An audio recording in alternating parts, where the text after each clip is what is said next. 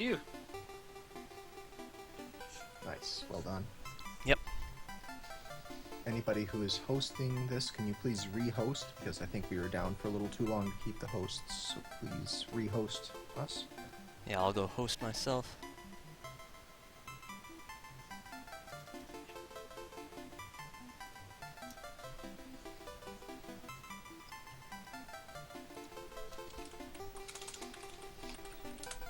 Dragon Warrior 3, is this the one where you can start hiring, like, characters of different classes? It is, and you can hire a great many. Like, you can only have 4 in your party, but you can hire very many. There is a limit, and when you reach it, there's some text that will prevent you from...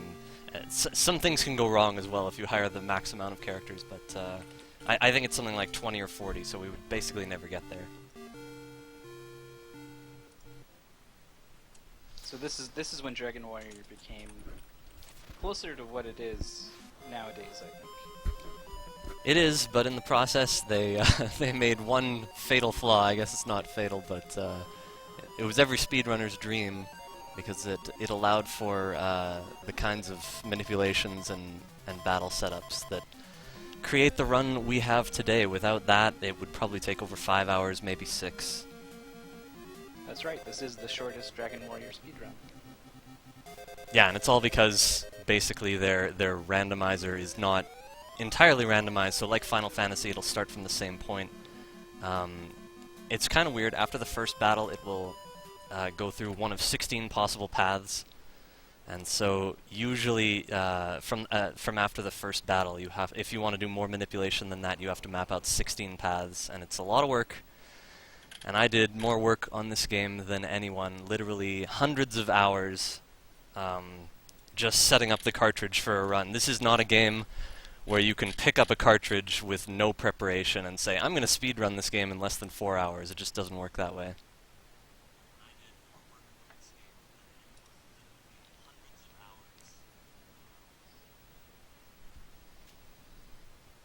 Are we ready to get going, or is there something?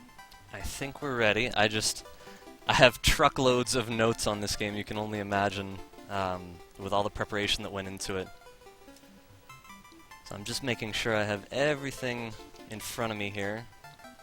Let's do also a quick sound check, and maybe you could fix the titles a little bit, just so it's a little more readable for people at low quality. Yeah, sure.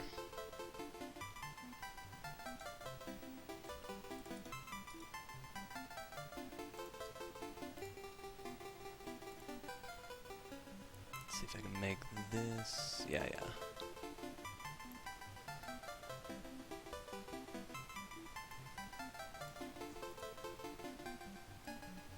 Skype is quiet, but Yeah, it sounds Nescarnality's fine. Yeah, it sounds like the Skype audio is a little quiet. I don't know if that's anything that's fixable. That's probably not so important. The important thing is the game audio and Ness's voice. Yeah. Okay, well, as long as that's coming through.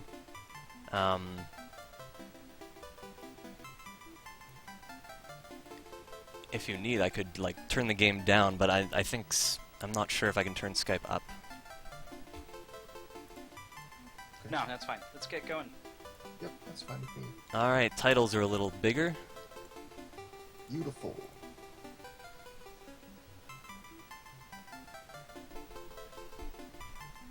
Alright, so the first thing is, I have to work on Adventure Log 3, not Adventure Log 1, so I have to be... I'm always very careful. If I were to erase Adventure Log 1, I could not speedrun this game right now. I'll try my best to explain as I'm going on why that's the case. But yeah, I think I'm ready to start here. Take it away whenever you're ready. Alright.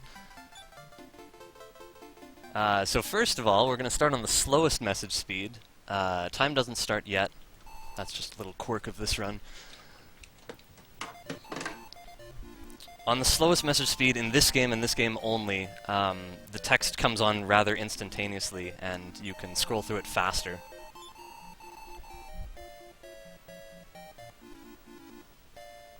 Okay, so time starts when I get control of my character, which is right now.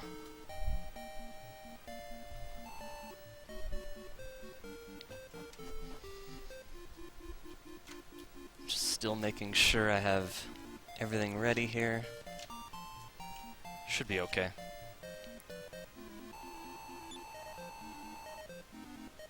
Alright, so as we were saying, there are quite a few character classes which allow for quite a few possibilities in this game. And they're disposable too. So, for example, we make a merchant who's going to build a town later on. So, when I first played this game, I thought you had to make a merchant, build him up, and then lose him later on, and just have 3 characters. That was when I was much younger.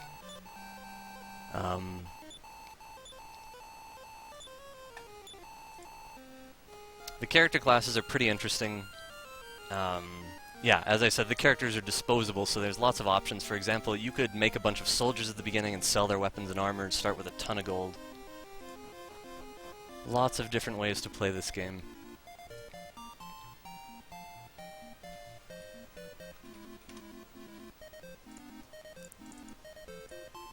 So I am going to start off with... Party keeps changing throughout.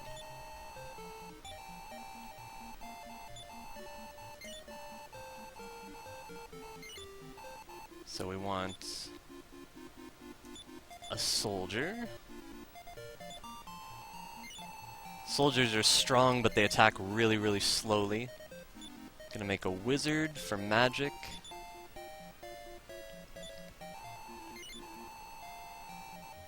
Fighters are really fast. I'm gonna get a fighter. They attack first almost every time, but their weapons are not as good as the soldier. And we're going to make a merchant for disposability later. Might as well just make him now because we're here.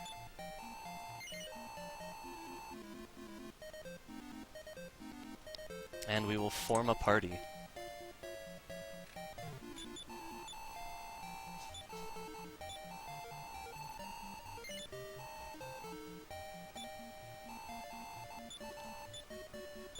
And I'm adding the soldier, but the other 2 characters for now are going to be default characters, which are named Petrus and Aiden in this case. Petrus is a pilgrim. We add him to our party for healing, which speeds up the beginning a little bit, being able to heal rather than having to buy only herbs.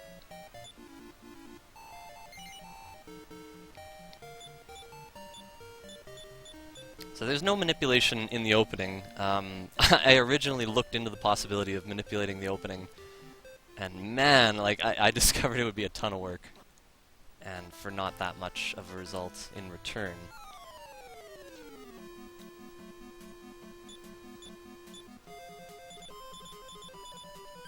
So one of the glitches in this game, which is not thought to be a glitch because it's in the American instruction manual, but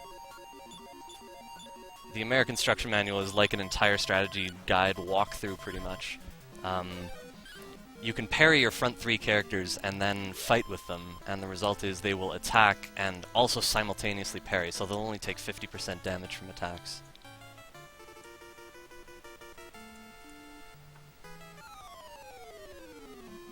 Which is kind of neat. Here I want to get the Pilgrim up to level 2, which normally takes 3 battles.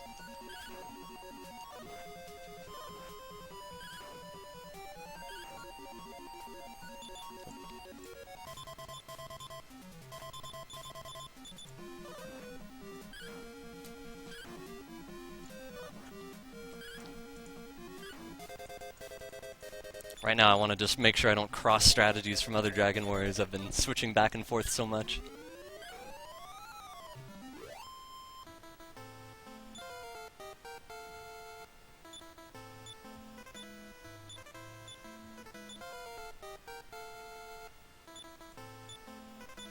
So this time it only took 2 battles.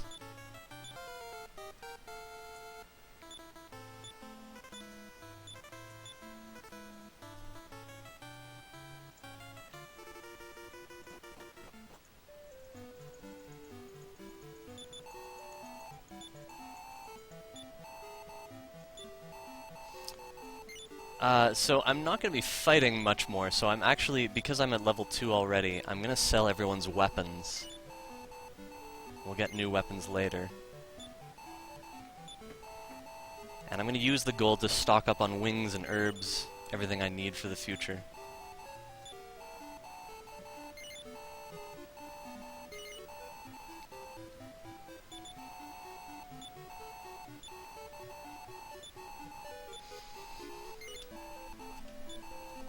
I don't remember exactly where I used to like everything in the inventory, but I'll get used to it.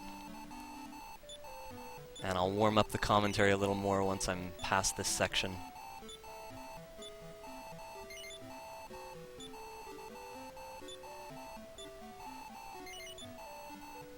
Need at least one antidote.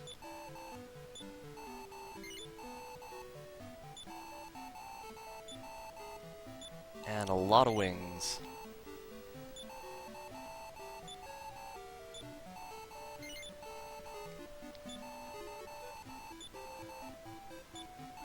So wings become pretty important in this game, like even more so than in other Dragon Warriors. You can't save in every town in this game, and because of manipulations, you're going to want to be able to start at certain towns right away. Certain towns with certain enemy zones.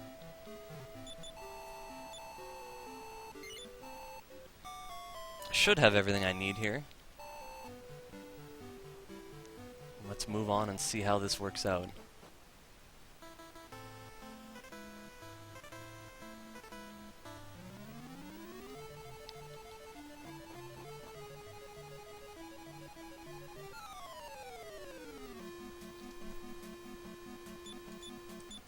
So before we run, we also want to parry just in case we're unsuccessful, because our characters are pretty weak now, and the enemies will gradually get stronger.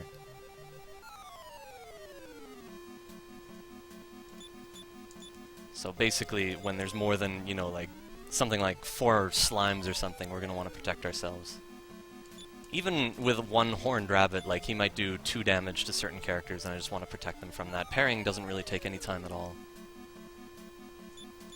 So it's pretty much always a good precaution. It's, by the way, it's another thing that helps this run be what it is. Without parrying, parry fighting, I'm not sure how long this run would take, even with manipulations, because beating the bosses would be supremely more challenging, and you'd probably have to build a lot more levels.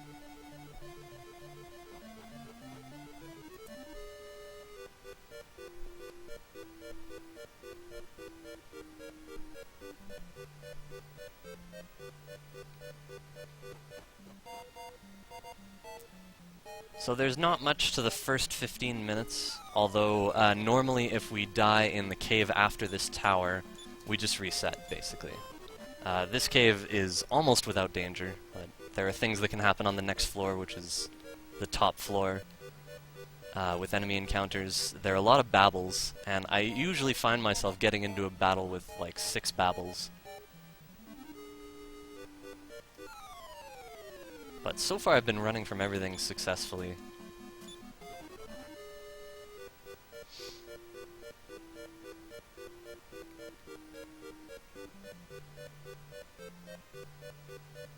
Nice. Yeah, usually I get babbles on that screen transition. Same thing as Dragon Warrior 2, screen transitions will increase your chance of having an encounter. Alright.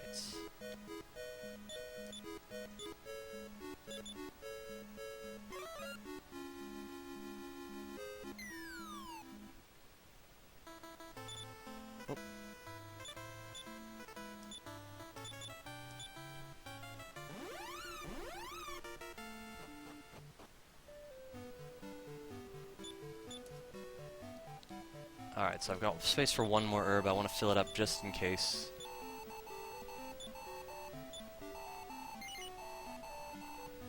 Can't afford anything else. We'll stay at the inn once more. I don't think I actually took any damage, but just in case. So, I've been playing a little Dragon Warrior 4 recently where you can just use the door command to open any door as long as you have the right key for it. No matter where it is in your inventory. But I gotta remember that in this game, you need to actually use a key to open a door. Although, an improvement from Dragon Warrior 2, the keys sort of scale, so if you get like the last key, it'll open any door.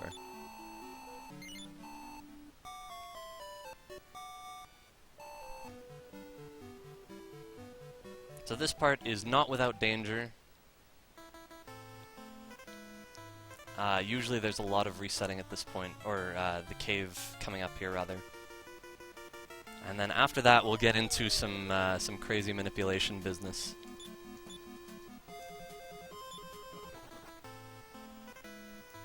But yeah, to put this into perspective, first of all, the manipulations that are required, you need to set up a bomb crag battle, which we'll be encountering in about 15 minutes or so, maybe 10. And then there's the metal slime battle, which you need to grind on for about half an hour. And those are sort of the bare basics. Once I got to that point, and I really wanted to push this game further, I went a little crazy and manipulated my way through... I mean, I did like... gotta be close to 200 hours of extra work to do manipulations where I could get through caves without any battles whatsoever. And again, I'll explain that more as we get closer.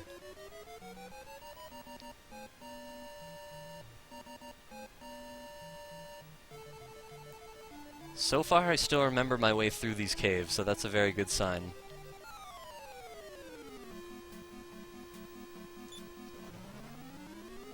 Always nice when I get a preemptive, so I can run with 100% success rate.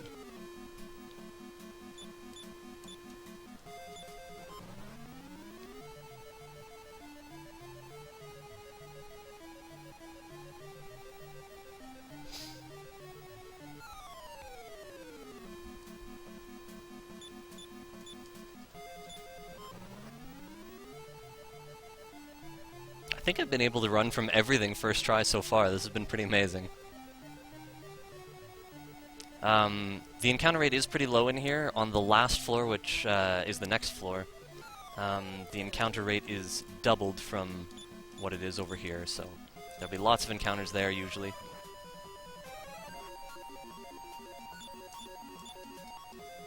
Pilgrim has 5 heals, so it looks like we really don't have to conserve them. I'll heal my hero once we get closer to the final floor.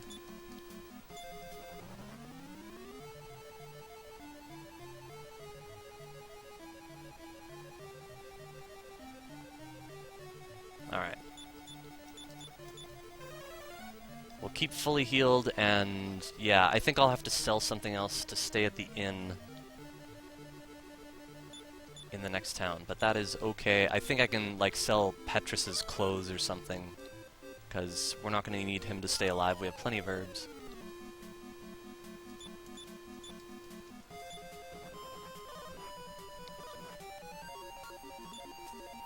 Demon Anteaters always focus fire on one character, and they stick to the same character while it's alive, so after I see them attack the head soldier, I can just parry with the head soldier only, and then run, so that he takes half damage. Alright, so we made it through that without incident. That cave was pretty much the reason I asked for a 415 estimate, because if I died here, I would have to either reset or build a little extra for revival money. But that went smoothly.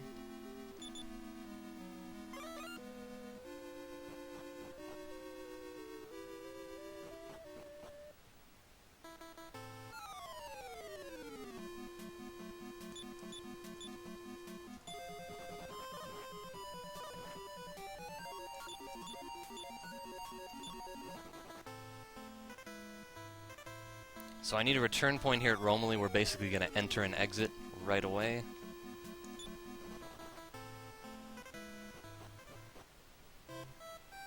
And I need to take 2 extra steps. Sometimes, in rare occasions, it's 4 extra steps. I have no idea why, but I'll just do that in case I need them. Everyone's healthy. We have lots of healing, so I'm not going to worry about anything else. We're just going to go straight north.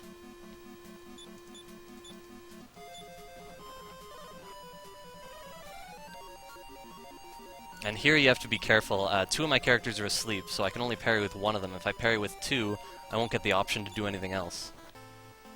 So I have to be very careful. Okay, we're going to use all our herbs to make sure that everyone stays safe, or especially the front 2 characters. I don't actually have to keep the other 2 alive. But right now, they're good as damage sponges.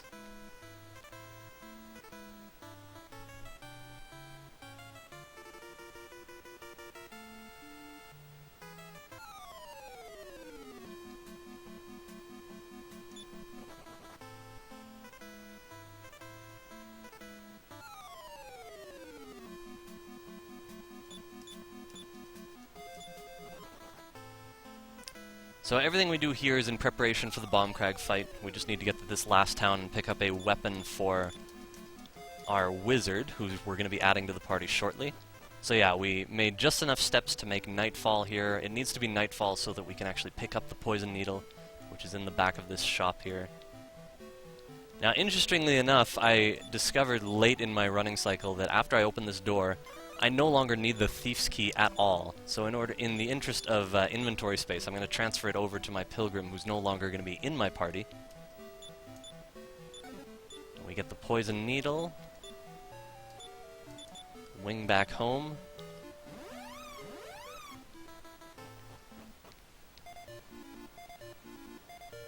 And this is another example of everybody gets naked in Dragon Warrior 3.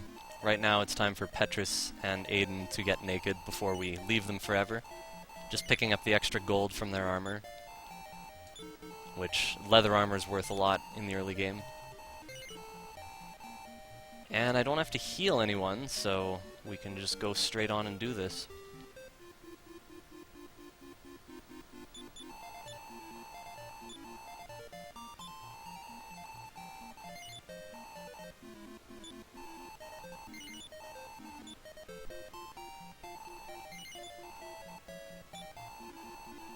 So we're going to leave those two temporary characters behind. Sometimes they're dead at this point. The opening was very kind to me, which is very nice to see in a marathon. We're going to add our wizard and our fighter, who's very often in the back of the party, so very often he's referred to as the back fighter. You need someone who can withstand a lot of extra attacking in the back, because they're the character that can't parry. And before I move on here, I absolutely have to move the poison needle to the wizard, because we're going to do a little bit of setup here, and we can't have anything extra going on. So we record our status, and then we reset, and we're going to go for the Bombcrag fight.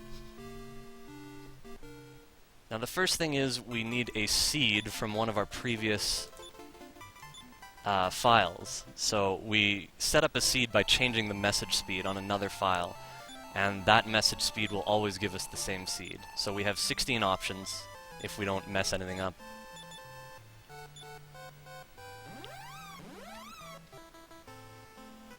And yeah, hopefully I remember how to set this up properly, because it's been a couple months since I ran this game. I've been busy running all the others pretty much. But I'm going to pause my walking here, and we're going to walk a little up here. And boom, we've got a Bombcrag fight. Okay, let me just make sure I have everything right here. So we need the poison needle, and I've got to pay attention to which character, or which Bombcrag the wizard attacks. In this case, it's number 2. Where is that? Okay.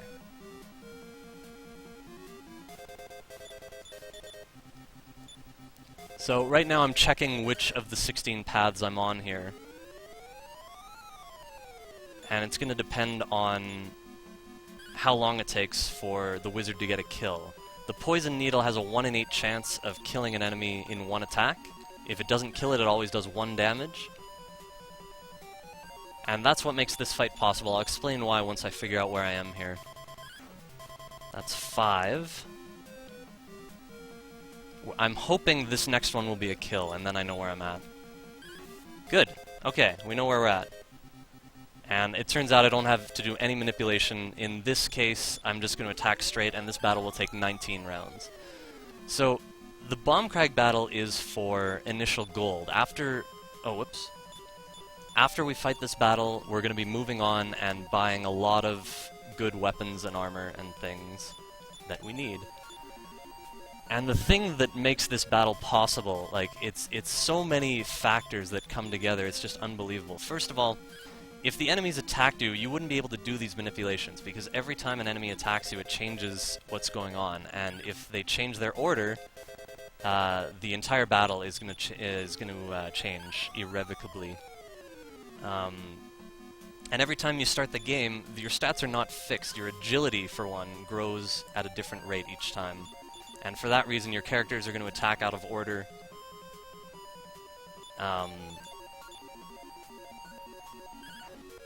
The other thing that's really important is that the poison needle always hits, because if it were ever to miss, then that would change the result of the battle as well. The bomb crags are in a very difficult zone of enemies that is supposed to be protected by the river to the east, but it sort of seeps over. And so we can fight it over here. And that's another lucky piece. And finally, there's the poison needle itself. The fact that you can get it in the nearby town this early in the game, we can actually make use of it here. So all those factors come together to make this battle that is actually manipulatable. This is basically the only battle in the game that can be manipulated to this degree without an insane amount of preparation. Because it is the way it is, because the wizard is the only character that actually does physical damage, we're able to narrow it down to only 16 possibilities. And so I've mapped out, I think, 13 of them, and that's worked out fine for me so far. So in this one I didn't have to do any manipulation, but if I did, like let's say I fought the battle and it took 53 rounds, I'd say, well, that's no good. So I would look at my kills, and let's say I killed the first one after the 6th round, which I did in this case actually. Well, then what I would try, once I loaded up this seed and I got this path out of the 16, is on the 7th round, I would parry instead of attacking, and that would change the result of the entire battle afterwards. So after that, I start attacking, and then maybe I get a kill on the 9th round, and I say, okay, that's really good, so we'll do that from now on. And then if the rest of the battle still took like 30 rounds, I'd say, well, maybe I want something better. And next time I load up this battle and I get this path, I kill the 6th one, I parry, I kill the 9th one, and then I'll try parrying again instead of attacking, and again I'll get a different result. This process didn't actually take too long. It was only about an hour per path, so if you wanted to map out all 16 paths, it would take about 16 hours. The main difficulty is once you've mapped out 13 or 14, just getting one of the others, because it's as far as I know, it's totally random which one loads. So yeah, getting the 15th or 16th paths to actually come up might take a little while to happen. The shortest path I have, by the way, is... I forget exactly how long it is. There it is. I have an 8-round battle here with no manipulations required. It's always nice when that one comes up. Okay, so I'm done with the Bomb Crag fight. I can get the Bomb Crag notes out of my way. For this game, I have tons of notes for all my manipulations. They have to be there because I'm not so amazing with memory that I have all those things memorized. Pages and pages of manipulation notes.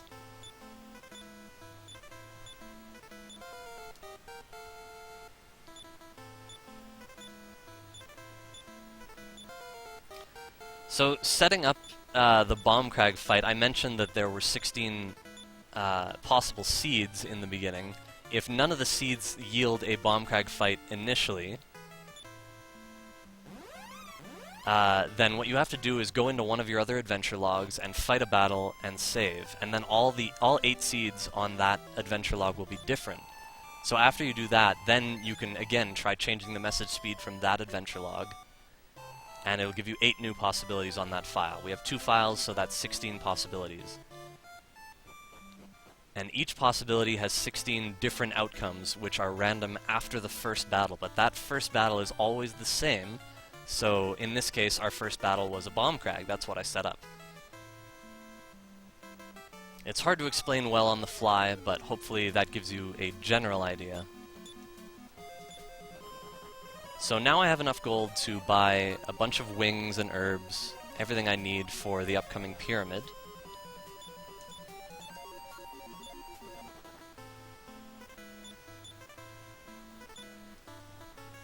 Right, it's now the hero that has the healing.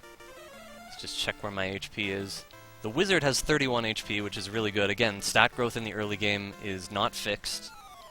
He can have, like, I've seen him come out of that with as low as 16 HP, and that's really dangerous for the metal slime fight when we get there. We're not going to be killing anything for a while. We still have no weapons. I've seen this before, by the way. I always... oops. I always lose the soldier at that point. I've seen that before, and I just forgot that it was going to happen. But I can revive him easily enough. There's no difficulty there. Normally I would just stop here, enter and exit the town to establish a return point for later.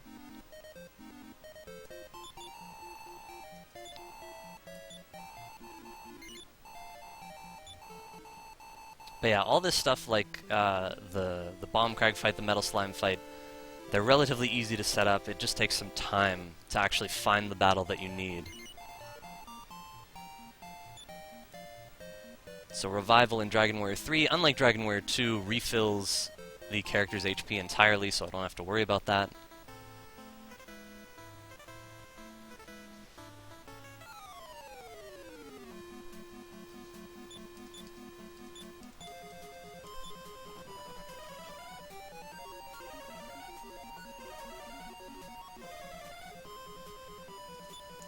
In the pyramid, I do a very minor manipulation. I used to go all the way through the pyramid without encountering any battles, and that also took about 16 hours to set up.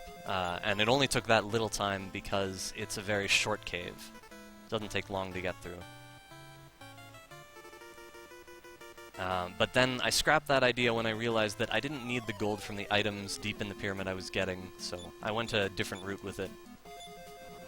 And I'll explain that as I go. But first we have to get to our little oasis town. And again, if we lose anyone, we can just revive. I have plenty of gold now.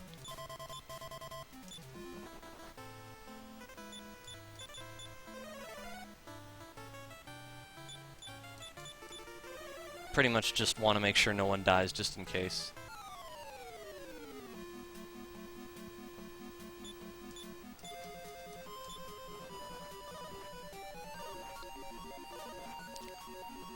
So again, if I couldn't parry fight, everyone would be taking double damage, and that would be pretty catastrophic.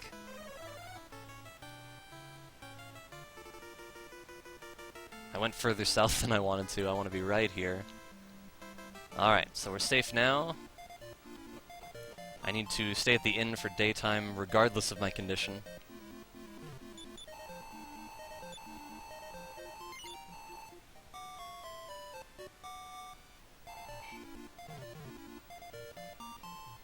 And we're going to buy a ton of herbs, most of which we'll need later. So I'm just going to check everyone's space. Here we have 2. Oh, he's going to be selling his leather armor. Oh, not yet. Okay. And the cypress stick we can discard. Antidote herb is extra. We'll be getting rid of that soon enough. Make sure I have everything I need. I'm going to get 4 more wings, I think.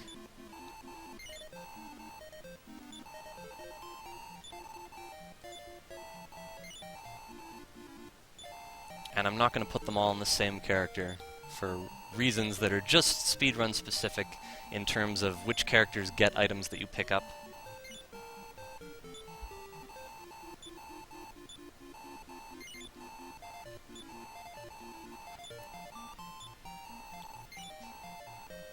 So we're going to be getting the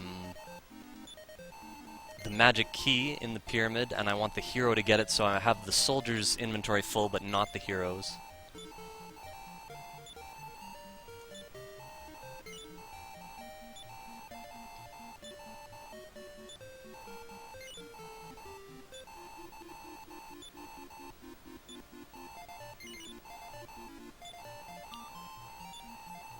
And maybe 1 more. That should probably be enough.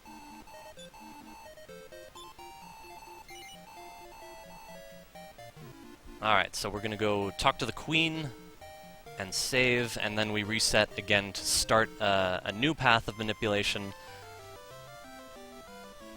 In this case, it's a very minor thing. I basically just want to know where the first battle is. It's kind of deep into the first floor of the pyramid, so I like starting this way rather than worrying about what else I could start with randomly. So yeah, we're going to save here.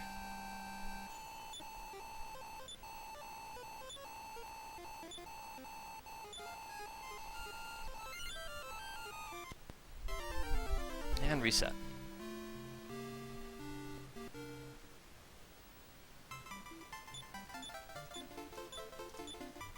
So I choose a specific seed on a different adventure log, and that will yield the same first battle every time.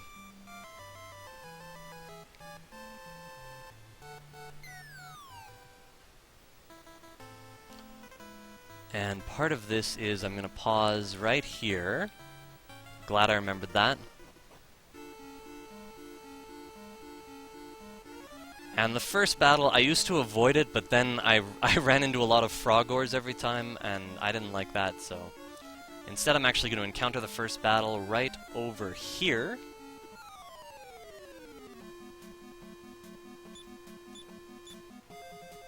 And this should make everything better after this battle. In general. Like, again, there's 16 different possible outcomes, but in general, they're better than the frogors I was getting.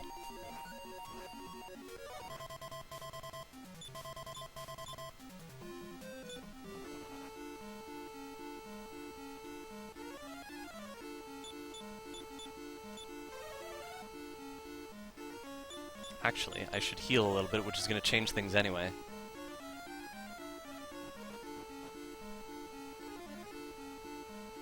Oh yeah, I was going to mention that. Yeah, names are irrelevant in terms of any kind of stat growth or anything in this game. We just want to use one character names for the most part. Speedrunners normally like to spell something out with their letters. I started using the letters that I'm using now for very specific reasons.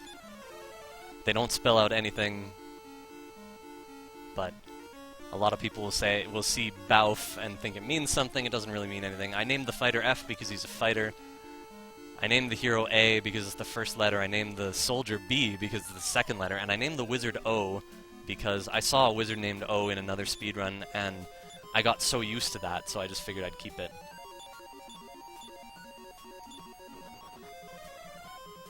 So that's the brief story behind my naming scheme.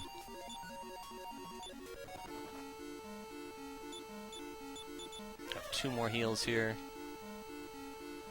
In order to open up the magic key, we have to push this button on the right, then walk over to the left and push another button.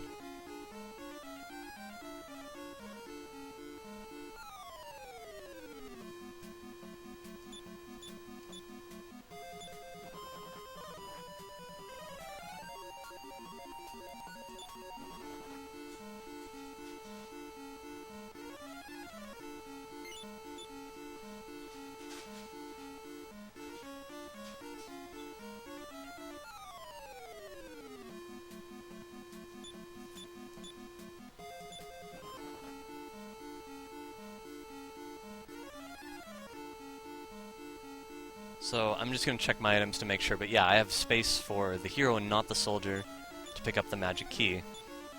So at this point, we want a battle to suicide out of here. We could walk out, but the reason I like to suicide will become clear very quickly. We're going to get all the characters to attack themselves. This is a good battle for suicide. The King Frogors are very strong. We are not supposed to be here this early. So they'll wipe us out really quickly.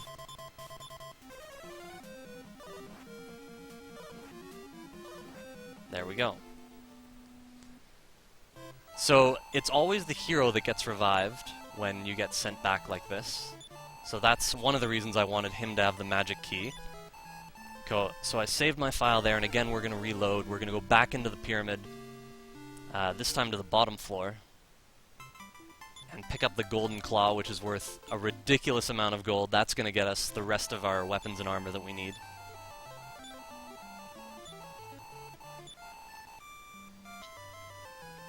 And what this manipulation does, it's again very minor, it's just for the first battle, but the result is, let me just make sure I pause in the right place here. The result of this one is that the first battle happens after I get the golden claw, so there's actually no danger. And for that reason, I can suicide, save, reset, and come in here with only one character rather than having to revive or worry about him being alive instead. So that works out really well.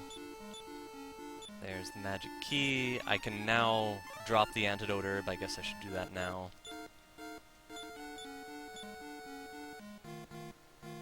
And I want the soldier to get the golden claw. When you're in a cave, you can be very liberal with your menuing, because menuing won't change anything. And I need a good suicide battle, so I'm going to skip the battle that's here by using an herb, and then this one will be different.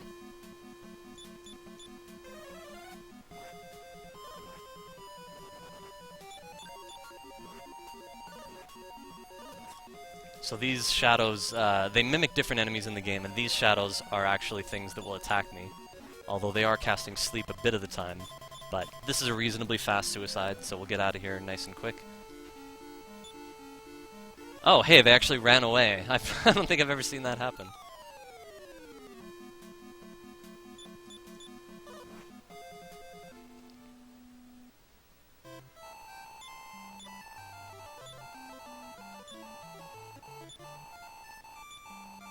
So here I'm not going to save, because it's not necessary.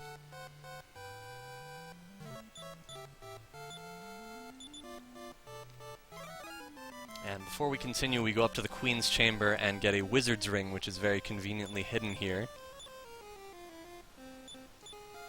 Now, because I'm carrying the Golden Claw will greatly increase your encounter rate wherever you go, so I have to use a wing to get out of here so that I don't take any steps in the outer world. If I fell out, it might be different.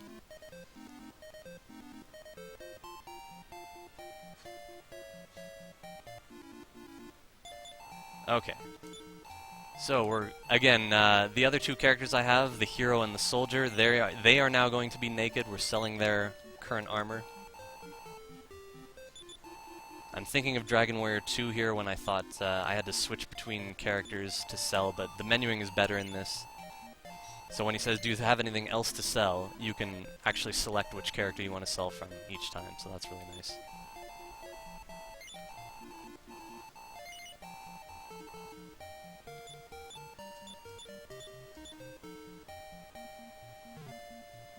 And let me just check item space here.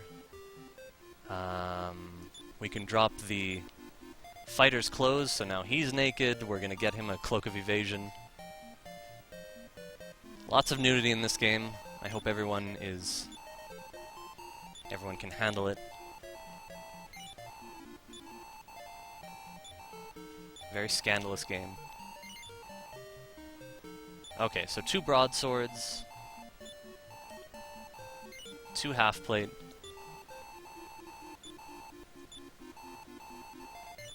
And 2 iron shields.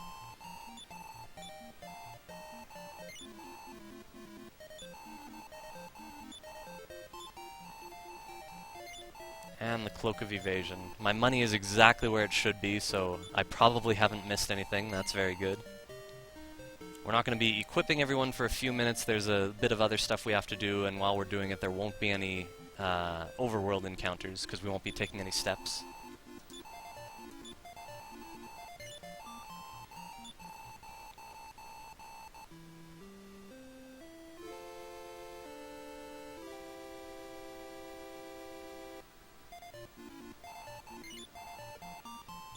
So yeah, the Golden Claw sold for a massive amount of gold. That's what allowed us to afford these revivals and the weapons and armor we just bought. We are going to go buy 2 more things in another town.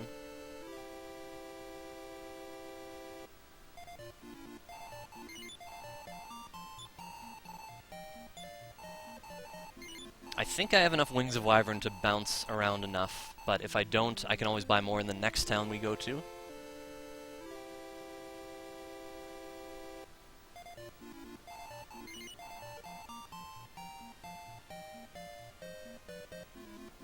And before we leave this town, we want one more thing, which is the Meteorite Armband, which greatly increases a character's agility while he's wearing it. So we get one character that'll be a lot faster in battle, and that turns out to be pretty important for a number of reasons.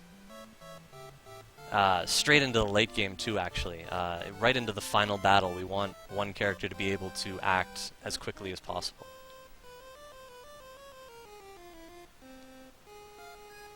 So it's a bit of a walk to the armband, but it is very worth it for any speedrun.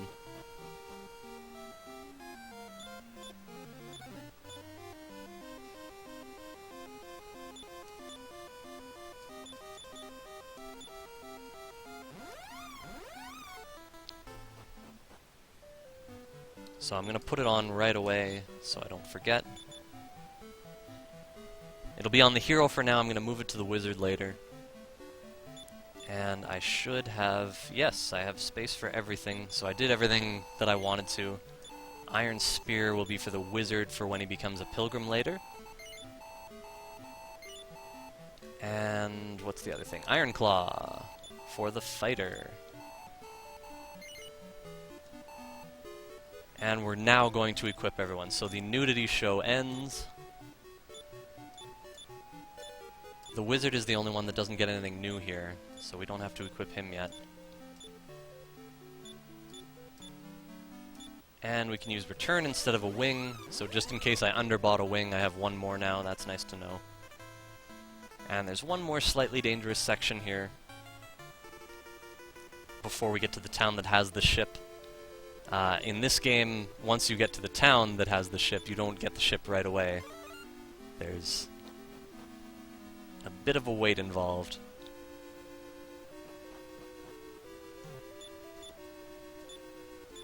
And due to the scope of this speedrun, the stuff we have to do before, we're going to do our metal slime battles before we get the ship, so it's actually going to be a while before we get it. Okay, we got an easier zone encounter here. I'm not sure exactly where the zone divides, but shortly after I start walking down here, we get a lot harder battles. So hopefully this one's okay.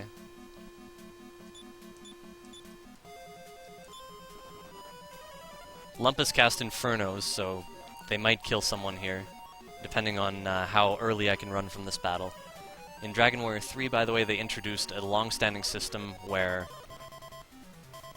you'll always be able to run by your 4th attempt. On your first 2 tries, you have a 50% chance of success, and on your 3rd try, you have a 75% chance of success. Alright, I have 2 more heals. And then I'll use an herb to heal the other character.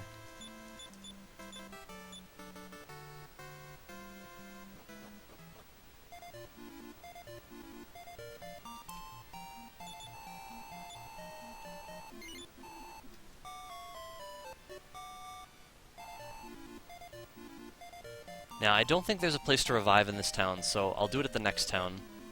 And that's not an issue. First thing we have to do is talk to the king. He'll give us black pepper.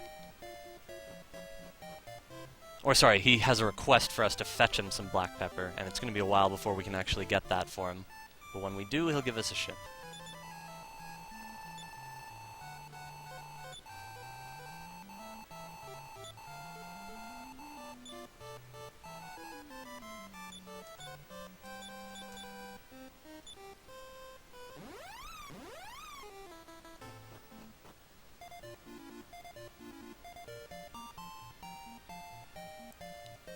So the next section is one of the most treacherous in terms of a speedrun. It's another huge reset location. If you lose your party, you just have to reset, basically, in the scope of a speedrun.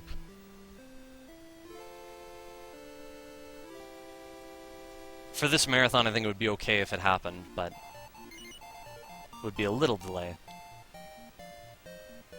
But yeah, there's nothing really good to fight at this point. Like, everything is not worth very much, and once we get to the metal slime zone, everything is worth a ton. So we want to get there as quickly as possible and then just build up our experience that way.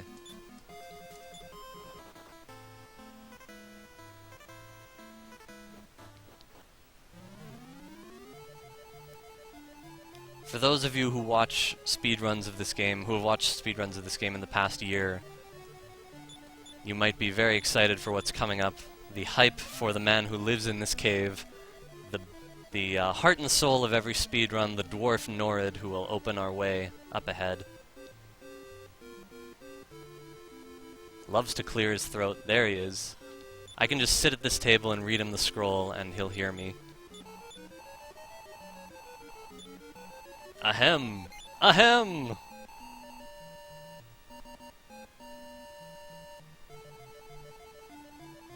Oh, he's not done yet.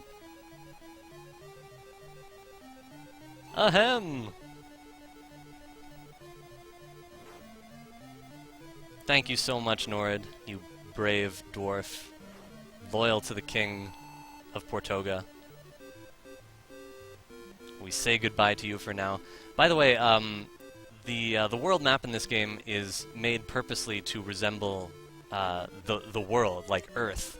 And a lot of the town names are actually based on actual city or country names that are in their correct locations. I always thought Portoga was referring to the port because you get your ship there, but in reality it's actually Portugal. Fun little fact there. There's lots of speculation about which town is supposed to be what. For the most part, it's pretty firmly established, though.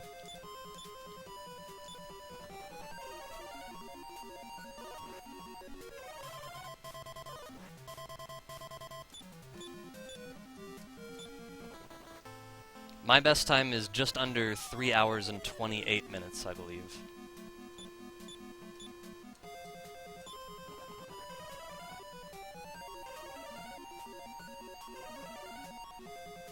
Alright, that was a great round. Nobody attacked me.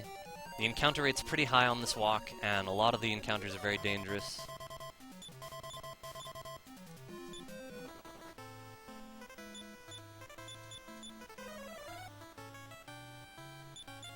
So if we encounter the wrong type of battle and we can't run away from it, or we can't beat them in time, it can be pretty dangerous. 5 heat clouds is too many to try and fight right now, so I'm going to try and run. We have to face a lot of gales of flaming breath when we can't run. So we take a lot of damage this way.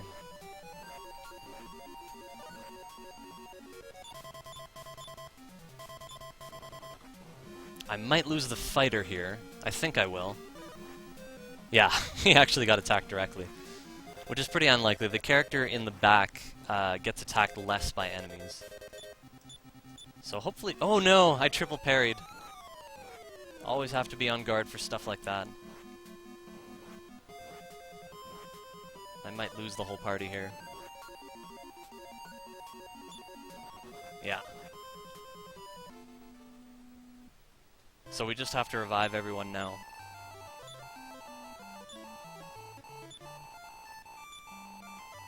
And I'm gonna save here because I might have to do a manipulation.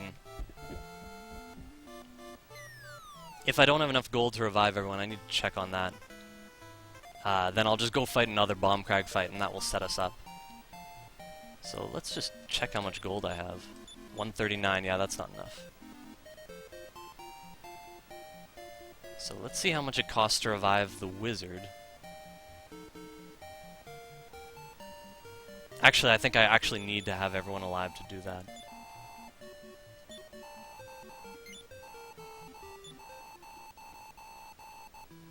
So, I'm not sure the exact best way to proceed here. I've got to figure that out.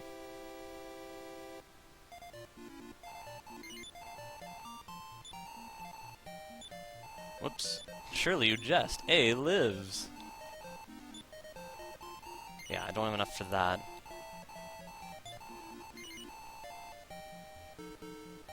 I could sell my wings, that's a start. I think I have 2 wings left. Oh, they're not worth as much as I thought. So I think what I'll do is I'll revive a 3rd character, then I'll go back and fight a couple battles, just enough for revival.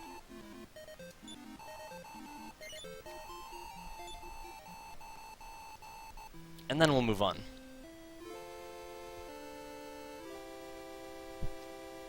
Is this something that you kind of expected could happen, or is this pretty rare? Oh, it's not rare at all. As I say, like, this is the most treacherous part of the run up to this point. And there's not much you can do to avoid it. I've thought of manipulating my way through that area so that I get no encounters. But the amount of setup required, like, it would take a very long time.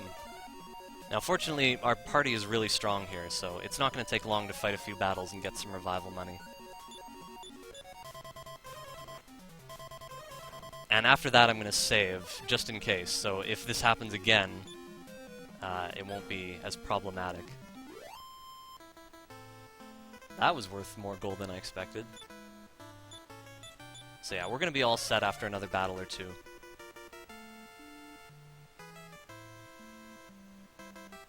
I actually won't even have to do another Bomb Crag fight. I'm gonna have more money than I thought.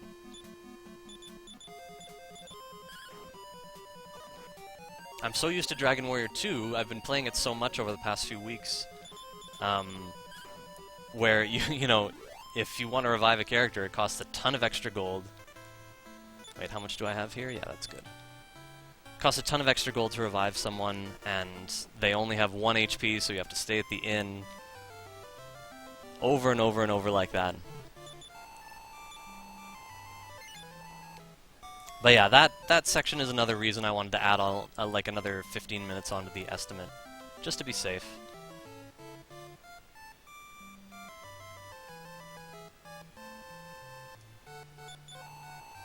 So now we get to revive, and we can move on. Oh, that was only 50. Nice.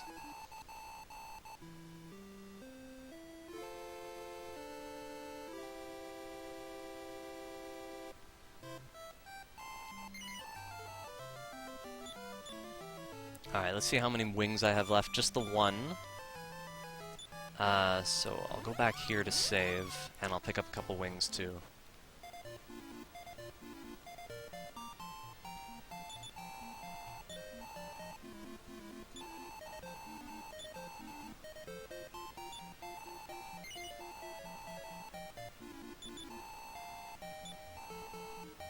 Just need a little extra money for... whoops. For one more wing, so I'm going to sell a couple herbs. I have a few excess right now. So no worries there. Just have to sell 2 of them. And as I say, we're going to save after this, so in case I die again, it's not a problem. I can just reset.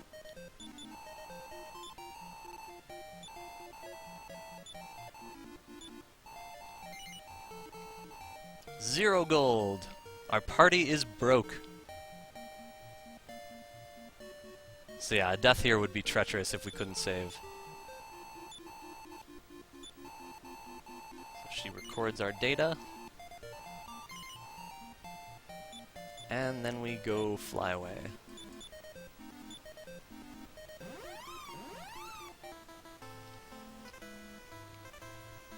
So yeah, that death only cost me like 5 minutes or so. Not the end of the world for a marathon. Of course, if it had happened in a live speedrun, I would have reset. I was going for a very fine-tuned amount of time saving. Like, I would say I did about 200 hours of manipulations in this game, like just set up for a speedrun, just in order to be able to save about another 10 minutes. So it was a ridiculous amount of work, but it was for a worthy cause. I wanted to get sub 330 on this game, and I finally did it a couple months ago. I'm happy I put in the time and effort.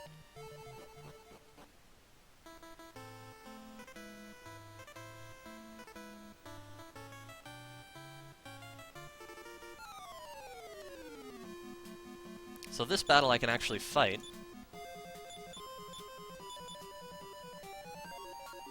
Let's see, Ice Bolt.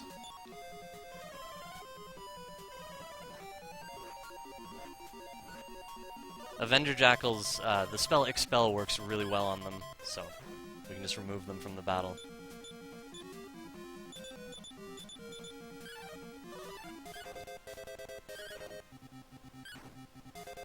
Oh, that didn't kill him. They have reasonably mid-ranged HP. No slouches, those Avenger Jackals. And some of my characters are surrounded right now. I'm being kind of stubborn. I don't want to use any extra magic, but it looks like I'm going to have to because they've summoned reinforcements. So, let's just do that now.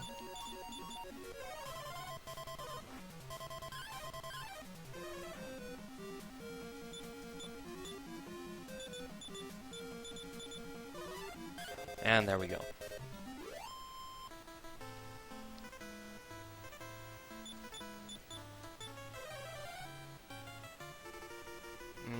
I have to do some more healing here. But I don't want to run out of MP because the hero is still going to want to cast Expel if we run into more Jackals. Ah, the infamous 5 heat clouds. I'm not going to let them kill me this time. We got away first try. So yeah, this entire walk, it's not terribly long, but Lots of danger involved with it. I might lose the fighter here. Again, no big deal. I would just revive him at the next town.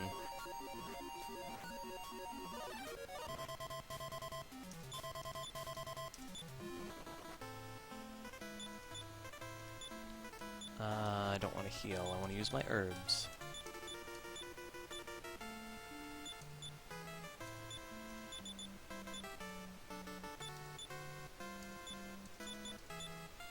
Alright, let's keep walking.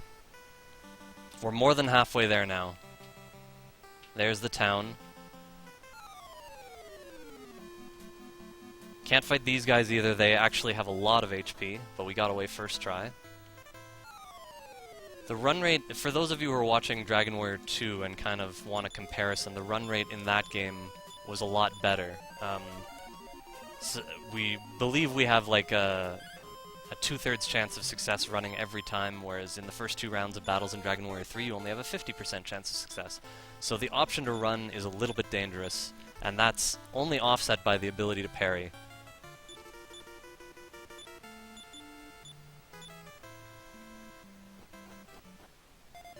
Alright, so I've killed a few enemies. I should have enough for revival money. We should be all set here.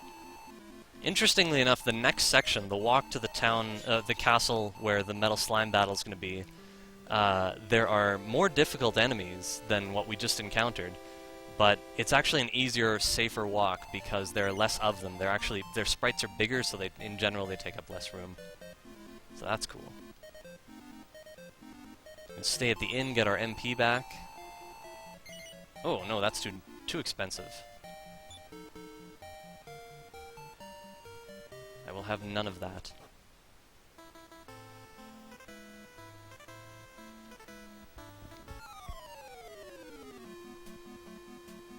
So this is another dangerous battle.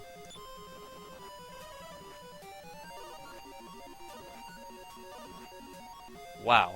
Tons of damage all over the place. Got away second try. Fortunately, we have plenty of herbs left. Because again, I don't want to use MP right now.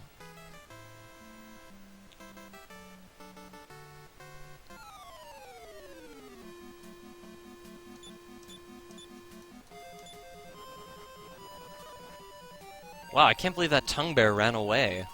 That's really surprising, because they can certainly handle a battle with me right now.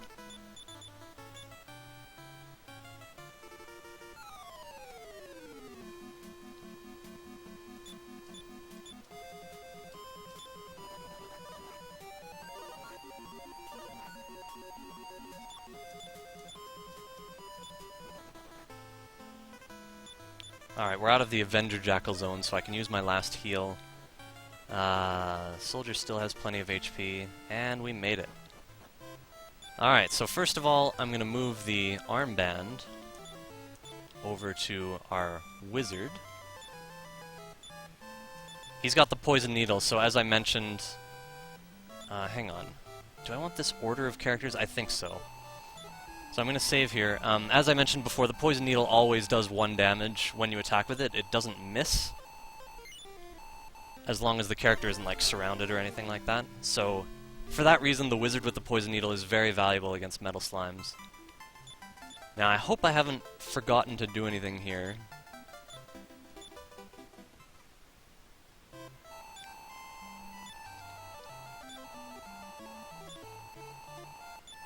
This should set up our metal slime fight.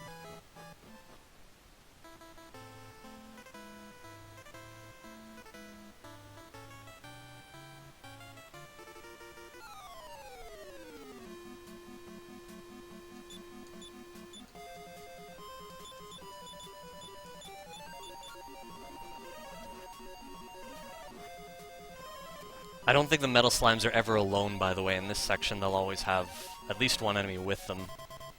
So there's no metal slime only battle as far as I know. The first metal slime kill is key, so hopefully we get one here. If we get a double kill, it's even better. It'll give us a huge boost in HP for all our characters.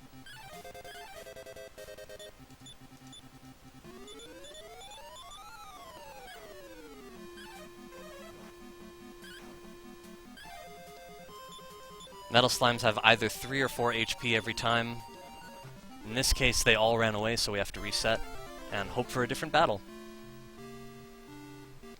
As I mentioned before, there are going to be 16 different possible battles, but they're not always the same every time, so manipulation of these battles specifically is a lot more difficult. You can't do it the way that we did the Bomb Crag battle.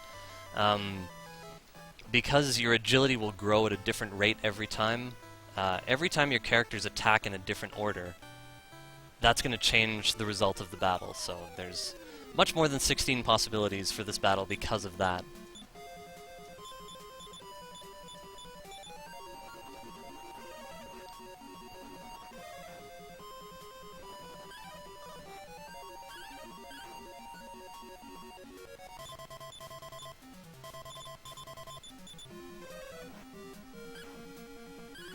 We've got a shot at a kill here. There it is. So that'll get us started. Everyone will get at least 1 level for that.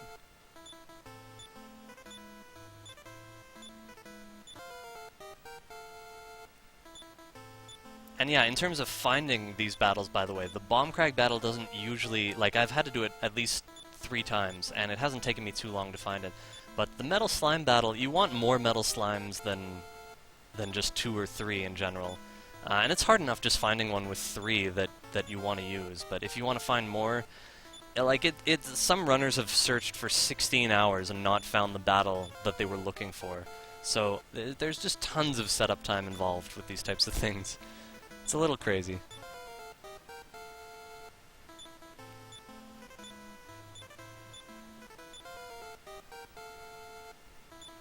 So yeah, the level train is started.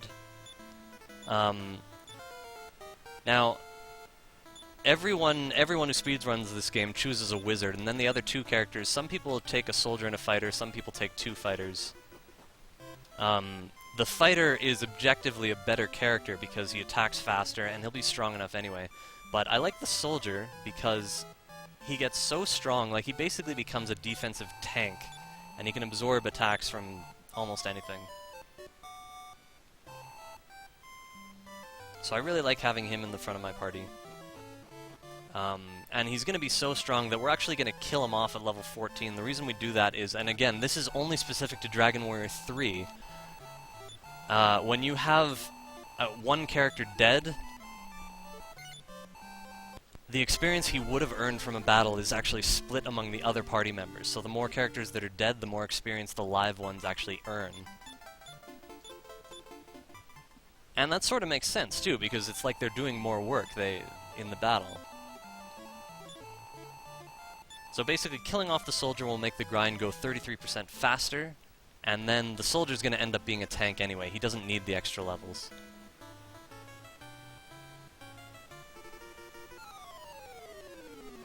So again, the first battle is always the same, although we cannot very easily map out what's going to happen in the battle.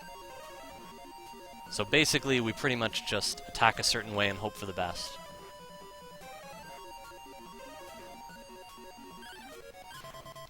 So there's a critical hit from the fighter. That's another great thing about the fighters. They have the best odds of critical hits in the game. It actually becomes pretty high later in this grind. So the fighters and the wizard with the poison needle having a 1 in 8 chance of killing a metal slime right away, they are great to have in this battle. So I've already killed 2. A double kill is huge for convenience. And it's important that I heal the wizard. Glad he wasn't killed here. And hopefully we get to kill this metal slime. He's already taken 2 damage. A triple kill would be really nice here. Right on. That's huge progress. So we're going to see a ton of levels at this point. I think the soldier will be ready to be killed off right away.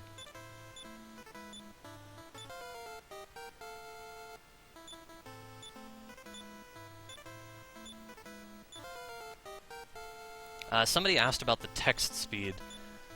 In Dragon Warrior 3 only, this is once again only specific to Dragon Warrior 3, on the slowest text speed, you get to advance the text faster than the fastest text speed. And the reason is the text sort of flashes on the screen really fast, and then it waits for you to make an input to advance it. So you press A, it goes to the next screen. And in Dragon Warrior 3 only, it goes so fast that it's actually faster than having the message speed on fastest. And that alone will save you over 20 minutes over the course of the entire run. Kind of an interesting surprise.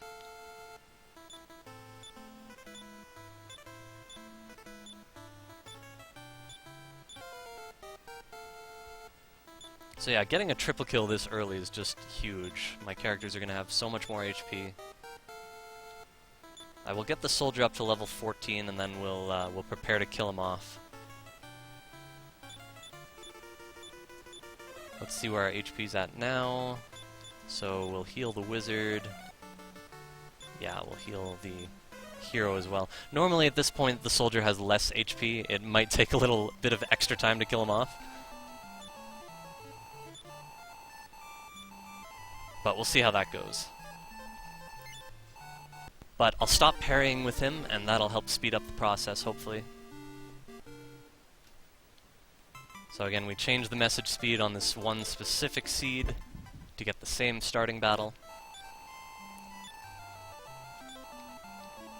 I walk one square to the left here every time before I leave. That actually helps. As you can see, it takes me a while to actually walk out here to get the battle, but when I take that one step inside the castle, that actually accelerates how soon I encounter this battle.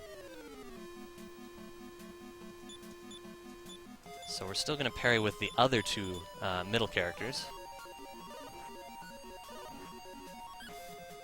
Oh wow! I didn't mean to attack with the wizard, but the poison needle actually worked and insta-killed the Simiak. Okay, so the soldier's losing HP reasonably fast. That's nice to see. We're gonna get this kill for sure, because he had already taken 3 damage, he only had 1 more. And there's level 14 for the soldier.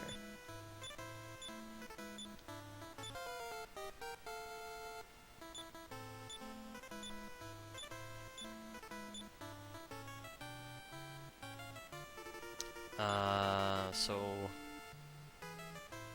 let's see. Formation. We're going to move around our order a bit.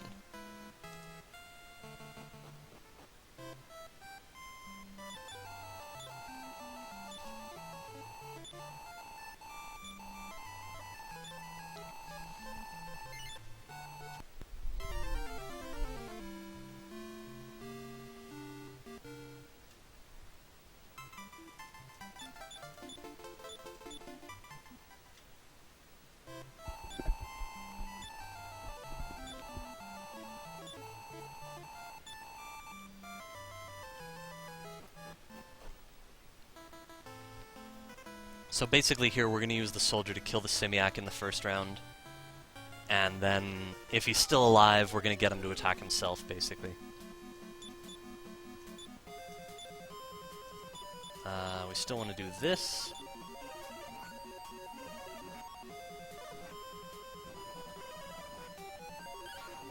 Nice! The hero got a critical hit and killed the Metal Slime. That's nice to see.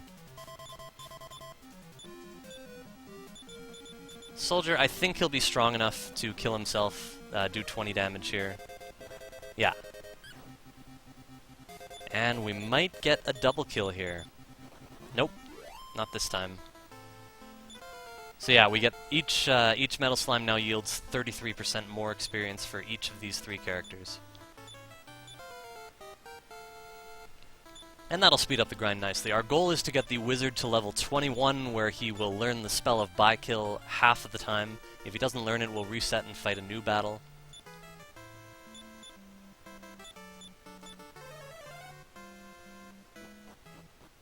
Is everyone good here? Yeah, that's enough HP, I think.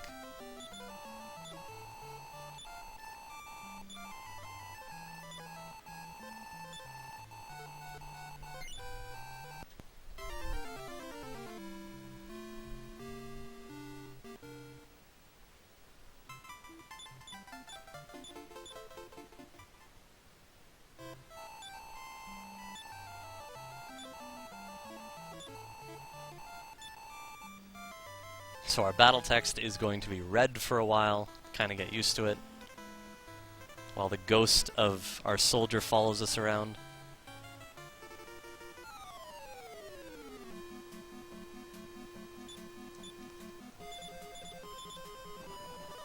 So just because it seems to work out more often than not for me... Oh, nice, a poison needle kill already. I'm actually not gonna attack the Simiac until round 2, which is now. And now that all the metal slimes have run away, we'll attack him with everything.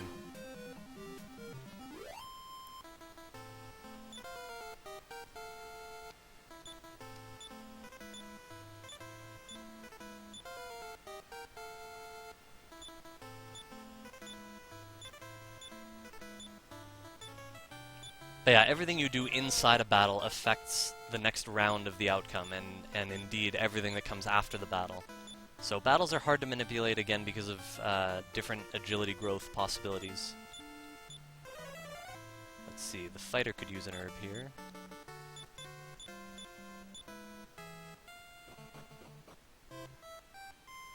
So yeah, I didn't want to go too crazy. I didn't want to try and manipulate my way through metal slime fights if all the work I did was potentially useless in the face of different agility growths. But I did still go quite crazy with this game.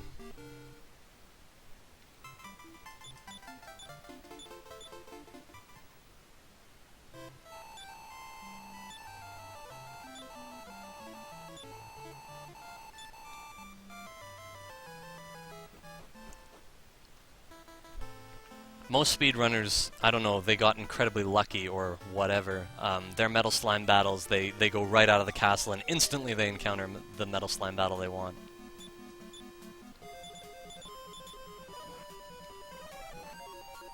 I tried doing different things to make the battle happen earlier and they just didn't work out. Other than that one step I take inside the castle, that worked. But didn't make as huge a difference as I wanted. So I haven't done much damage yet, but the good news is the metal slimes aren't running away yet. So there's still lots of potential to kill them.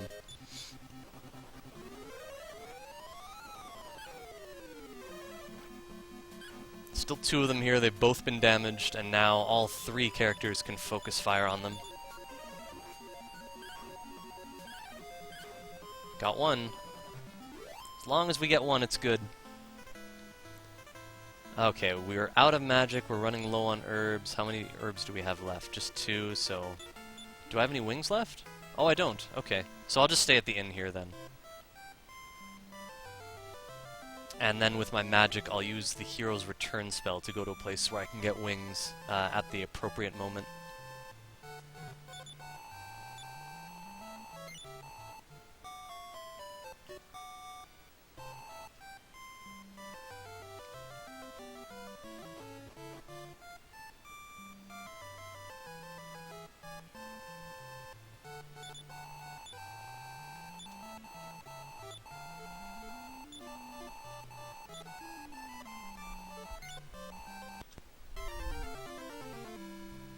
So yeah, Dragon Warrior 3 was the first game where the metal enemies gave a ton of experience.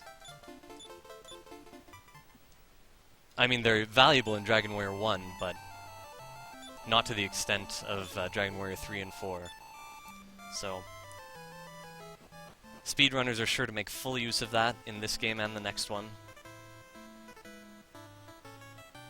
In Dragon Warrior 4, there's a long metal babble grind where you get unfathomable amounts of experience building your characters up.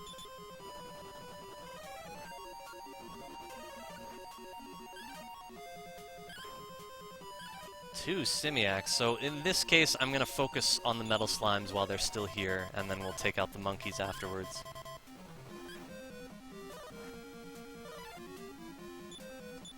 Hopefully we can hit this one before it runs away. It's already taken 2 damage.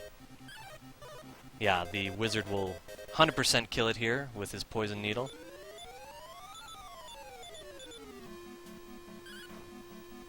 Three monkeys. They can only call for reinforcements when there's actually room for the sprite on the screen. Otherwise, they will never call for reinforcements. That works differently with different enemies in the game. But for Simiac specifically, they'll only try when there's actually room for a sprite.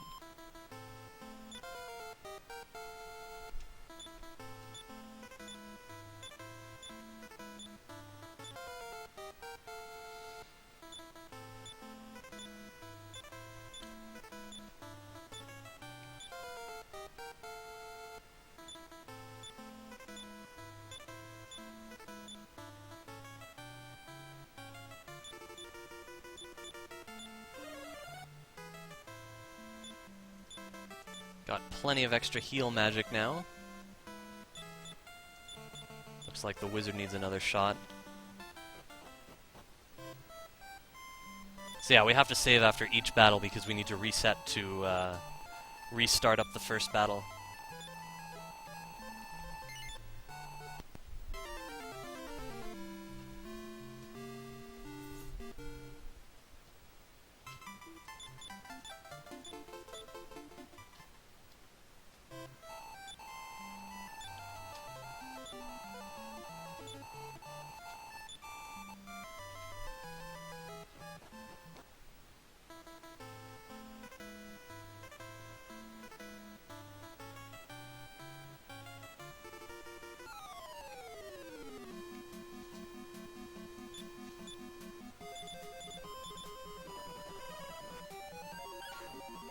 There's a critical hit from the fighter.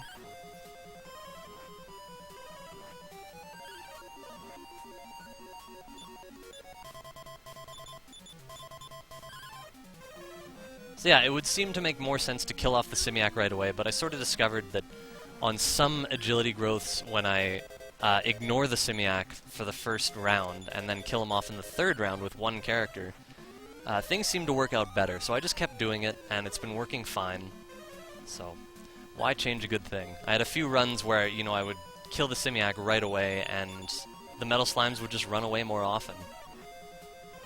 I don't know if the sample size was too small or not. All I know is what I am doing does work, so I'm going to keep doing it.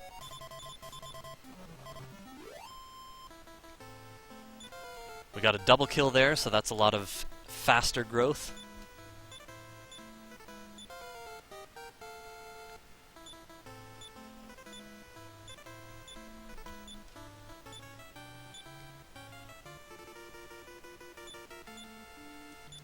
Just want to make sure I don't run out of MP here. How many more shots? We can take one more heal and still have a return spell.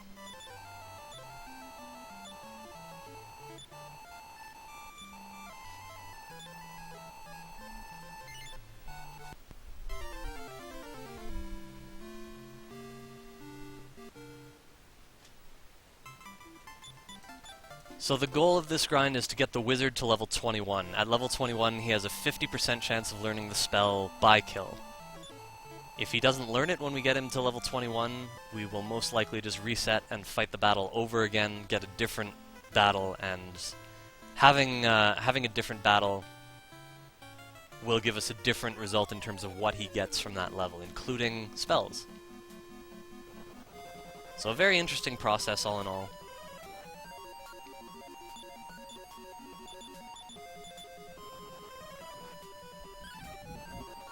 Oh, I don't think we're gonna get this slime at all, but I will try.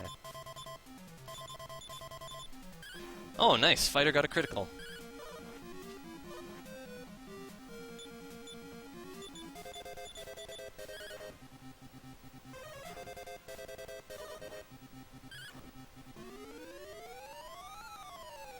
Darn reinforcements.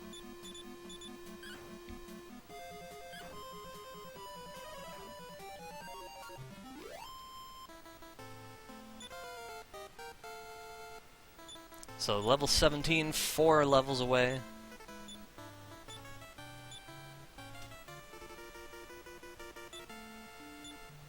There's no way to force the metal slimes to not run away. I mean, unless, like, let's say you had a game where your agility growth was exactly the same as a set of manipulations you had planned out. Well, then you could manipulate the battles to your content.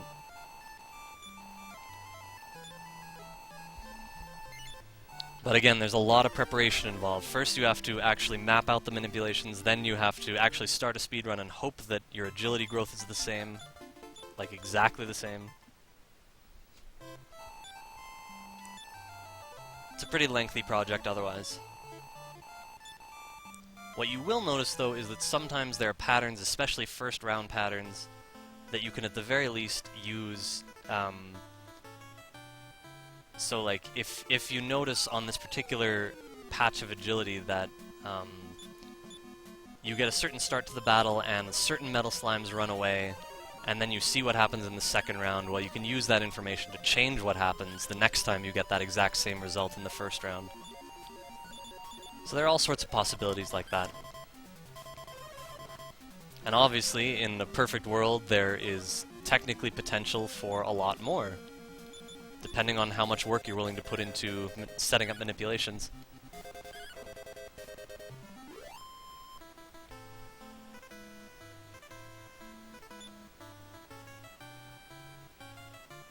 Let's use herbs here.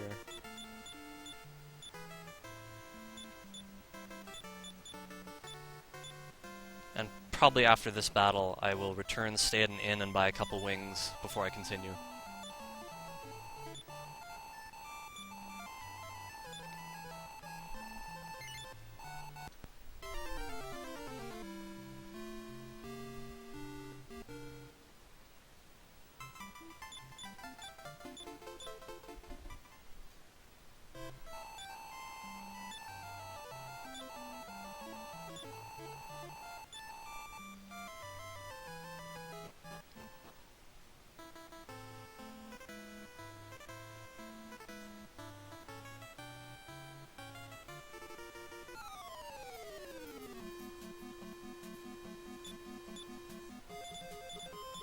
I'll be right back.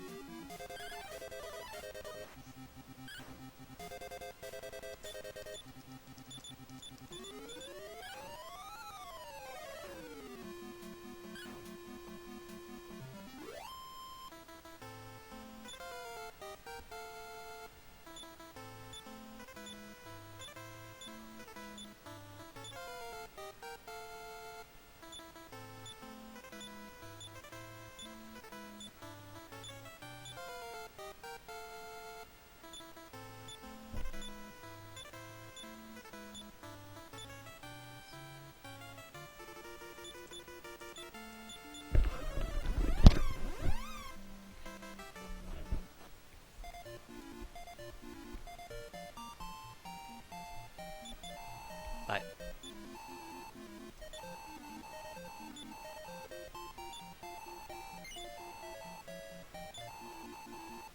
I think I want the fighter to have these wings.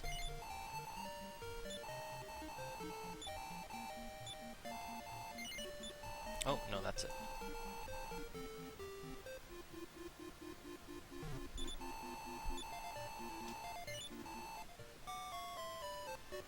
There is a spot, actually, where I can take a break in this run, which is nice. Oh, that's right. No, there are actually two. But they're not within the first 2 hours of the run. Stuff that comes a lot later. There's a moment where I throw a sword into a volcano, and I can use that. I think the animation takes somewhere close to a minute. And then towards the end of the game, the Great Ortiga will fight a King Hydra, and the battle text is greatly slowed down for that battle for whatever reason. It usually takes a while, and I can use that time to step away, get a glass of water or something. I'm actually pretty thirsty right now.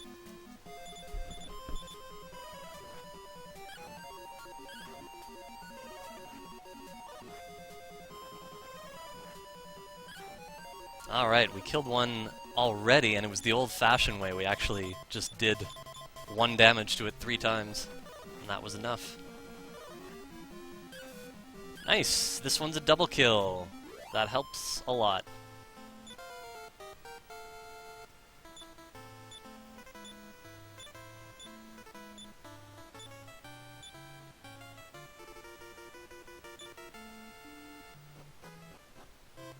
Yeah. As was mentioned in Dragon Warrior 4, right in the very middle of the speedrun, before the final chapter, which is the longest chapter, there's a nice break. I think it's about 48 seconds long, where you can step away and do whatever you need. And every single time I've run the game, I've used that moment to step away. And it's always been just enough time for whatever I need to take care of, so that's really nice. Dragon Warrior 3 is a shorter run, but the option is there in a couple places.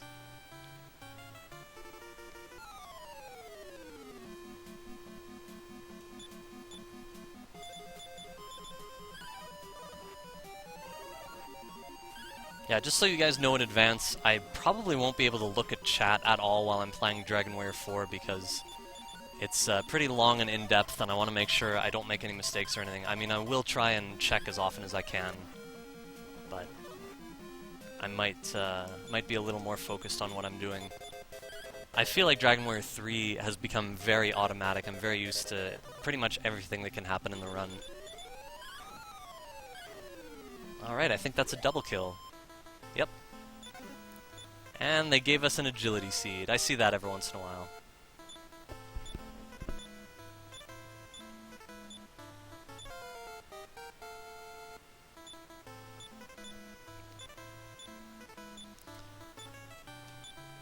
I've been warned, by the way, about actually using seeds in this game, like if you get a random seed drop from an enemy. Apparently, if you affect your stat growths in certain ways, they can negatively, adversely affect other stat growths in bad ways. So I've just stayed away from seeds entirely, especially since one seed isn't going to make any kind of significant difference. So in this case, like, you might think, oh, I got an agility seed, I can increase a character's agility. Well, it's a bad idea, so let's just leave it at that. I don't know exactly why, I don't know exactly what the effect is going to be, I just know that it's not always going to be good.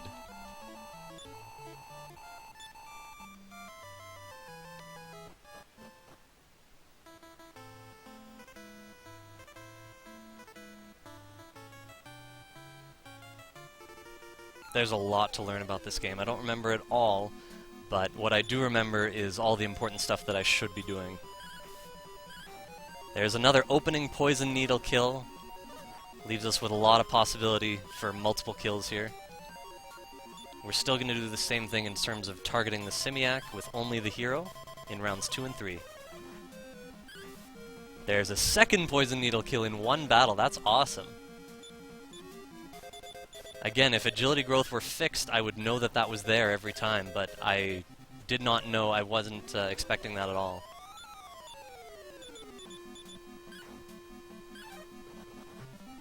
So we get another double kill.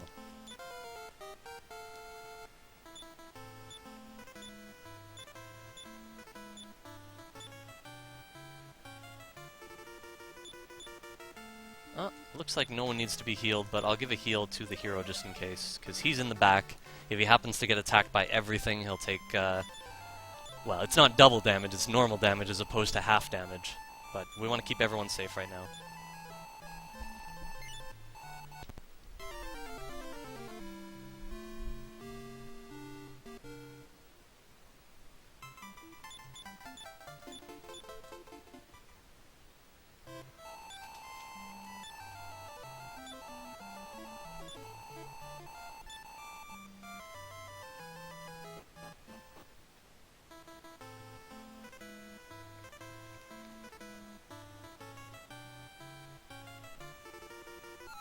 So someone's asking about parrying first. Because of the way this game was programmed, if a character parries and then attacks... Oh wow, I think I'm getting the double poison needle kill here again, so we'll just do the exact same thing and accept it as a double kill. When a character parries and then attacks, he will essentially do both things. So he'll be able to attack and then simultaneously he will... I'm going to parry with the hero here in the hopes that this slime doesn't run away. We'll see if that changes anything. Yes, I just manipulated my way into a triple kill. You just saw it firsthand. What is my favorite enemy? Well, in this game, I guess it would have to be the metal slime. There are metal babbles, but they're a little tricky. they're hard to come by and actually make use of in a run. So for the most part, I don't try. Actually, in the world record, I found a Metal Babble battle, and I tried to kill one for 6 minutes, and I didn't kill a single one, so I just scrapped it and went on, and everything was fine. But that's how good that run was going. I was so far ahead that I lost 6 minutes or so doing nothing, and I was still way ahead. I have to know, can you say Metal Babble Battle 5 times fast? I certainly hope so. Metal Babble Battle, Metal Babble Battle, Metal Babble Battle, Metal Babble Battle, Metal Babble Battle. Nice. Whew. And I just woke up. It's an exciting morning already.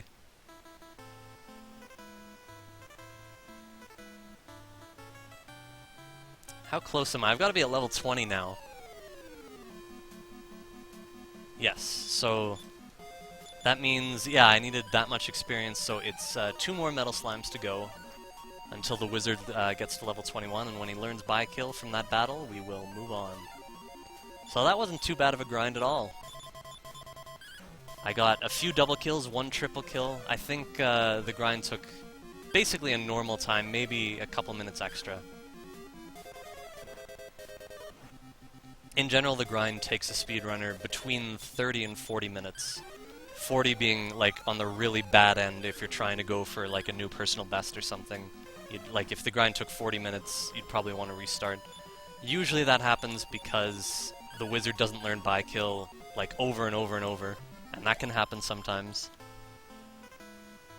So here we're down to 1 more Metal Slime to go, and that's a good thing. So this way, no matter how many Metal Slimes we kill, this next battle will always do it. And if he doesn't learn By-Kill, we can just reset and fight another one without losing any progress. Whereas, let's say we're 3 Metal Slimes away, and we get a triple kill, and the wizard doesn't learn By-Kill, well then we lose the progress of that battle, and that's really a shame. Especially if, you know, we don't even kill 2 in the next battle. So getting 1 away is a really good thing. There's another possibility too. Let's say I were to, for example, kill 4 Metal Slimes in the next battle and not learn By-Kill. Well, the wizard would be really close to level 22. So I could keep the progress that I gained and just fight until level 22 and see if he learns By-Kill at that point. I forget at which point the wizard is guaranteed to learn By-Kill, but it's not for a few levels, I think. It's like always a 50-50 chance to start out.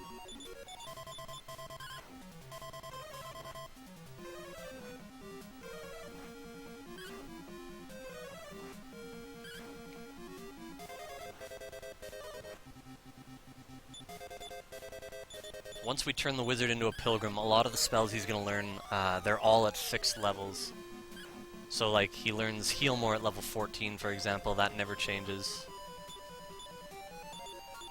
Some spells are at fixed levels, others... I think most of the variable ones are 50-50. I think that's how it works. But I just know about the important ones for sure, like Limbo, Vivify, and By-Kill, which we're hoping to learn right here. Let's see. We didn't learn a spell, so I'm going to reset and fight a new battle.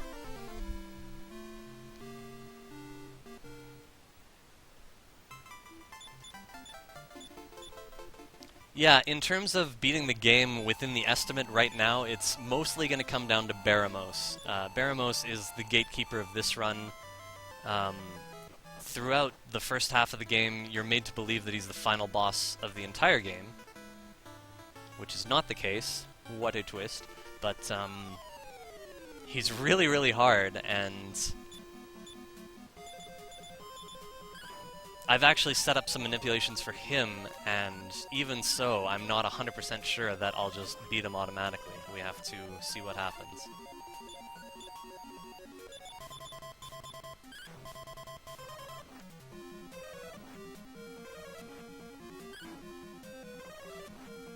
Alright, still no Metal Slimes running away. Always nice to see. That's pretty much true of any Dragon Warrior. Except for number 1, I guess.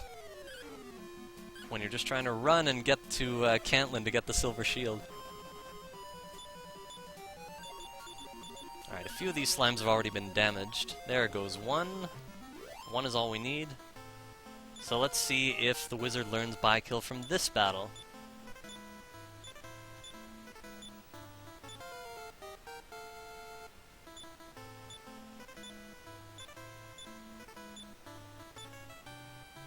Nope. So again, we've got to try again. The alternative is to build up to level 22, and that will take longer than just fighting one more battle.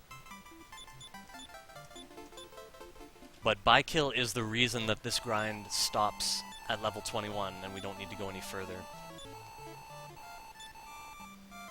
When we change the wizard into a pilgrim, we need him to have the spell by-kill, so that we can go do the rest of the game as early as we do.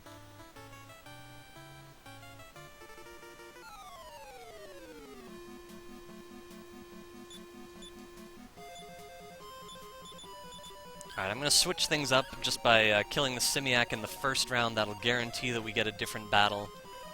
On the off chance that I get the same one I just got, we don't want to waste time.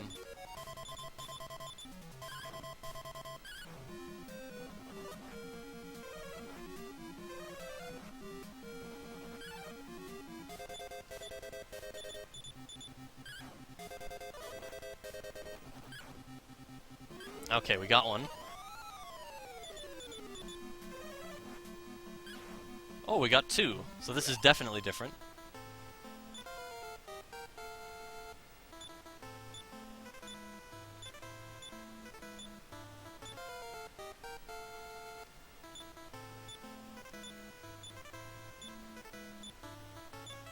Okay, he learned a spell, now we're going to make sure it is by-kill. There's another one he could learn, but this should be by-kill. Yeah, we've got it now, and so we can move on. Hooray! Hero's got the magic key still. So the very first thing we do is change our wizard into a pilgrim.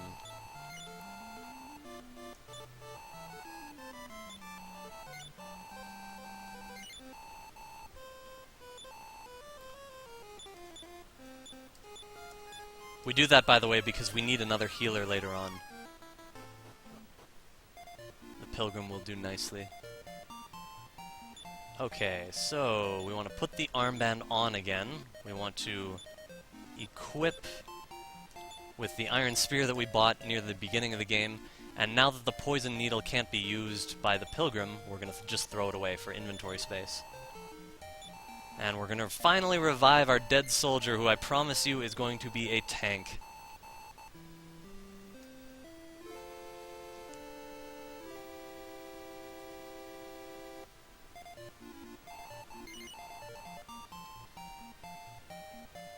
We're going to stay at the inn, and then finally we're going to go after...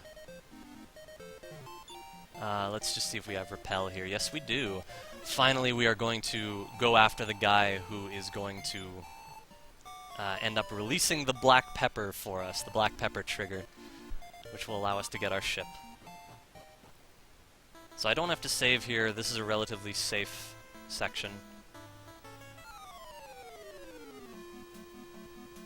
But I will fight this group just in case.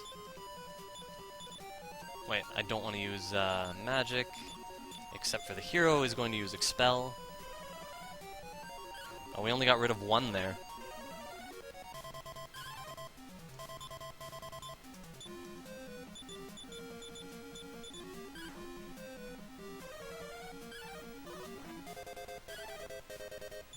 Nope. So this time we'll just attack. There we go. So we killed 3 of them. That's going to give the pilgrim at least 2 levels. I'm not sure if it's enough for 3, but he'll get to level 3 for sure.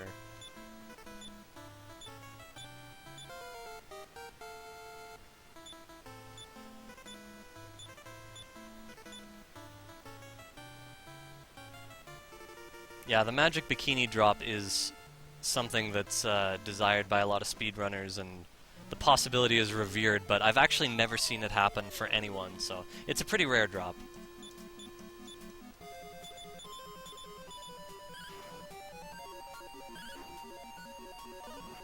Basically, right now, I want to beat a few enemies so that the Pilgrim gets a couple levels to start. He needs very little experience to get his first few levels.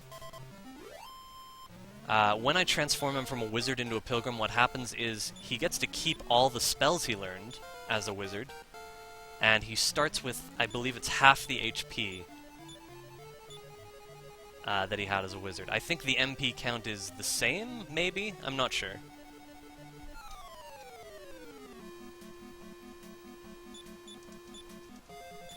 So yeah, Pilgrim's already at level 5. I think he always ends up being at level 10 after the battle with Kandar, which is coming up at the end of this very short cave. I don't remember for sure, but I think that's right. I think pretty much no matter what I do, he's always going to end up at level 10. The reason for that is Kandar gives a large amount of experience, and that sort of gets him to a point where there are big gaps between levels, so he usually will like fall in the same place.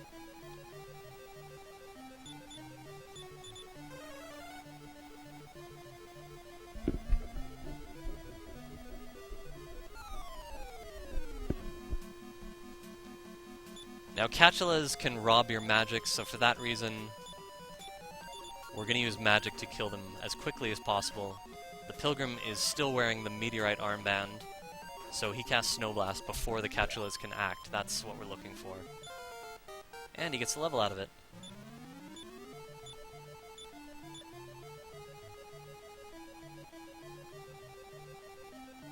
There's going to be a door down here, so I'm going to use the magic key again. It's actually only the Thief's Key is required, but as I mentioned earlier, in Dragon Warrior 3 they introduced the possibility of scaling your keys so that a later key will open a weaker door. So for that reason I can use the magic key to open all doors up to this point. And I can do the same thing with the final key, but it turns out there are no final key doors in Alefgard, which we'll be going back to. Spoilers.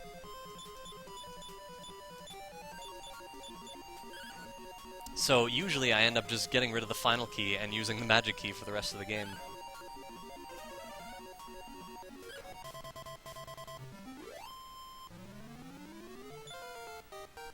More growth for our Pilgrim.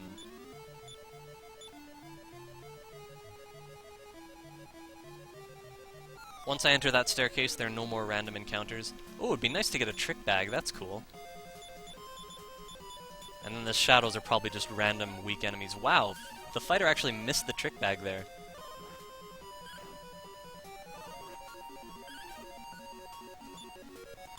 Now, I didn't see who was surrounded and who wasn't, so I'm going to just take this opportunity to attack the trick bag with everyone.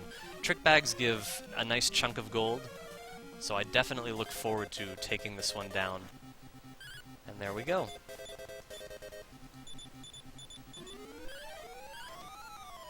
We've been getting so much experience and so little gold lately. Things like trick bags are a nice boost.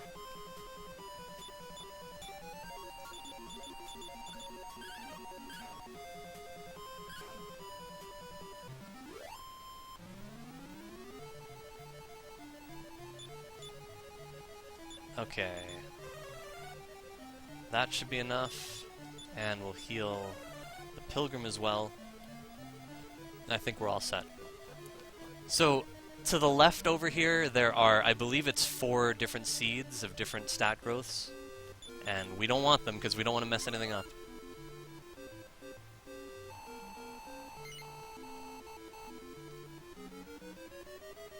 I'm reading chat whenever I can, but I can't always catch everything.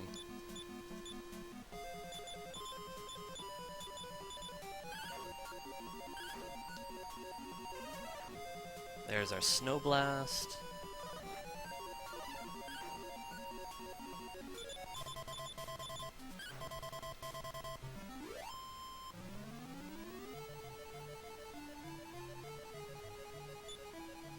Okay, that should be good.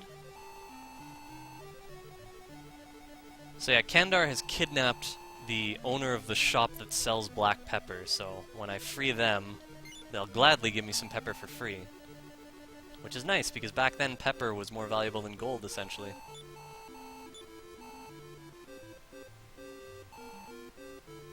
Times have changed.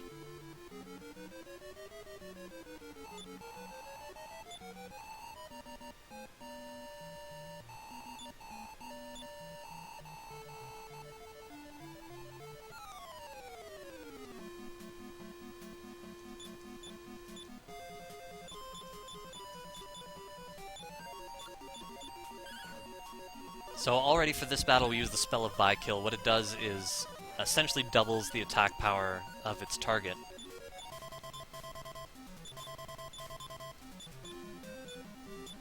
So it's very useful against this boss. This is, I believe, the first boss in the game that actually has regen. In this case, this boss regenerates approximately 50 HP per round. So if you're not strong enough, you're not going to be killing him, and we want to get By-Kill to ensure that this battle goes reasonably fast. I'm going to just heal the Pilgrim so he doesn't get killed here. Oh, we finished it off anyway. So yeah, as I say, I think the Pilgrim will get to level 10 from this experience boost.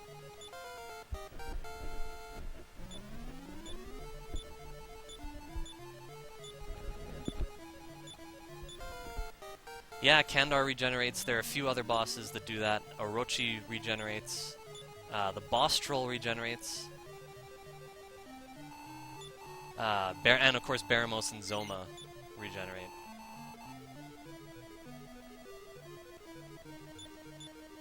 Okay, so we cast outside. And return to the town. We can actually see it on screen, but we don't want any pesky overworld encounters.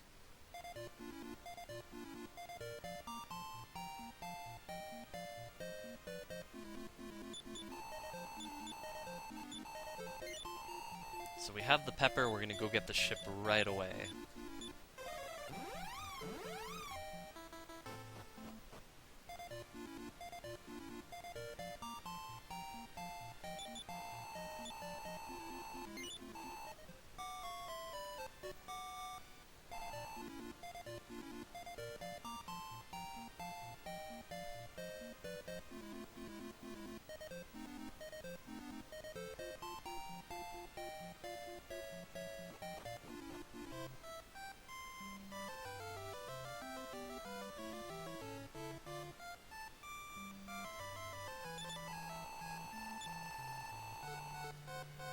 So the king fulfills his promise and gives us a ship, and then all of a sudden we are open up to a really vast world to sail around in.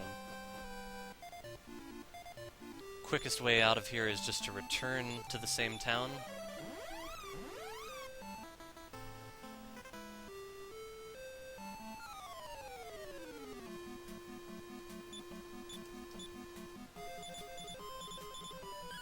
It's good to fight a few water battles along the way. I'm going to want some extra experience because I'm going to be manipulating my way through a couple caves later on in the game, so I'm going to be missing out on some potentially vital experience, and I want to try and make up for it.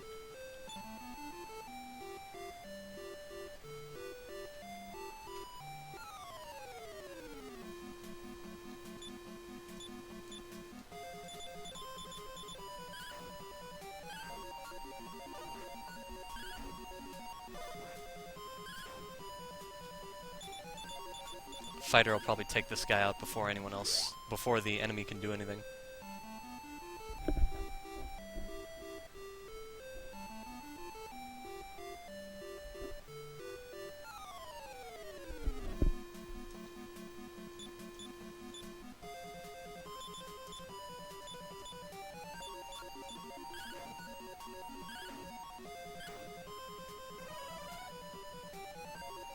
That's right, the Manowars have a little bit more HP than they did in Dragon Warrior 2.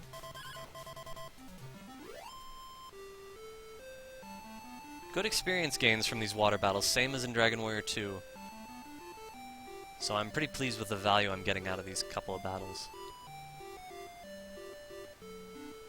Want to make sure I sail the right way. I think if I sail, I think it's something like 2 extra squares. Then nighttime will be activated before I get into the next town. And I'll have to stay at the inn to reactivate daytime.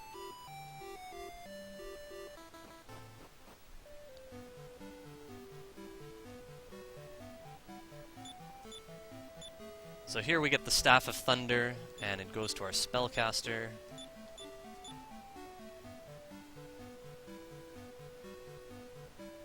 I'm going to change our formation back to its original form.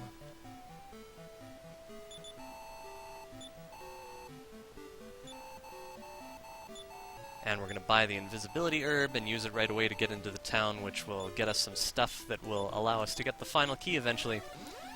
Same thing as Dragon Warrior 2. As soon as I get the ship, the first thing I want to go for is having all the keys. And in this case, there's only one more key to get. And we're on our way to it right now.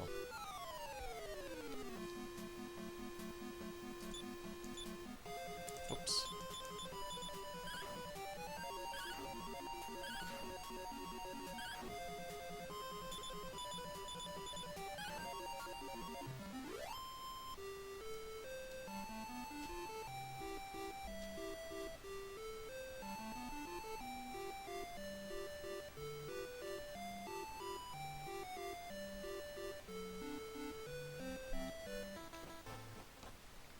So this castle, you need to be invisible to get past this guard, otherwise he just won't let you in. He says yokels aren't allowed in here. No shirt, no shoes, no service, which is... Or no sword, no shield, no service. Which is weird, because we have swords and shields. Nice little puzzle here. Hopefully I still remember how to do it as efficiently as possible. I'm sure I do. Have to get the 3 rocks up here in position.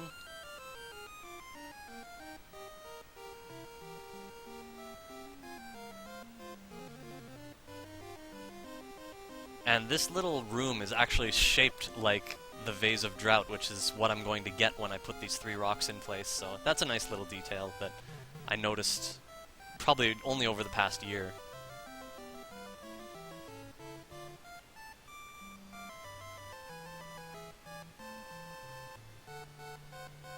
So yeah, what I'm doing here is literally the fastest possible way to get the rocks in place.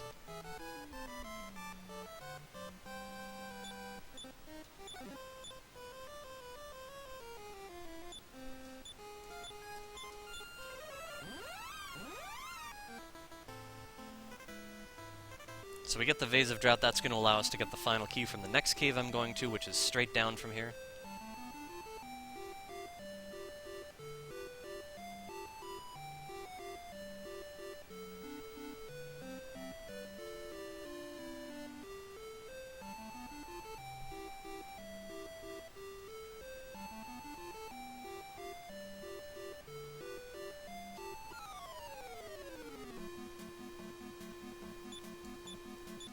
This battle, I'm just going to run from this. You can't use return when you're inside a cave, but other than that, you can pretty much use it anywhere, like... Wait, what? Oh, right, you can't use the vase from the side. You can use it only above or below. I forgot about that. You can use it right when you're above these 2 rocks, even though you're, like, not right at the entrance, but for some reason you can't use it from the side.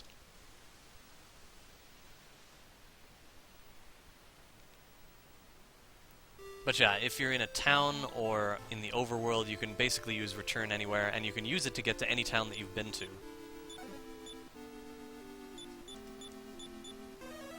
So we've got the key. We're again going to return to our home castle for sailing location.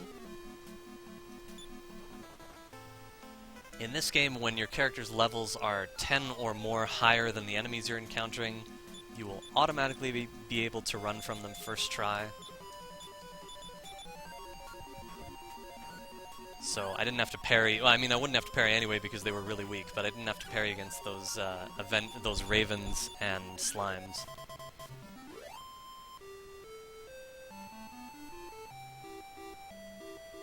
This time we sail east.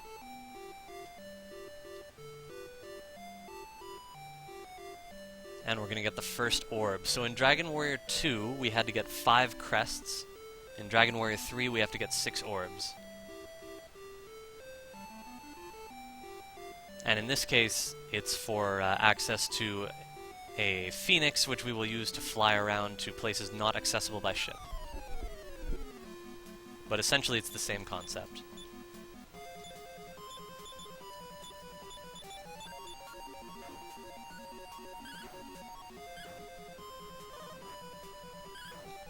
Again, nice extra experience boosts from these levels.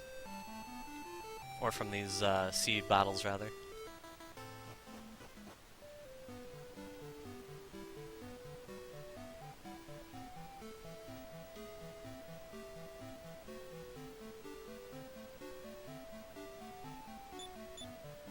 Gosh, a stairway. So recently I've come to like getting all 3 of these chests. The corner one is the orb, but there's also a strength seed which I can sell, and the wing of wyvern. And I'm going to want to have a few extra wings later on, so I'm going to hold on to that one for quite some time.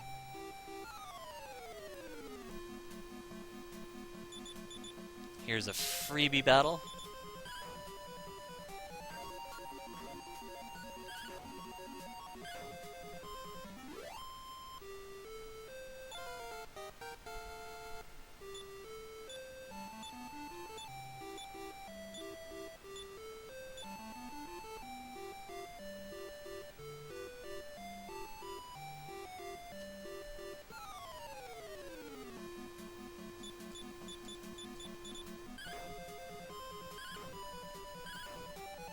So yeah, my characters are already ridiculously strong from all those levels. They're not like endgame strong, but most of the remaining strength they're going to get is actually going to come from weapons. They're not going to level up too much more, except of course for the Pilgrim.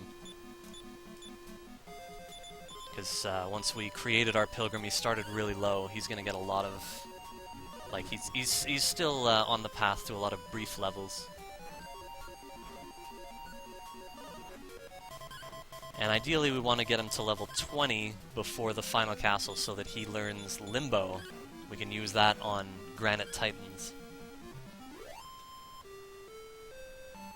But we'll get to that later.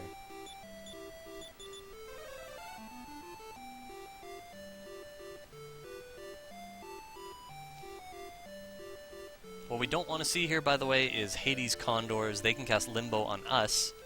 If that happens... I think all my characters are carrying important items, so basically I'll just have to go back to the hometown and pick up that character before I proceed.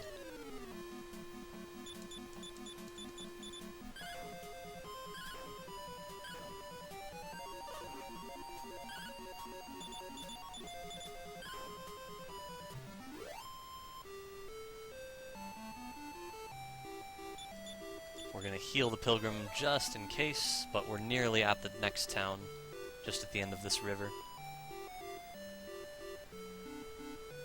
And very conveniently, it becomes nighttime on the way here. We actually want that. In the daytime, this town is empty. It's kind of a mysterious, ghost-like town.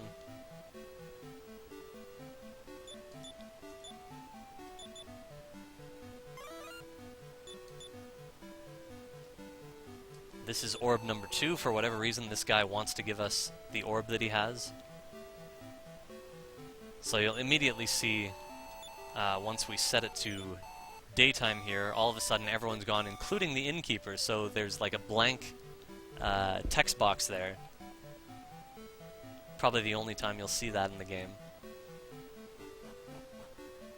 Here we pick up the Lamp of Darkness so that we can actually manipulate between day and night, if we ever have to. Sometimes we do. And now I want to go here. A lot of the things I'm doing right now you can do in different order, so it's kind of a matter of personal preference and what you're used to.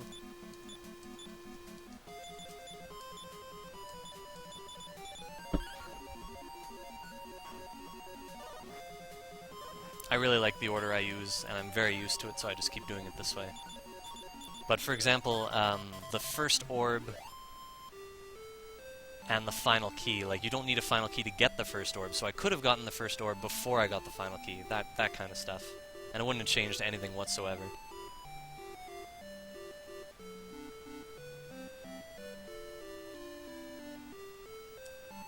So here all we're doing is setting a return point for after our Orochi battle. It's going to be exactly where we go next. And we do it now as opposed to after, just because once we're done with the Orochi battle, we don't want to stop and heal if we don't have to. Or rather, if we have to, the place where we're returning to has the closest in to the entrance of any town in the game. So we don't always have to heal after Orochi, but the town gives us the option, and we have to go there anyway, so we're certainly not losing time by doing this. So, yeah, I like to set this return point right now.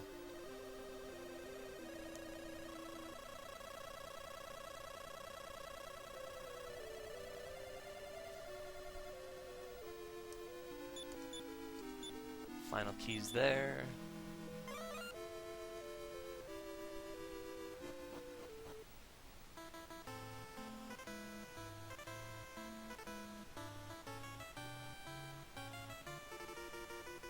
A lot of the battles on this area, by the way, are pretty hard, so most battles we're going to want to run away from. But we'll see what we get. Yeah, Witch Doctors, I mean, it's not like they're hard, but they're annoying. I don't want to bother with them right now. Nice thing about this game, if you run and you're unsuccessful, it is not guaranteed that all enemies will attack you. In Dragon Warrior 2, every single time they would all attack you. And of course, you didn't have the option to repel, or to parry.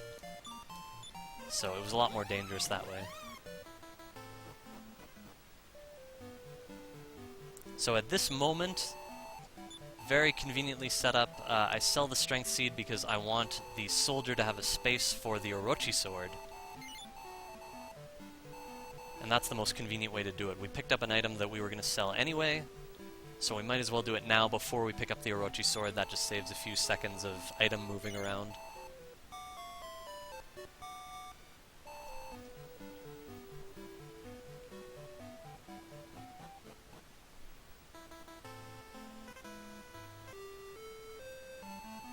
World record, I believe, is 3:27:56. It's silly that I don't remember the exact time of my own record, but in preparation for other games and in trying to improve the records on other games, this is the Dragon Warrior. It's been the longest since I've played, so I seem to be familiar with everything still, but I'm just being a little more extra cautious as I run here. But yeah, so far, like, I remember before I even enter the layouts of the caves and everything, so that's good. Derringers are like blizzards, sort of, in that they have no physical attacks. But they do cast Chaos, so they're not really something you want to fight. But fortunately, they have no physical attacks, they do no physical damage, so we can just run safely.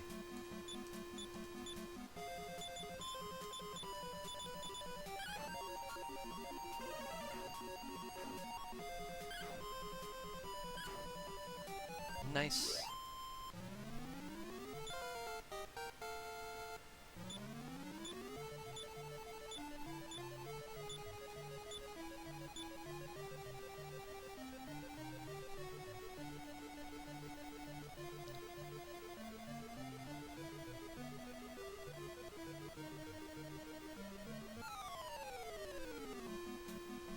I think I should be okay here in terms of attacking first, so I didn't bother parrying there.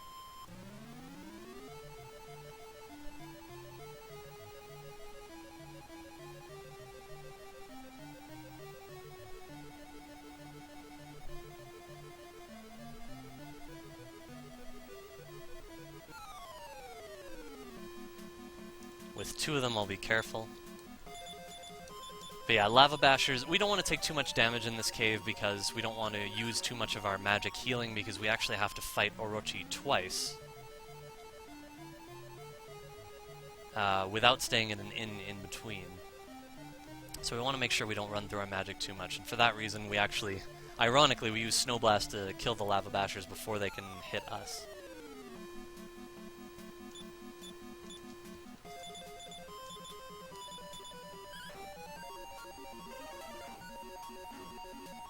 So I'm assuming I'll get attacked by this one. Yeah. But we can heal that damage easily enough. Fighter gets level 21.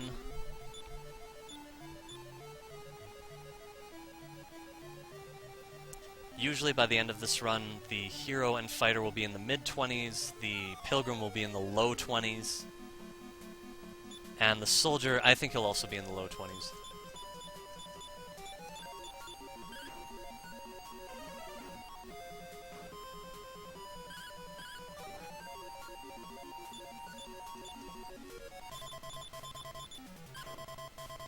I could run at this point, but I actually want the experience from this battle. Whoop.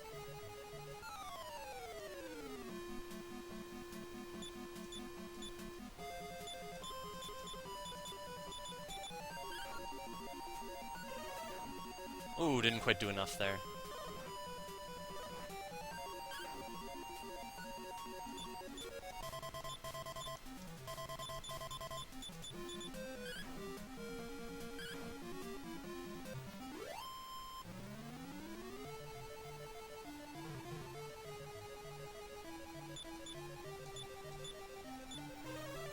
So let's make sure everyone's healed before we do this. Whoops.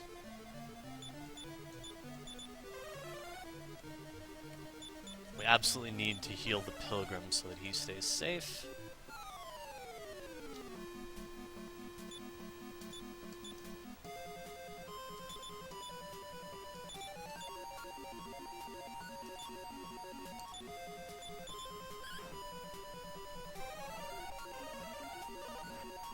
Okay, we didn't put Orochi to sleep. Fortunately, he did 2 physical attacks. That's the best result. He gets 2 attacks. We don't want him to do any area effect stuff. There's Gales of Flaming Breath. That's what we don't want to see. This time he gets it twice. And now he's asleep.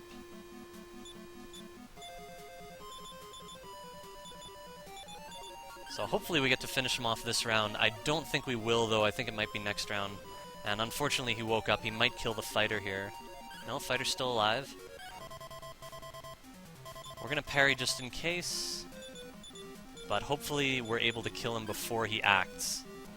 Nope, so we're gonna lose the fighter. And I guess that just means we have to make a detour to revive him. Look at those HP counts. 1 and 2.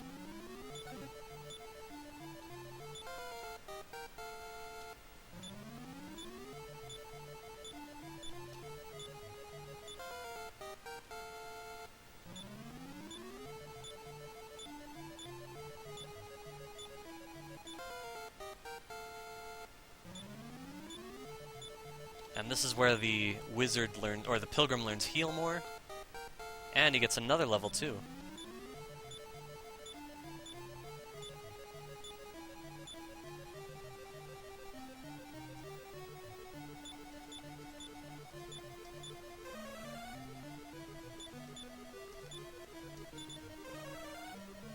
I have to take an extra step here to get into that portal. So I just want to make sure everyone's healed before I do it in case I get a random encounter. Normally I would just fight the second Orochi battle right away, but I need to revive and heal, so we're going to do that right now.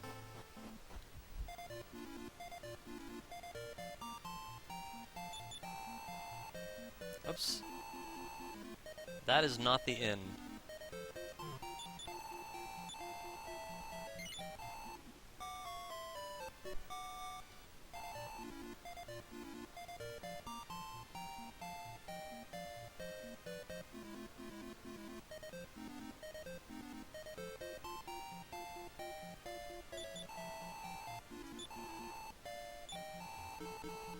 Wow, that's a lot more gold than it used to be for revivals.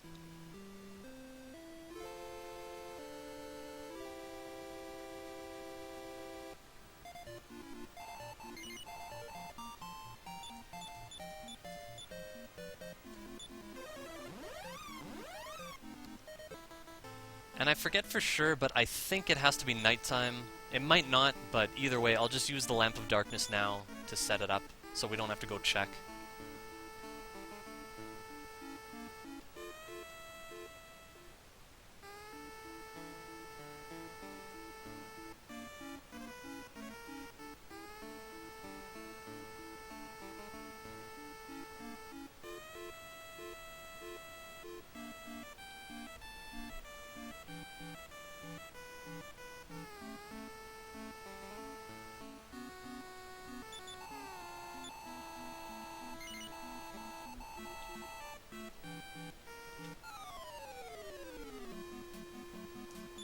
And here it's very important to remember to equip the Orochi sword.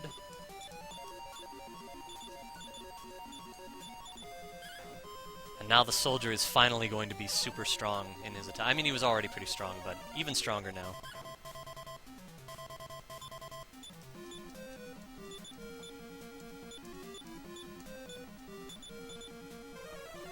And again, Orochi regenerates, so we need to get by kill on our character so we do enough damage that he's not regenerating every bit of damage we do to him.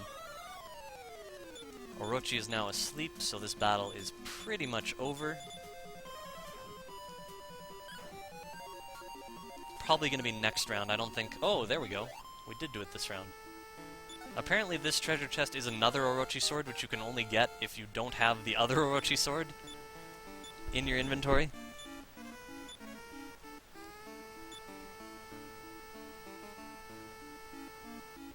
So we get an orb here. Oops. And now we're going to instantly return to that return point we created. And see here, everyone, because I stayed at that inn, it worked out that everyone's HP and MP is high, so we don't actually need to stay at an inn before we go here. So because we don't have to do that walk over to this castle, we save ourselves that option.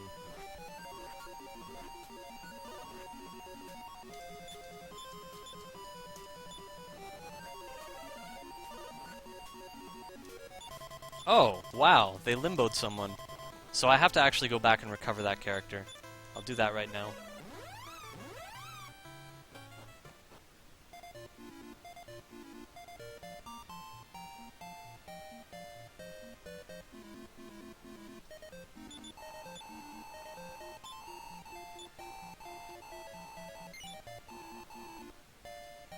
The hero, by the way, is immune to limbo, but he can still be targeted by it.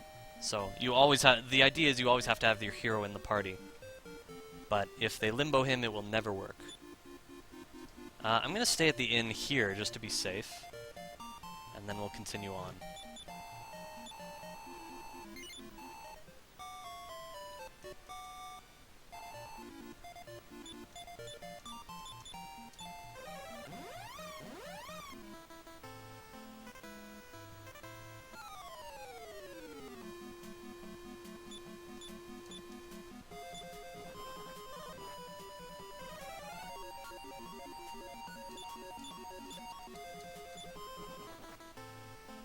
Yeah, by the way, before this marathon started, I think this channel is nearing double the followers it had when the marathon started. So major props for that. This event has been a huge success, and thank you, a major thank you to all the organizers, all the people who are staying up crazy late hours running games, and the organizers who are making sure that the stream is live constantly. The event was a huge success and an awesome event, and I can't wait to see the rest. There is some insane stuff happening later today after the large Dragon Warrior block, so I will probably not be napping right away, as I want to catch as much as I can. Me too. I'm trying to stay awake for all of Dragon Warrior so I can catch Metroid, which is coming up next. It's going to be a three-way race, and it should be really awesome. Nice. I haven't seen a Metroid race in a long time. I'm looking forward to that a lot. They're going to kill the Pilgrim here. I don't need him alive for this cave, so we'll be alright. With only 2 characters alive, though, I have to be careful. I also have to conserve my MP, make sure I have enough magic to actually get out of here after.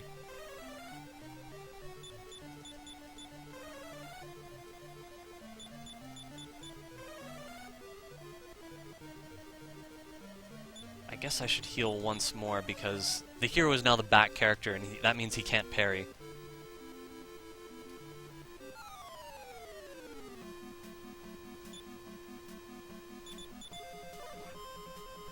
Terror Shadows are kind of dangerous, as we already saw, when you can't run, so I'm just going to take them out. Thankfully they didn't cast Snow Blast this time.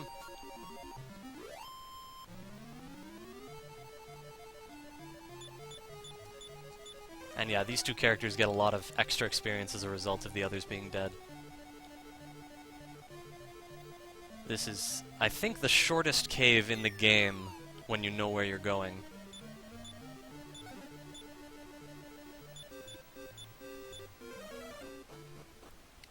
So for revivals, we want to return to Knave, which is the town with the revival station closest to the entrance. It's right here.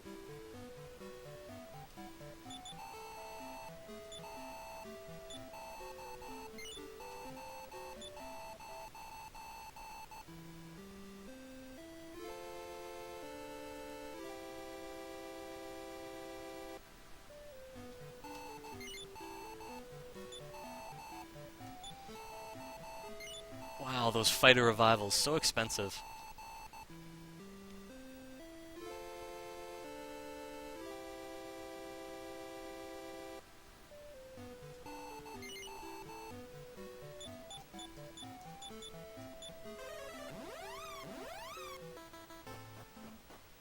And we're going to want to stay at the inn once more. I think this inn is 80? Yeah. So that's not too bad.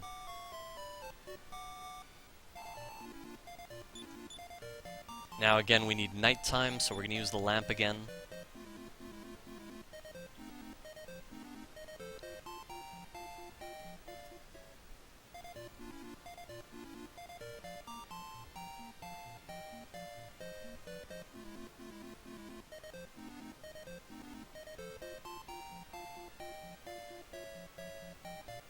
So it's still possible to get sub 4 hours on this run, but again, it's going to require beating Baramos first try for one thing, so we'll just wait and see how that goes. I never get too excited about anything until Baramos is defeated. He is truly the gatekeeper.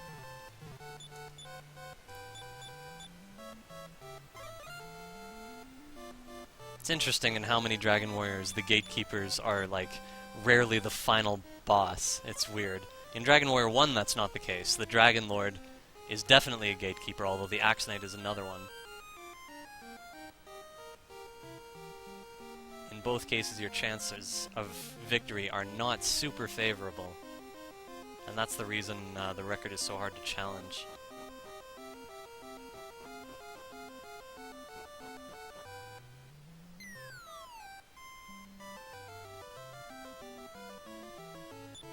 Okay, everyone's good. Where's our mirror? There it is.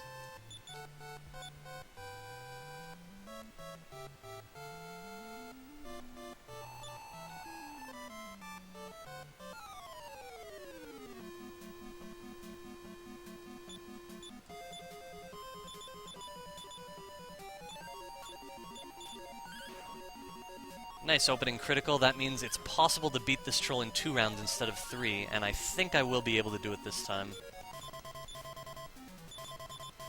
We'll put buy kill on the soldier, and I think his attack will finish it off.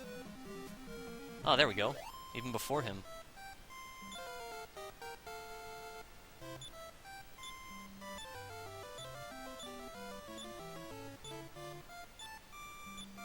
The false king is no more.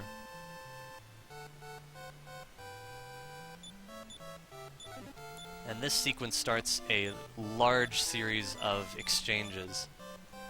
So first we got the Mirror of Ra from that cave. We use it on the boss troll to get the Staff of Change. We trade the Staff of Change for the Sailor's Thigh Bone. We use the Sailor's Thigh Bone to get onto a ship that has the Locket of Love. We use the Locket of Love to get to the area that has the Sword of Gaia, and we throw the Sword of Gaia into a volcano to access the next area where we want to go, which is mainly for the Silver Orb.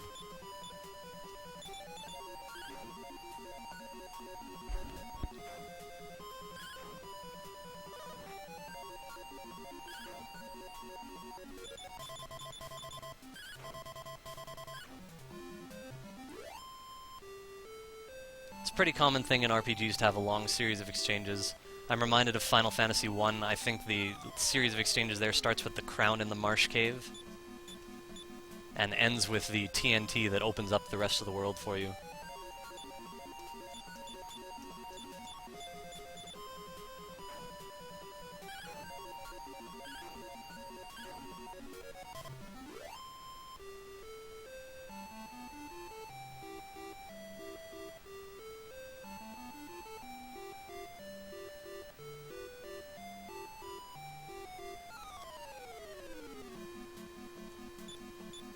There will still be some better weapons and armor later on. But most of them are found in caves, actually. We're going to get the Sword Edge armor and the Thunder Sword, which was so very valuable in Dragon Warrior 2.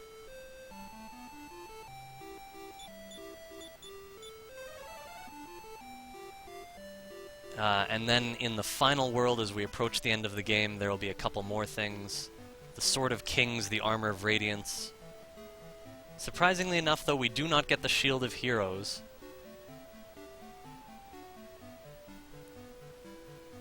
And the reason for that is mainly because it's so far out of the way. We cannot talk to people over tables in this game, by the way, so I have to walk over here and talk to them.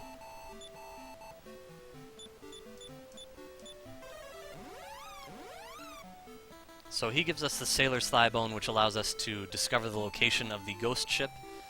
The way this works, though, is the ghost ship is never on the map until you actually get the Sailor's Thigh Bone, and when you do, the ghost ship always starts in this area, so you don't actually need to use the item to find the ship.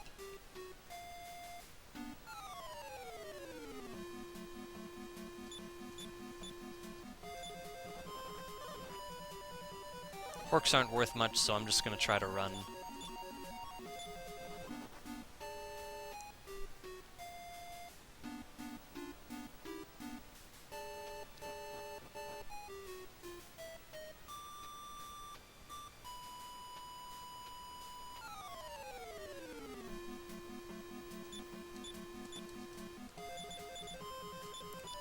Not sure if a fighter can beat one of these on his own. Probably not. That's okay. We'll finish the other two, and then the last one. So again, I'm pretty happy to pick up a lot of extra experience along the way, because I'm going to be manipulating my way through the cave that gets us to the Silver Orb. It's a very long cave, and it's very treacherous. So I not only save time, but I also make things a lot safer. How much gold do we have? Okay, we do have enough. That's good. Pretty sure I want to go here. Yeah, this is what I want.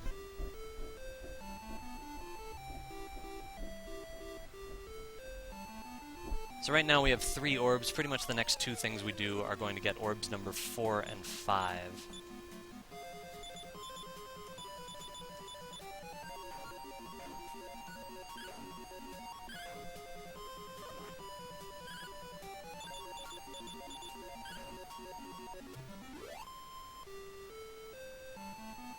Yeah, I saw a few pretty awesome races yesterday. The Batman race was pretty epic.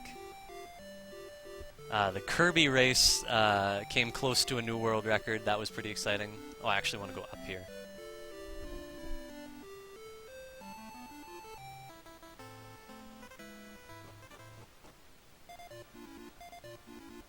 Okay, it's time for the Pilgrim to get naked, so he's going to throw away his clothes. And I think I need to sell something. Let me just see what I have here. Somebody... Oh yeah! I can sell the Soldier's Broadsword at this point, because he got the Orochi Sword. So that'll give us... I think we already had enough anyway, but that'll give us more than enough. We're going to want to sell it anyway, and we're very much banking on not being wiped out.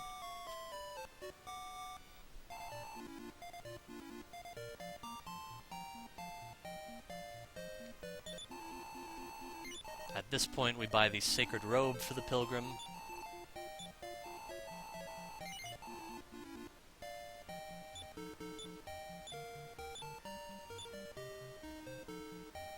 Okay, we're going to put the hero in front because he's going to be the one to do the upcoming quest. To get orb number 4, you can only send one character in. We send the hero in because he's the only one that is both strong defensively and can heal himself. So it just makes perfect sense to use him, as opposed to like stocking up another character with herbs or something. You want someone to have the heal spell. Okay, let's move the wing over to the fighter. And I think I only need 1 space, but I'll want to move the lamp over as well. Oh.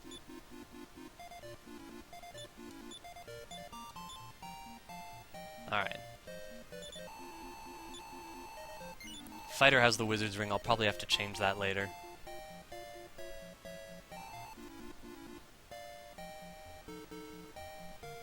Oh yeah, that's the other thing. You want someone with the outside spell. I forgot about casting Repel there, but that's okay. It's a very short walk. This time I didn't encounter any enemies. Encounter rate in here is pretty low. A few times I've actually gotten to the bottom floor without encountering a single enemy. That's pretty rare, but it does happen because encounter rate in here is relatively low, which makes sense because it's more challenging. You only have one character, and if you don't know exactly where you're going, it can be pretty dangerous. In this case, I'm going to be running from everything unless I get very unlikely specific, like one enemy battles, for example.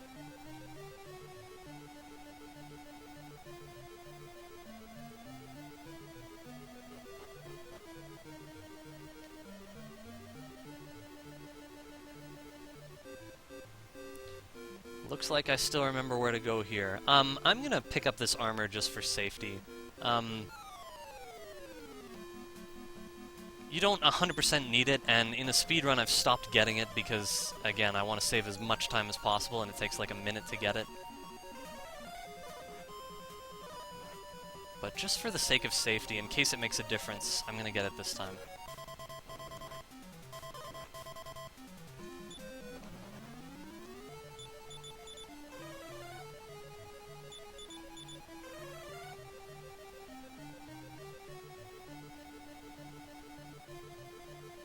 So it's a very short walk to get this armor.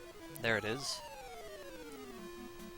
And the enemies here aren't dangerous, so no worries there.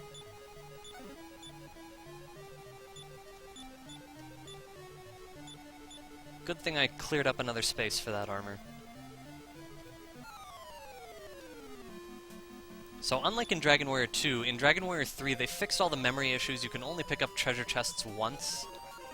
And all the important items in the game, it won't let you drop them, so... menu space was an issue in Dragon Warrior 2. In Dragon Warrior 3, it's an issue for an entirely different reason. The fact that it's hard to get rid of items. So, like, I still have the Lamp of Darkness, the Royal Scroll, a few things that I'll never use again. But they're still considered important items.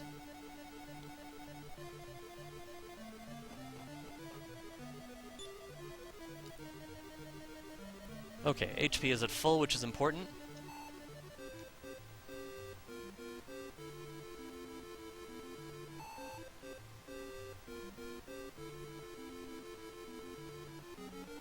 As long as I don't encounter 4 Infernus Knights or any witches, I should be okay here.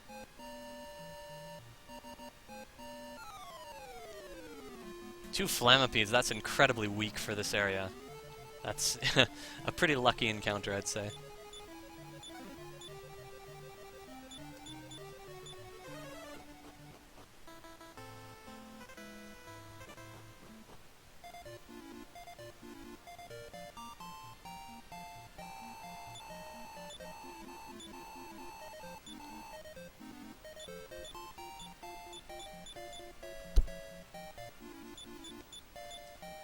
So now we've got Lancel in our list. And I don't think there's anything else I need to do before I move on.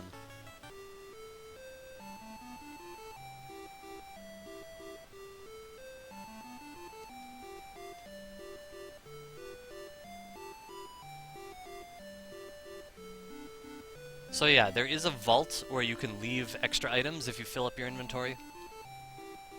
But we don't have to want to stop for it if we don't have to.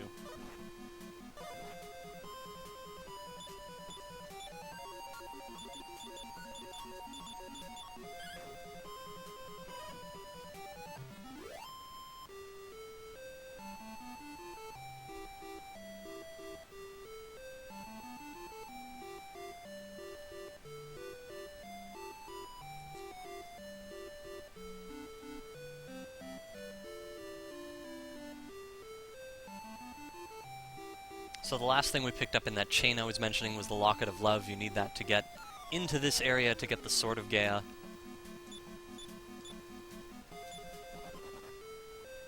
And then we start super happy, fun manipulation time.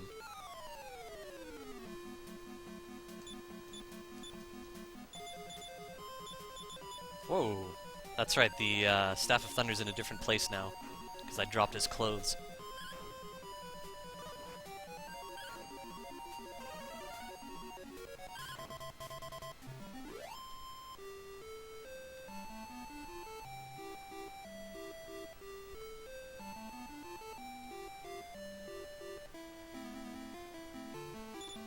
Oops. Who has the locket? Where is it? There it is. Boy, my inventory's weird right now. I still need to move a couple things around. Who's gonna get the Sword of Gaia? Only have 2 slots left.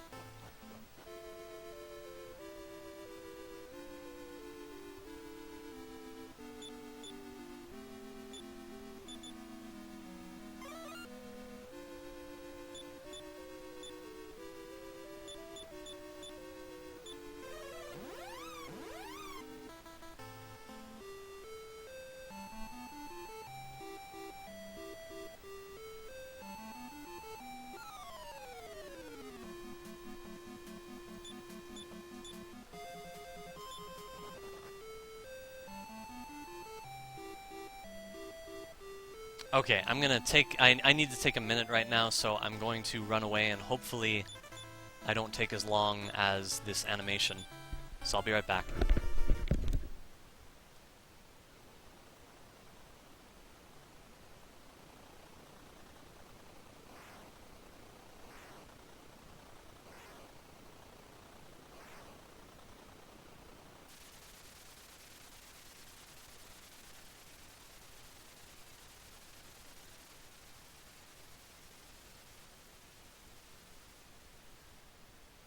This is the one bathroom break you can get in this run, if you're fast. Alright, I have to make sure I have everything set up for the next area.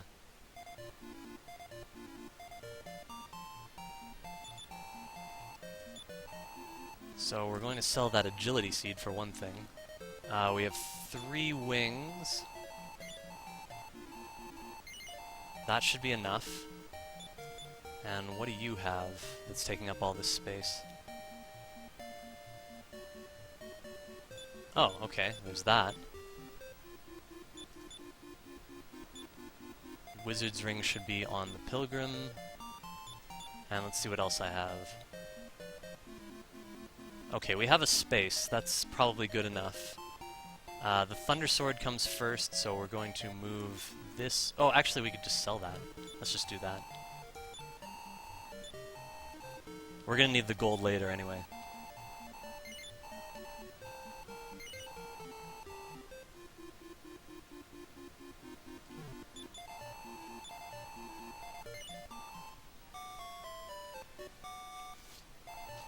Okay, now I have to leaf through my notes and find the right manipulation information.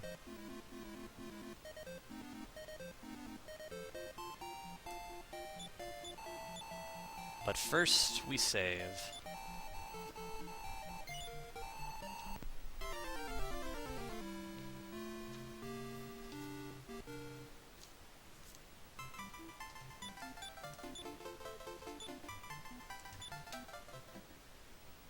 Okay, let me just make sure I have the right stuff here.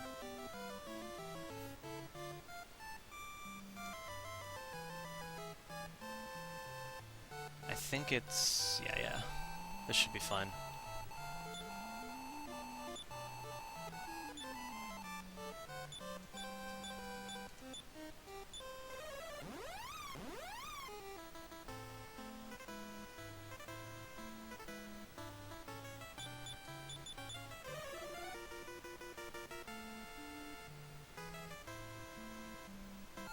Okay, that was 13 steps.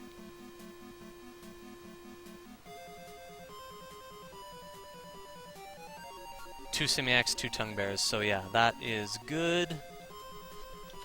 Now we reset and start our work.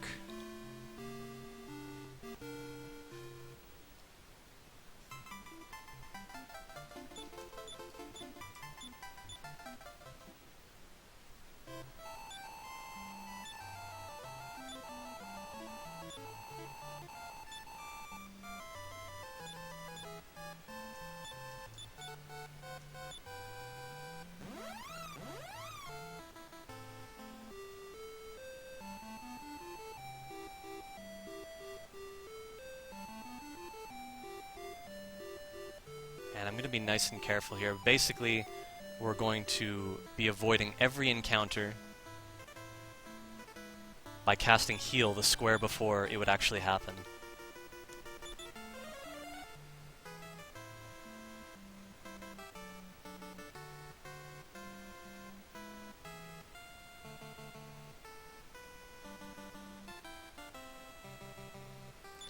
And I have to be careful in the outer world.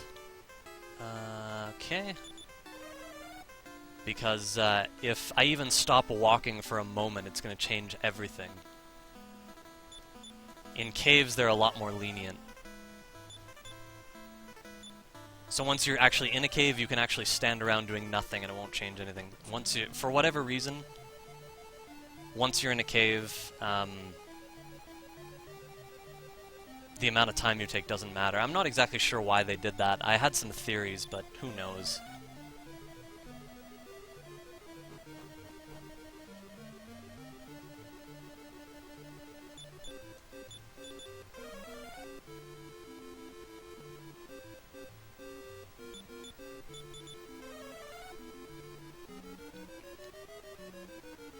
So yeah, every time I heal, what it means is that I would encounter a battle on the next square.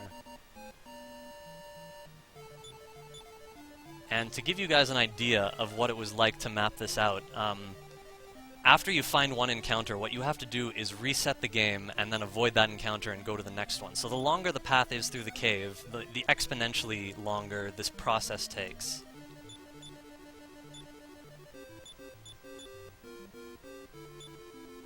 So each path in here took a little over 2 hours to map out, I think. So it's like 32 hours to map out 6 of them. Gets a little crazy. And I'm just being really careful not to make a mistake here.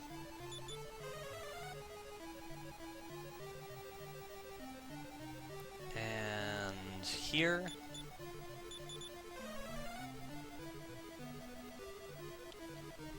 Now we can go all the way over here, get the sword edge armor for our soldier.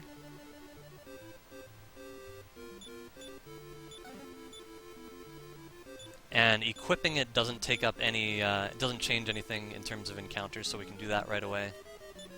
We heal once more.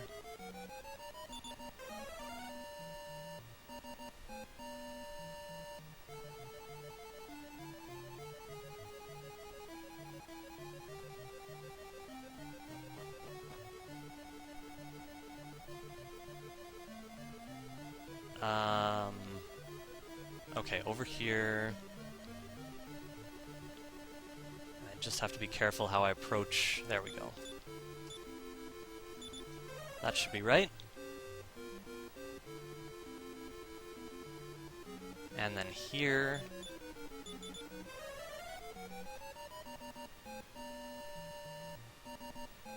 And here.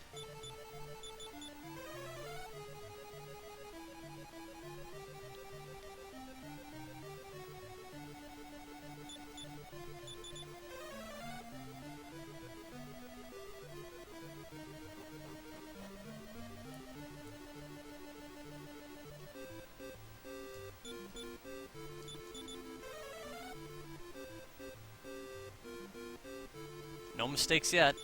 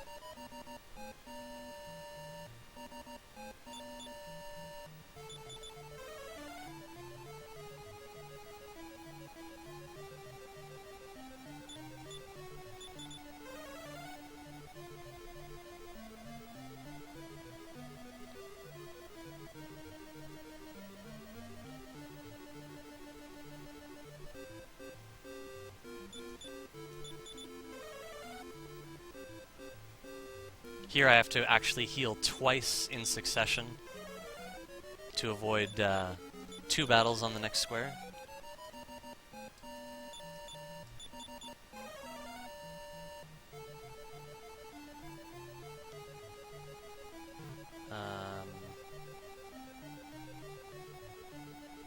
Okay. So far, so good.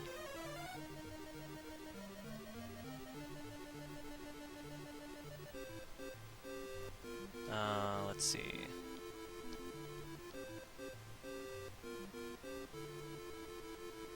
Right here. And then we use one more heal as soon as we get outside. And all should be well. Excellent.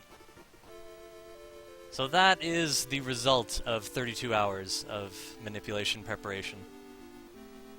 I need to move something over here. Let me just figure out... Oh, the broadsword. That's perfect.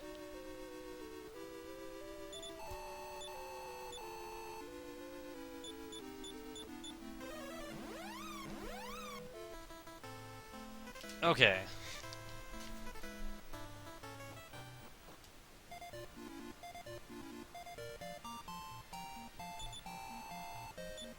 We're gonna sell that broadsword. We don't need it anymore. And there should be some armor on you that I can sell, yes.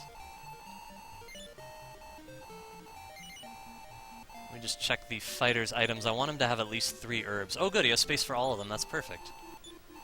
I thought I managed the wings properly. It's good if I give him these herbs now so I don't have to do any more extra setup later.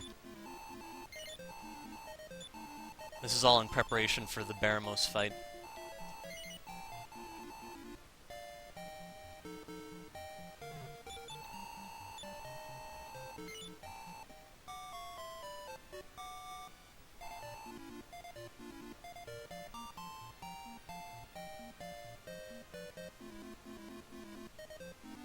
So now we're going to do what I was talking about at the beginning. We're going to get our merchant in the party, use him to...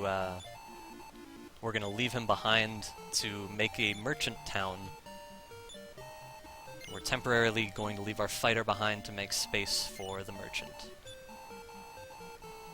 Now, one nice thing is our merchant can also take a lot of those items that we're never going to use again, and when he leaves the party, he'll automatically just leave them at the vault.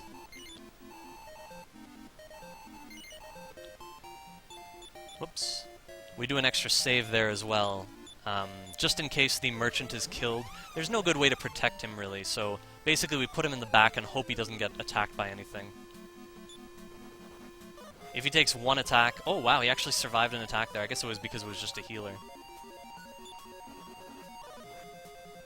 But there's no better way to attack him, or to protect him. So it's just, we put him in the back, where he's less likely to be attacked, and if he does get attacked, then we just reset. And fortunately, he was not attacked, even though we had a triple run fail there.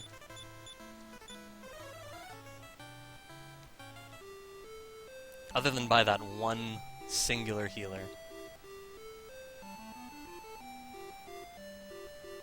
Yeah, chat has been amazing. It's been very entertaining. Yeah, we also don't want to kill anything, by the way, because if we kill anything, the merchant is going to get a ton of levels, and that's just going to take extra time. There's no reason for us to get him any levels.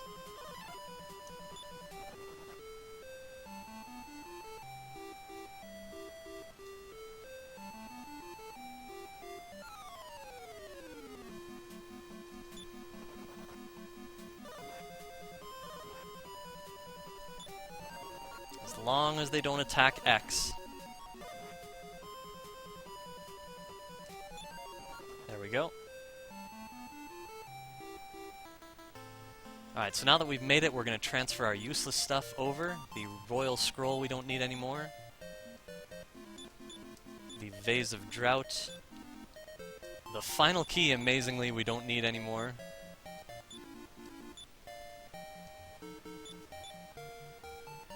And let's see what else. The Lamp of Darkness we don't need. He's got space for 2 more things right now. We'll get rid of the Mirror of Ra. And the Sailor's Thigh Bone. And now we have no worries about inventory space.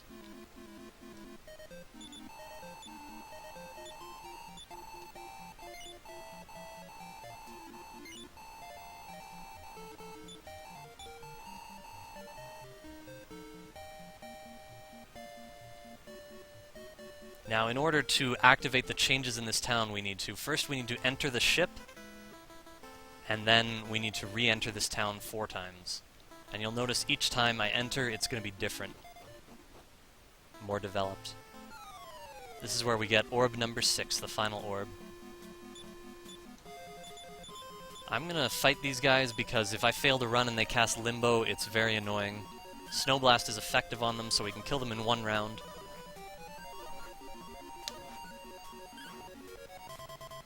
Oh wow, we didn't kill them in 1 round. I'm surprised.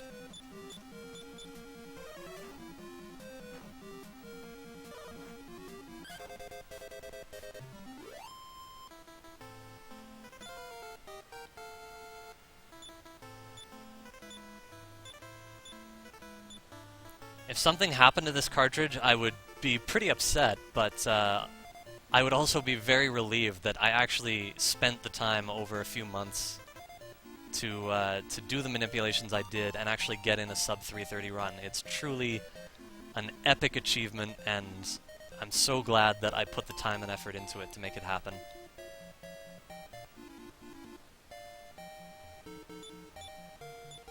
Alright, we have all 6 orbs, but before we do anything... Oh wait, where am I going next? Should be here, right? No, that's... hang on. I want to go here. And we'll cast Repel.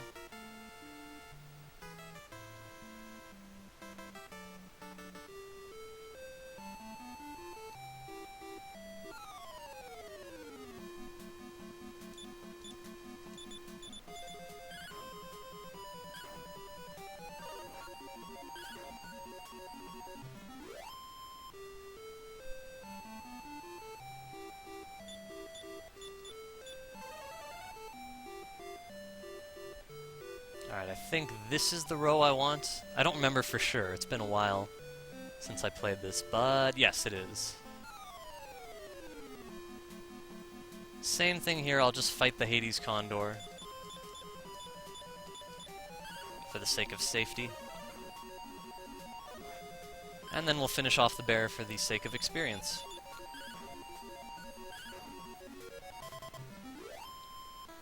So in terms of doing something like duplicating the cartridge I already have, that's essentially impossible, and the reason is because all the seeds I've set up require exact experience and stat growth on another file.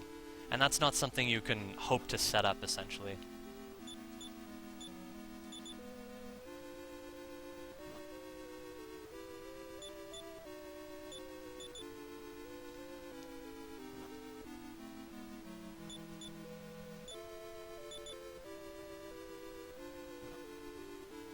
In fact, I discovered I can't even copy the quests. Like, the seeds I have, I tested it out once when I got my Metal Slime battle. Could I transfer file 1 over to slot 3 so that I could play off Adventure Log 1, as I was so used to doing? And I tested it out, and it turned out I couldn't do it. It has to be in the same slot. So, yeah, the details that have to be present are extremely specific and essentially impossible to duplicate on a fresh cartridge. With a flashcart save file, I'm not sure, honestly.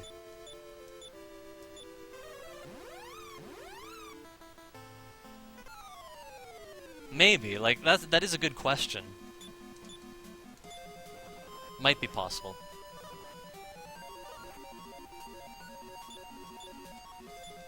But of course, I'm playing on an original NES cartridge, so don't have that possibility available.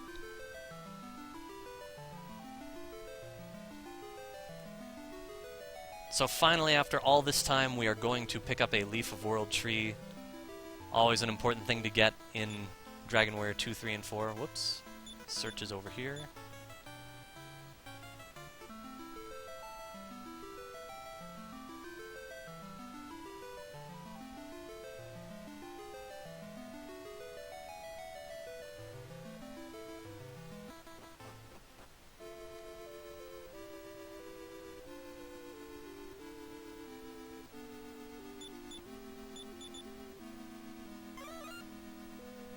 Thankfully we don't need the final key in here.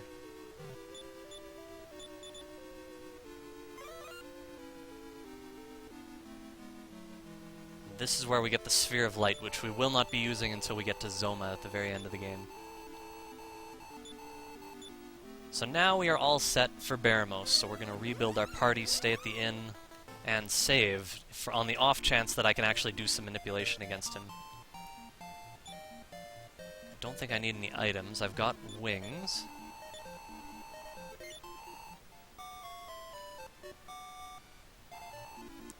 The armband has to be on the Pilgrim, which it still is.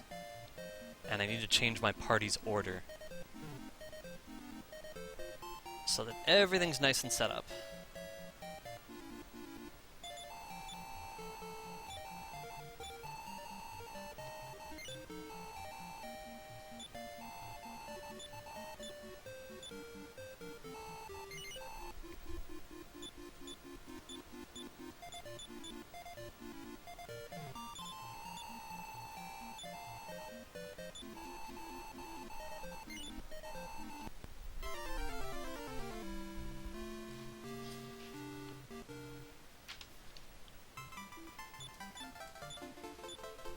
Okay, again, I gotta make sure I have the right info in front of me, so I'm just gonna take 1 second and just make sure.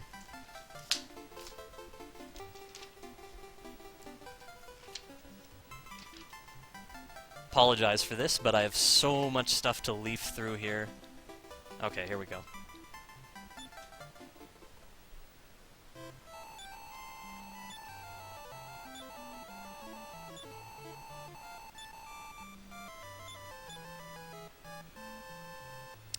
Okay, let's use return and go here. And again, I'm going to use this little area to figure out which seed I have. As long as you don't fight a battle, the seed will remain the same, so I can find out which one I'm on and then reset and go back. This one is not one I can use, so I'm going to fight a few battles.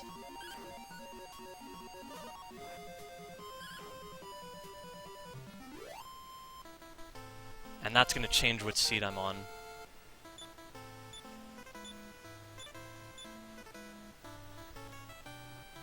So I gotta reset and try again.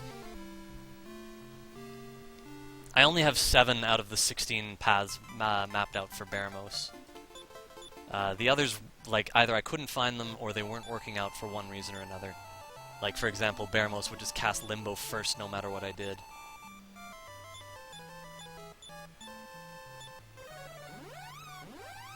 So let's try another one.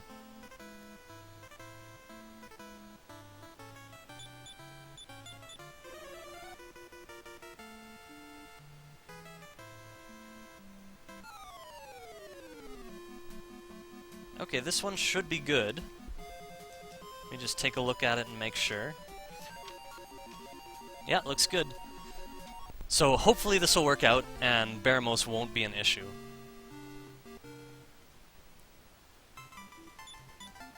Baramos manipulation is not guaranteed because, again, it's a battle, and if my agility growths are too different, then the battle's going to change after the first round.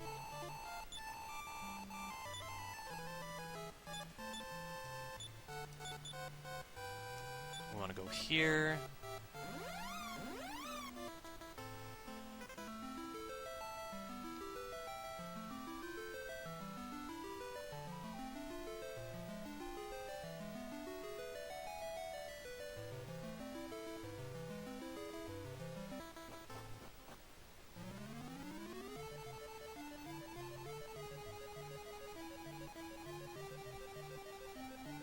So there are random encounters in here, but with the seed I'm starting on, the first encounter is going to be very late into this walk, and it might be the only one, actually. I have to check.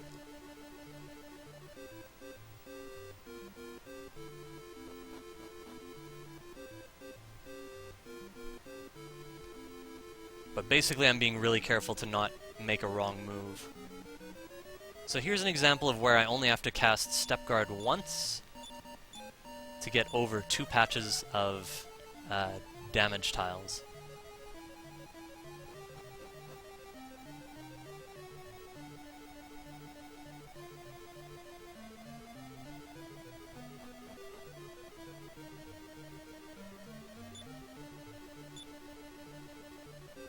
Looks like we want to conserve all the heroes' MP, so I'm going to use yours.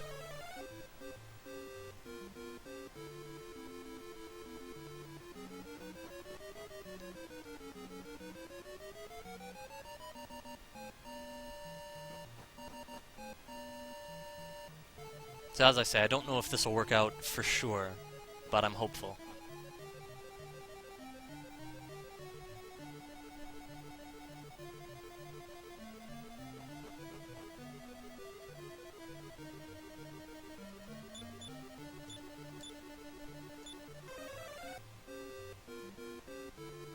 So Baramos is a little ridiculous. He gets 2 attacks each round. He's very strong. But his attacks are scripted, and we're going to use the spell of Iron Eyes to manipulate our way through those.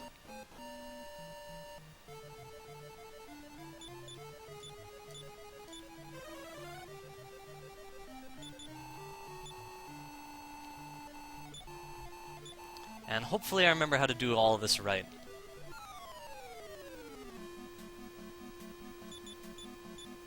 There's Iron Eyes.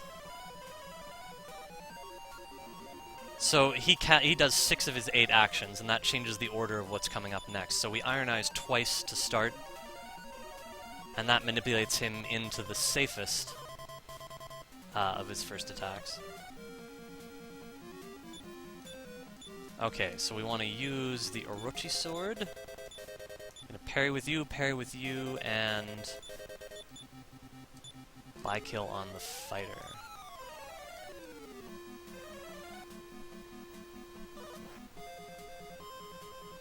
Okay, so far so good.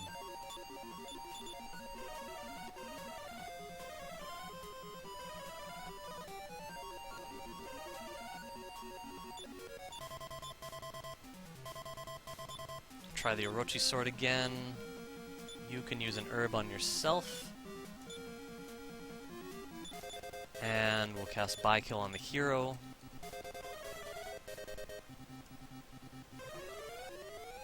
And we've actually put him to sleep.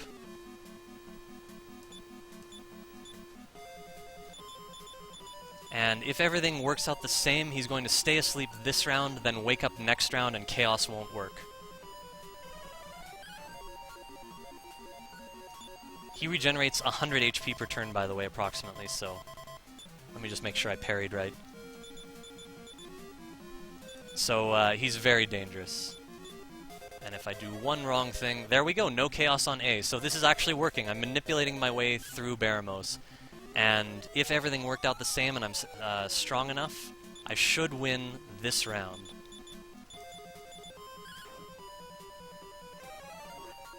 We're going to take a little damage.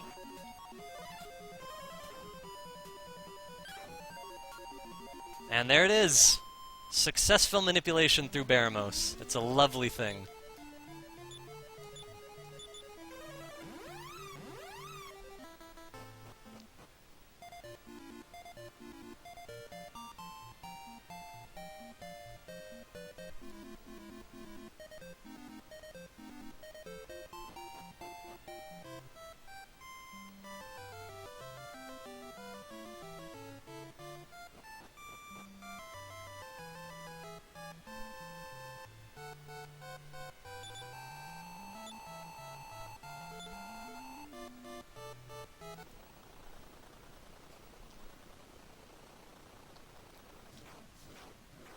Oops.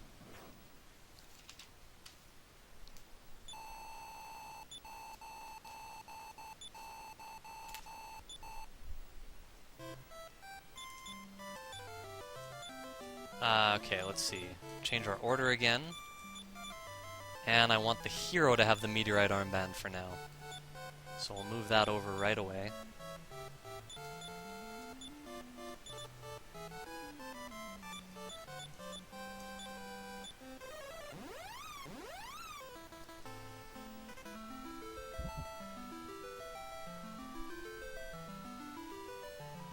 Yeah, I could still get sub 4 on this run, which I believe only 4 people have done that, and I consider it a monumental achievement in any run, regardless of how good the world record becomes.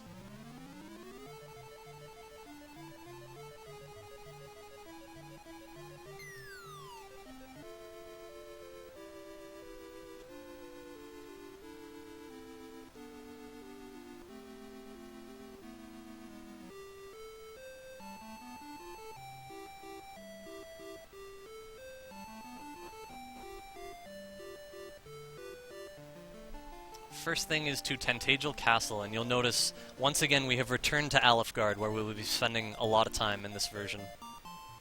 Or in this Dragon Warrior, rather. So this is Brecconary, and Tantagel Castle is actually inside Brecconary. I think in this game it's called Brecconally. And Tantagel Castle is spelled differently, so it's Tentacle Castle.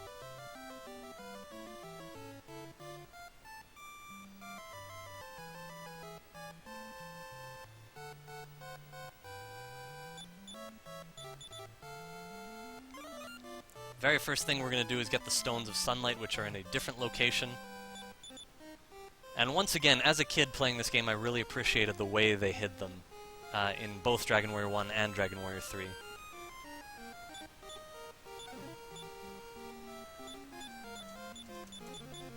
And I believe that's all I do here. Next thing we're going to do is walk south to Hawksness, which is no longer a dead town. So I just encountered 5 slimes there. They're of really low level, so I didn't have to parry. I knew I'd be able to run right away. But if I encountered red slimes, they're still really weak, but they are level 63, and for that reason, I'm not guaranteed to run from them. So if it's red slimes... I mean, I guess if it were just red slimes, I still don't have to parry because they're weak, but I wouldn't expect to run first try. Alright, we need to break out the stop spell for these guys.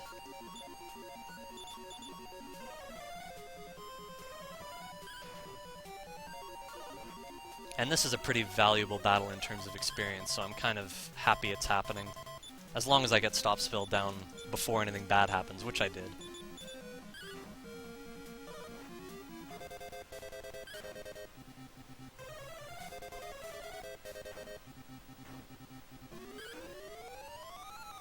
And I think we'll just attack now.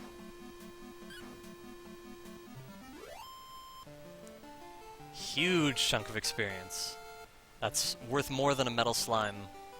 Actually, it's worth more than a metal slime and a half.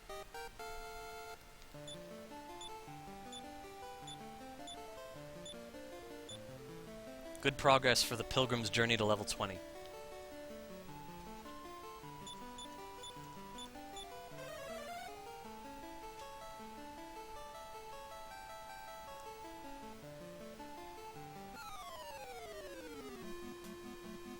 Wyverns are very helpful and very safe as well.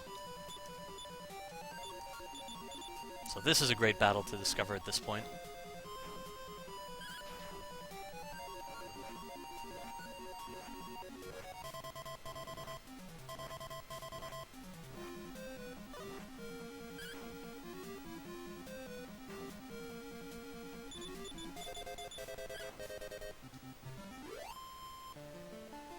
This one's worth even more than the last one.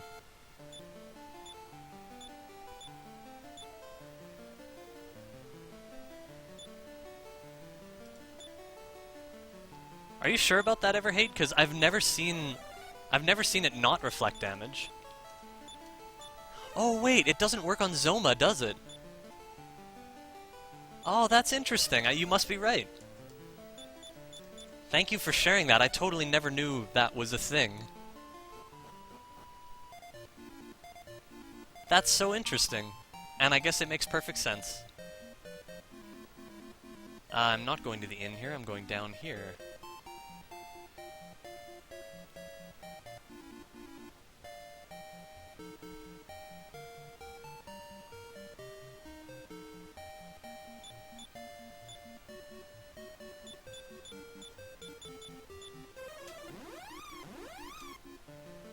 Okay, I'm gonna stay at the inn just to make sure I'm safe here.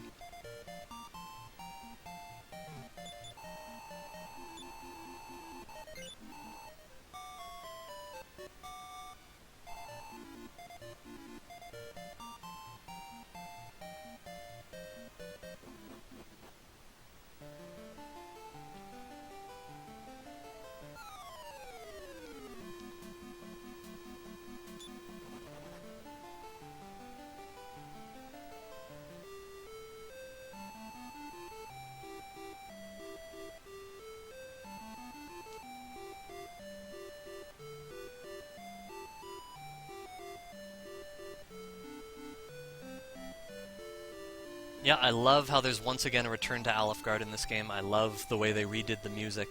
I think it's superb, especially as an endgame land for this game. Fantastic little remix, or whatever word you want to call it. Now, 3 Kragaklees, this is the worst battle I can run into in the water.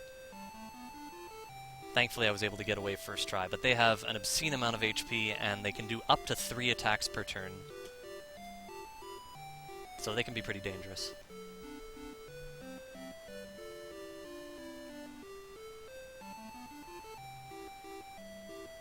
There's the Tower of Rubus. I have manipulated my way through the Tower of Rubus, but I won't be doing that now because I'm a little short on experience that I missed out on from the cave, the Necrogond.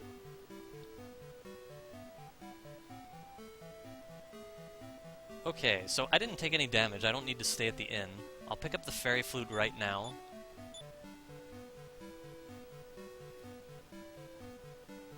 Fairy Flute is used for something entirely different in this game. Golem doesn't exist yet.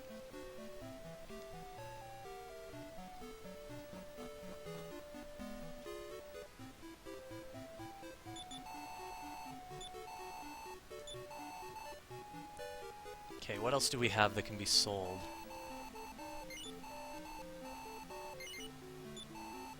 Pretty sure I have to sell the Thunder Sword this time. Let me just make sure I have enough if I do this. Yeah, I should have enough. This should be okay. Whoops. We need to sell the Staff of Thunder, which is a shame. I like having it, but... There, we have enough money. How many wings do we have? I think I need to buy 1 more for my purposes. So we'll just pick that up right now.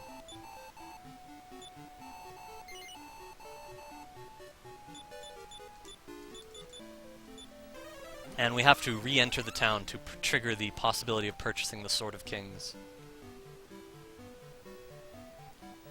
Very glad I didn't have any gold issue there. Sometimes I do.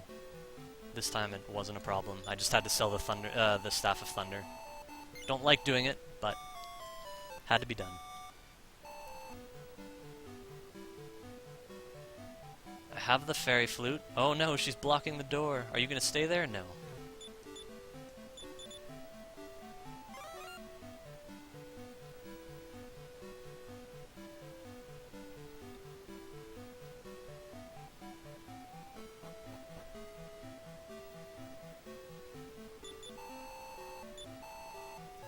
There's the Sword of Kings, the most powerful sword in the game for the hero. Well, I don't know, there might be like a cursed sword or something that's more powerful, but I wouldn't use one of those. Oh, actually we can wing out of here, that's the purpose of this extra wing.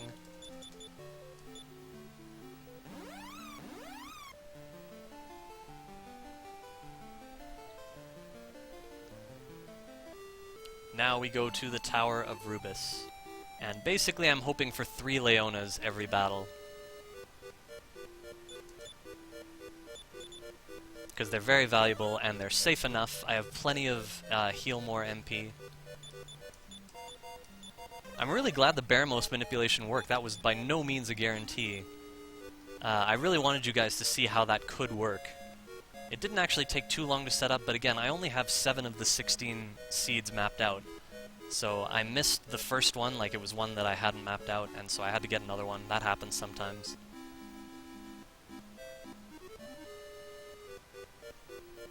But yeah, I'm really glad you guys got to see that. Surprising lack of encounters right now. I mean, the encounter rate is low in this tower, but usually I've encountered quite a few battles by now.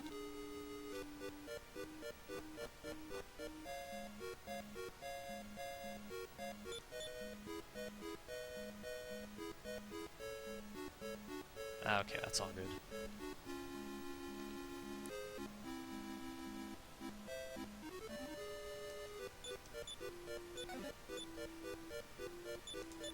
Armor of Radiance is for the hero, and we'll equip it right away.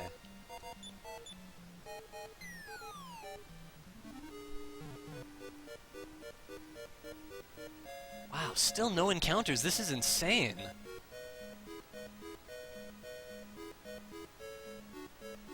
Like, at this rate, I'll actually save time by not setting up a manipulation. And that's just crazy. So let's see. How do I want to do this? You have to cast Stop Spell. That's important. Let's see if we can take out the Leona first round. Okay, we got Stop Spell up. The hero was not one of the characters put to sleep.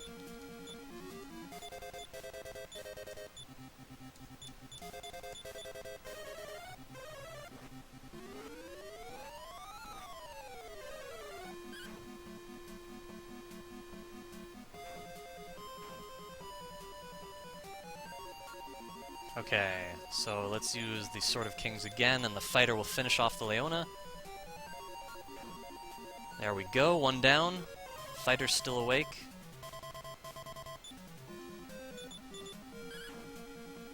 One to go. So again, this is just a really nice, valuable battle for experience. And everyone's gonna get the benefit.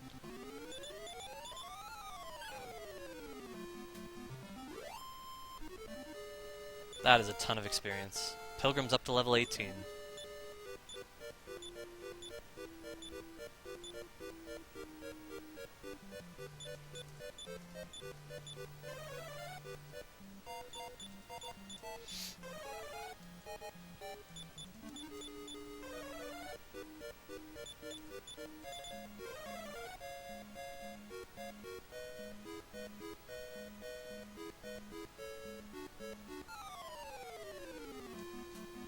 This again, wow.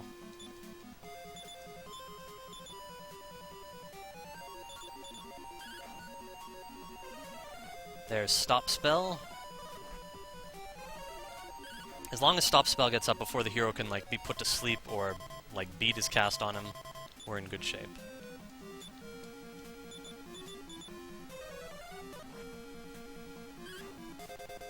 Very worth it to get this chunk of experience out of this battle. One down.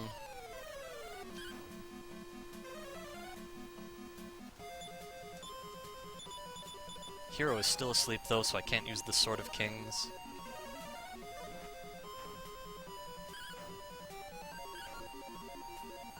Oops. Let's parry first just in case. Hero is still asleep. There he is. Welcome back, Hero. And I'm not going to bother parrying this time.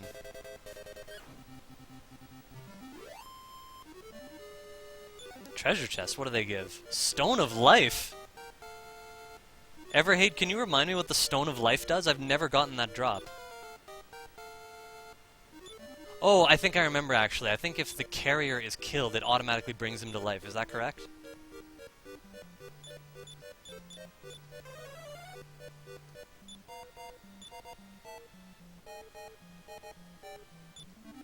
If that's the case, I'm going to give it to the hero and let him keep it.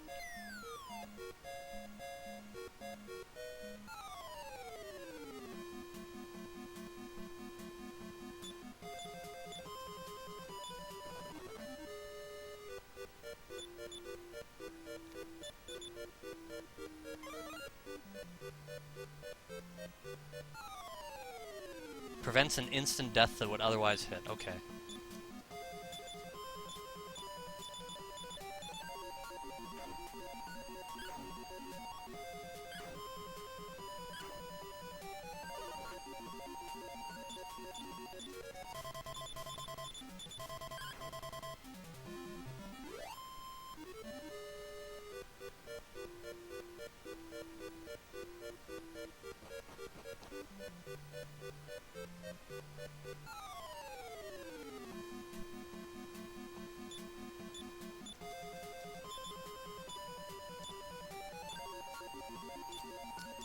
Let's do this way. Finish off the one on the right first. Oh wow, it actually got to act first before I killed it. Leonas have decent agility, no question about it. So for that reason, I will parry before I act here, even though it's just going to be one more swipe, I think. Pilgrim's already up to level 19. Such great chunks of experience from here. Everhate is exactly correct. All the extra manipulation I did on top of the normal manipulation that all speedrunners have adopted as a standard essentially saves at like about an additional 10 minutes. And it was literally over 100 hours, probably about 200 hours.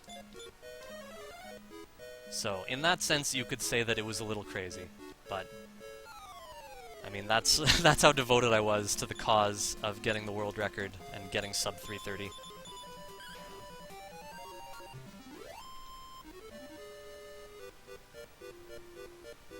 I had done Dragon Warrior 1, 2, and 4 before I got to Dragon Warrior 3, so I wanted it all the more at that point.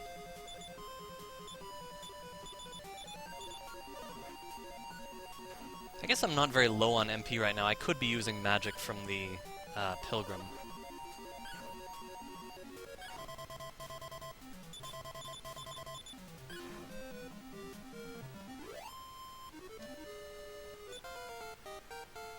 Oh yeah, that's true. Yeah, it doesn't take long to set up a Bomb Crag fight and to at least find a Metal Slime battle with 2 or 3 Metal Slimes.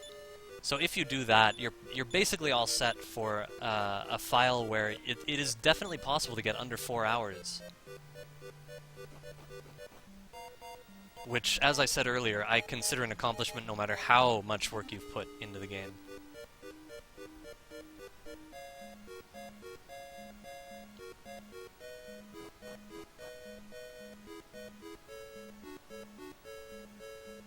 So yeah, I would recommend this game in terms of speedrunning for everyone who loves speedrunning RPGs.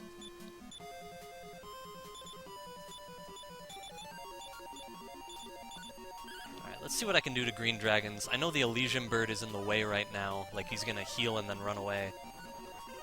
But I'm still gonna try this out.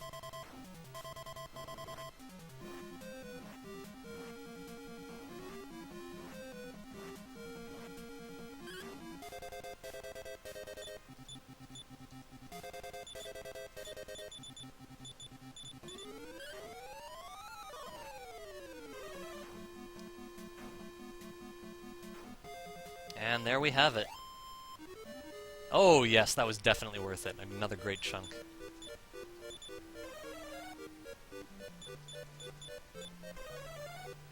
This is the last floor, by the way. I can't believe how quickly I got through this tower. Such a small amount of encounters, and the ones I did get were super valuable.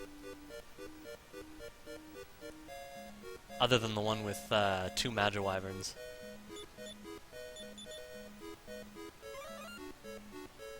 So this is what the Fairy Flute is used for. To awaken Rubus.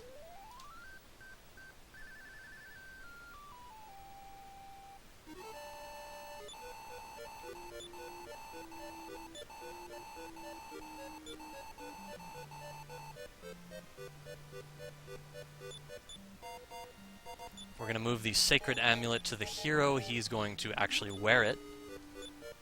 I forget exactly what that does, but it's something good. It's not entirely necessary, but I could make the same arguments about the Dragon's Banes in Dragon Warrior 2 not being entirely necessary, but we get them anyway.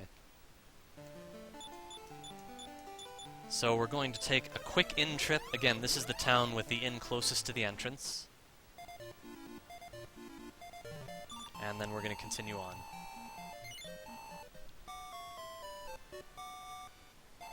Plus 50 luck, that's neat. Thank you again, Everhate. Everhate knows, I believe he knows more about Dragon Warrior 2, 3, and 4 than anyone else in the world. So it's always nice to hear from his body of expertise.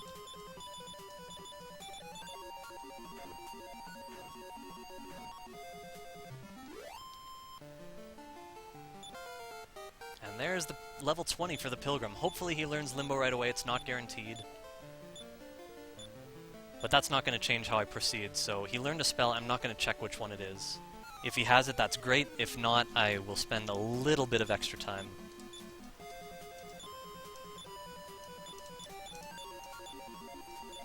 On the Granite Titans.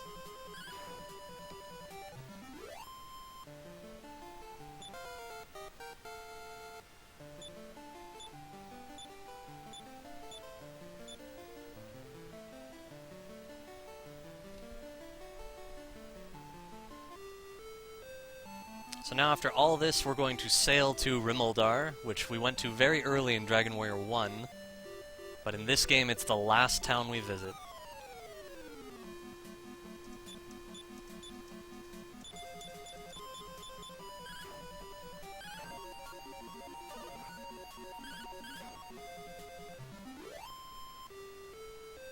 Still trying to get some extra chunks of experience on the way. Every level is potentially very helpful. HP gains are large at these levels, typically. And they're not fixed, so anything could happen. But I don't really want to fight even one Kragacles with something else in the battle I don't really want to fight. Probably take too long to be worth it.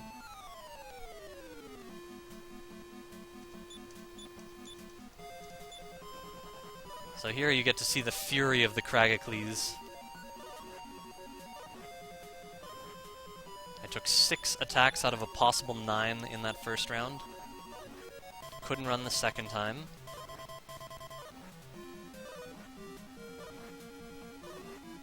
I think that was 7 attacks this time. Hopefully I can run the third time. Yes.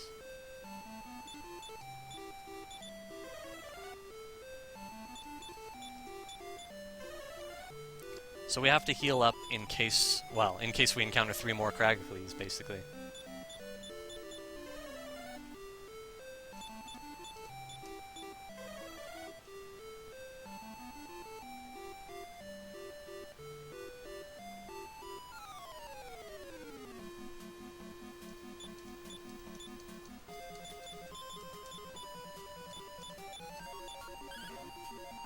Make sure we take out the Hologhost first before it can cast any dangerous spells.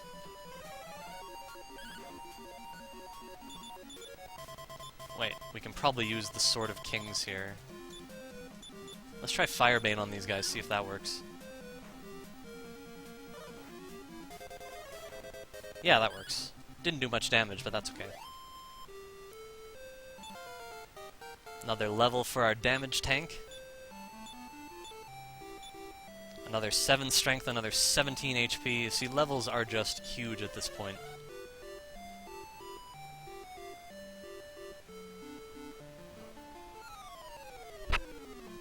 Now, wouldn't it be something if I were able to kill a Metal Babel, but ultimately they just seem to run, like, right away every single time. This one did not run, but I also didn't hit him for any damage, so I really doubt I'm... Wow! The fighter gets the critical. Look at this. This is a huge boon. Some extra safety levels here. Very nice to see. Almost certainly everyone's going to get at least 1 level here. Another huge HP gain for the soldier. Pilgrim goes to level 21.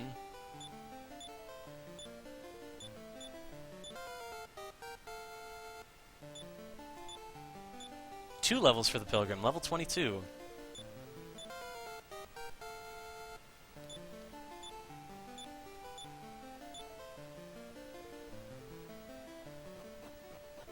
What a nice encounter that was. This is where we get the Staff of Rain. We've already gotten the Stones of Sunlight, in this game called the Stone of Sunlight.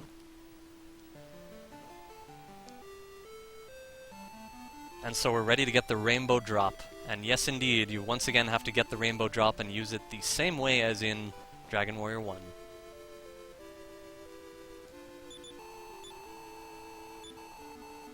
In this game, I think the Sacred Amulet is the equivalent of Edric's Token. So you have to have that as well before you get the Rainbow Drop.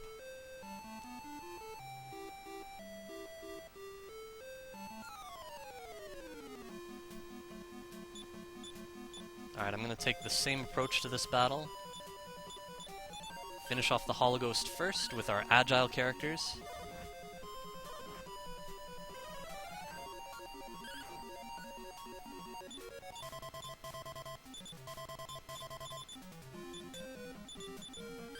And this is, like, the time is really interesting right now. If everything works out and I'm able to beat Zoma first try, it's going to be really close to a 4-hour run. So there could be a little crunch time to try and get under 4 hours. It's going to depend on a few things that happen. We'll just wait and see.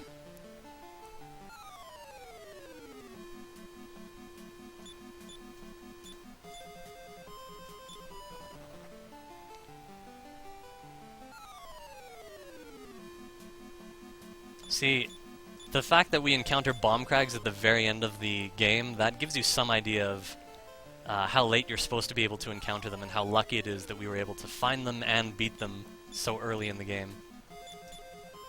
Oops. Stop spell. Oh, the Vile Shadow already acted. So this battle is basically over. The Wyvern's gonna be killed here, and then Stop Spell. Always works on Vile Shadows.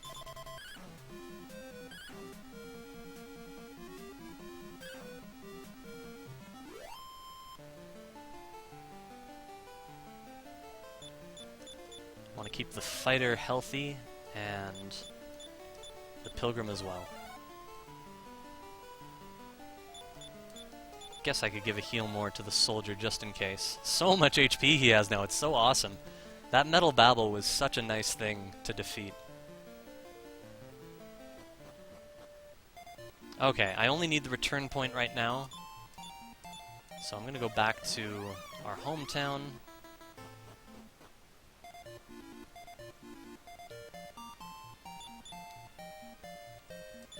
Okay, Leaf, Fairy Flute,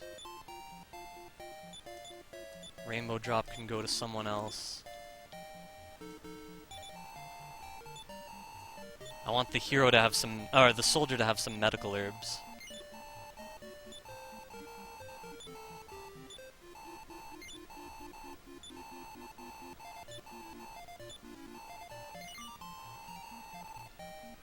The fighter will never use them. The hero has the Stone of Life now.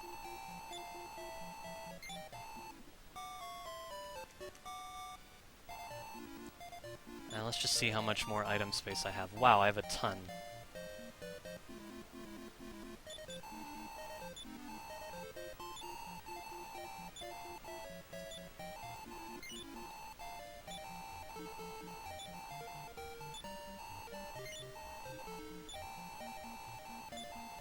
So we'll get a few extra herbs, we'll shuffle them around later. Whoops. And I know I can drop the Hero's Armor of Terra Firma. That's something we don't need anymore. Oh, they won't let me throw it away? That's silly. Alright, I won't bother then.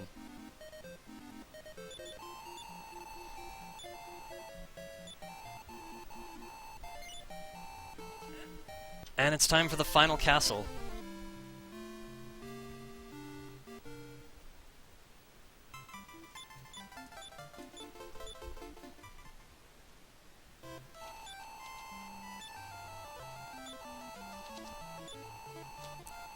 And again, I just need 1 second to make sure I'm on the right data here.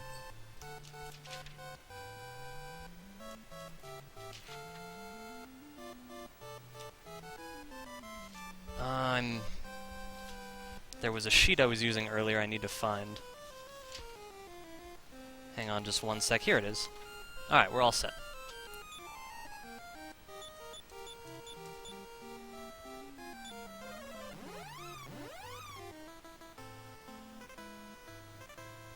Oh, wait a second.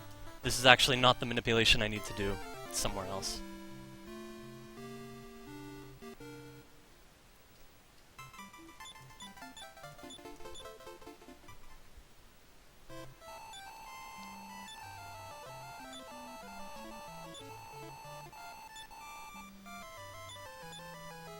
So we use a wing to go to Remulder.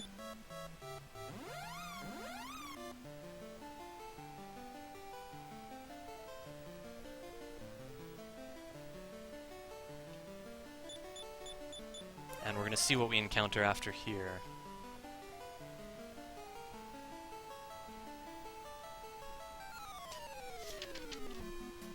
Three Goopies and 2 Wyverns.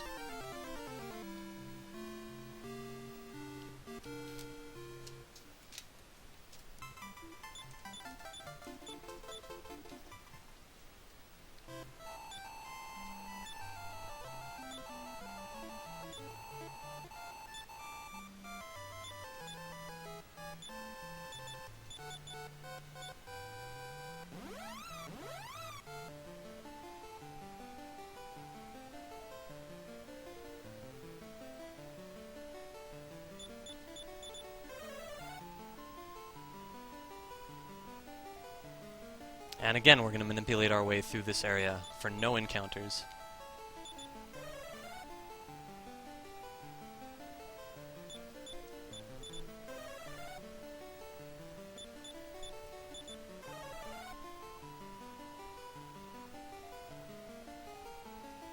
This is where we use the rainbow drop.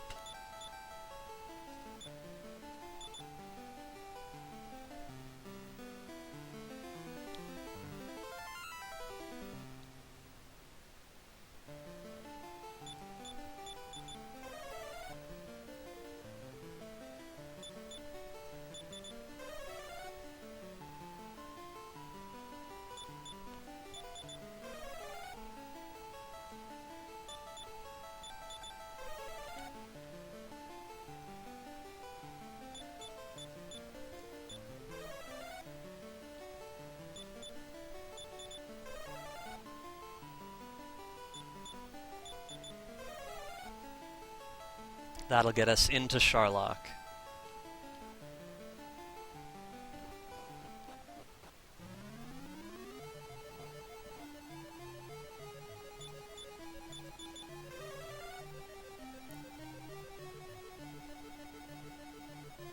And then right here.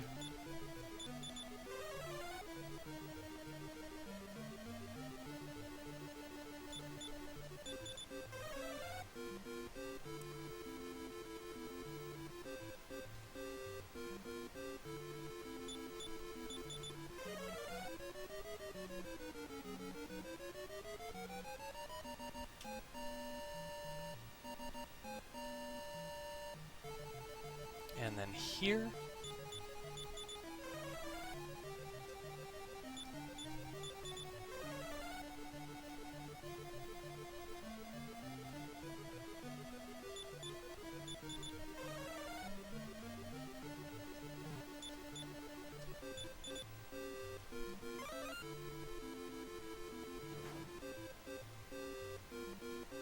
Okay, here, and then I think here is where I want to heal.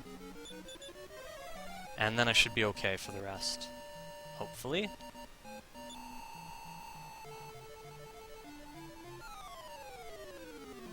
And now it's time to find out if we have Limbo. And we do! So that's awesome. Didn't work this time, but both the Granite Titans are asleep right now. I still parry because sometimes they attack twice. And we might as well try Limbo again.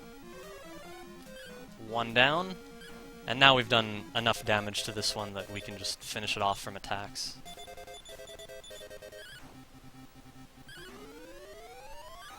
So the downside of manipulating your way into here, if you have the intention of manipulating the next section, is that we're actually encountering battles here. And as I mentioned before, battles, the outcome of any battle will drastically affect the outcome of the rest of the game. So before we manipulate the rest of the game, we need to exit and re-enter. And it turns out that it will save time to do so. We have to fight 3 pairs of Granite Titans. This is the second pair.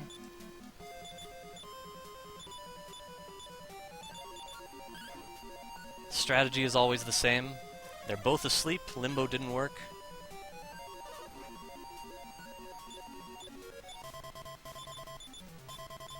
I'm not going to bother with sleep this time because only one woke up and we're about to Limbo one, hopefully. Yep, we got him.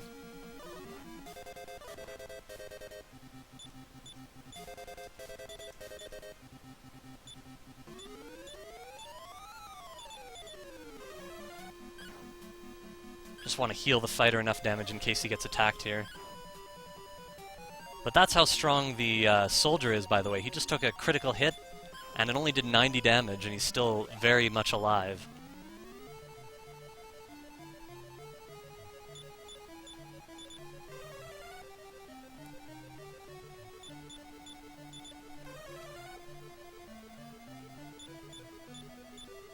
Okay, time for the final pair of Granite Titans.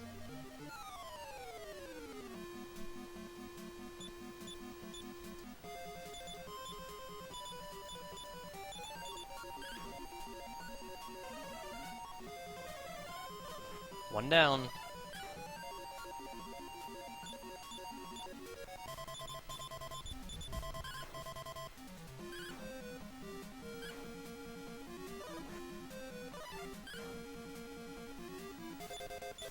And we should get him this round.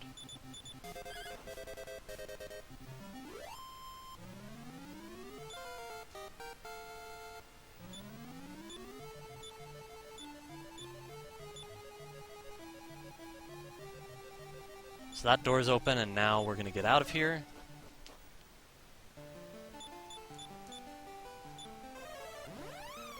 Have to refill our magic, very important.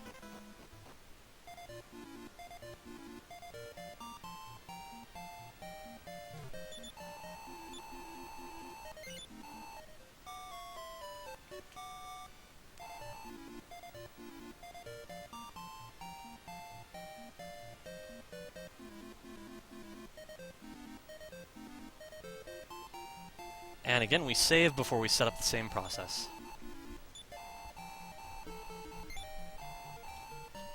My reset button wasn't working there for a second.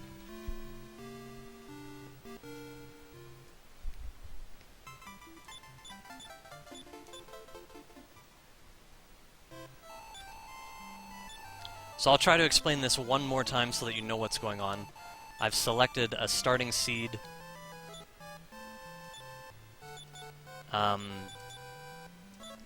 But in any seed, the only thing that's guaranteed is the first battle. After that, there are 16 possible paths. So I use this moment to skip the first battle, which I'm going to do right here with a heal spell.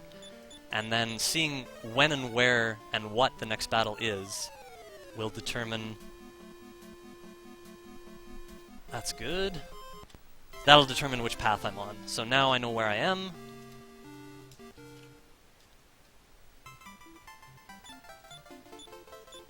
And we can proceed.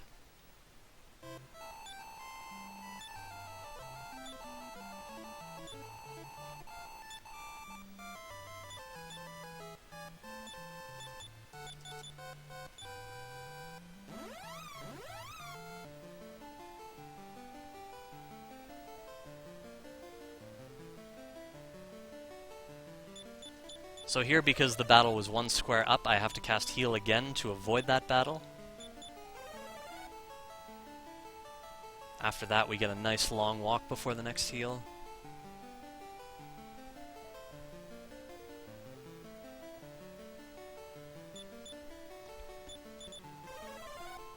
And then a bunch of short hops here.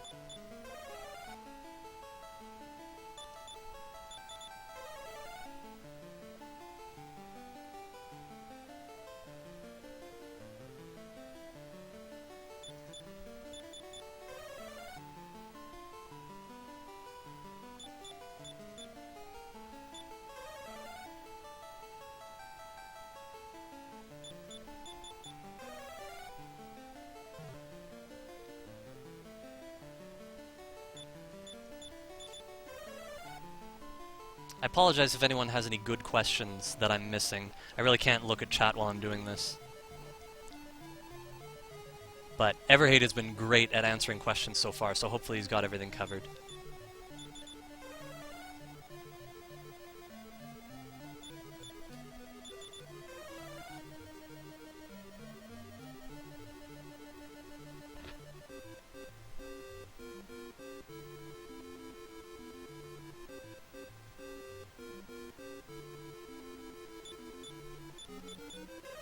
Oh yeah, that's very important, by the way. All the gameplay I'm actually doing is all on one file. The other files just exist to set up predetermined seeds of information. But all the gameplay is on one single file.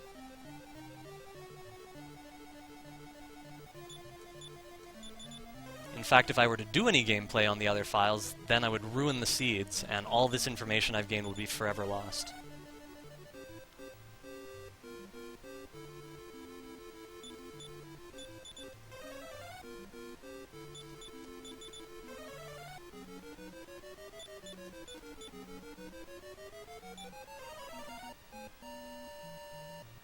Okay, the stairs, I believe, are on this square. Same idea as Dragon Warrior 1.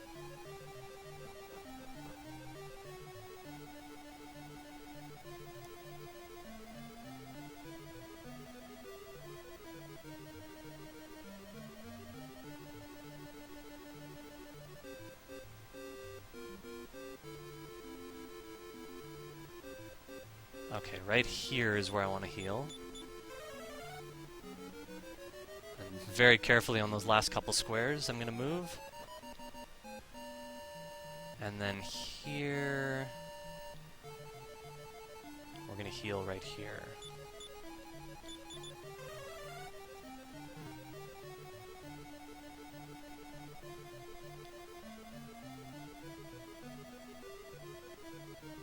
Nice long walk here.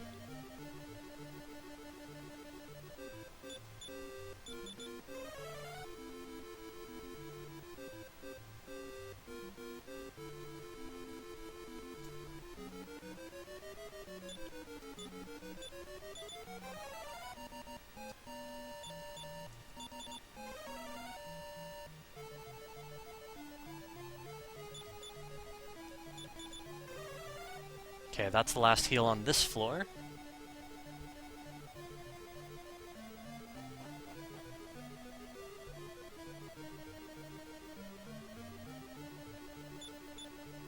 Again, the final key is not needed anywhere here.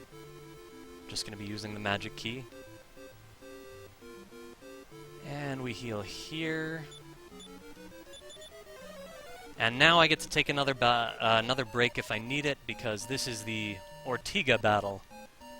So I think I'll just get a glass of water and I'll come right back.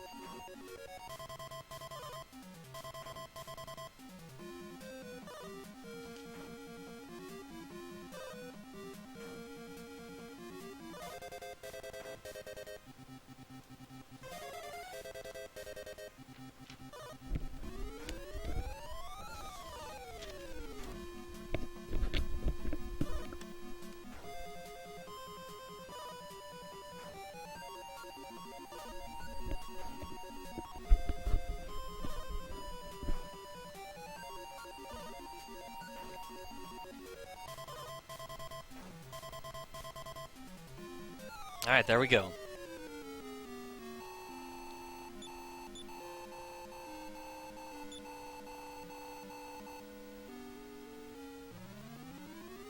So that battle is always different, unless you've manipulated your way to it.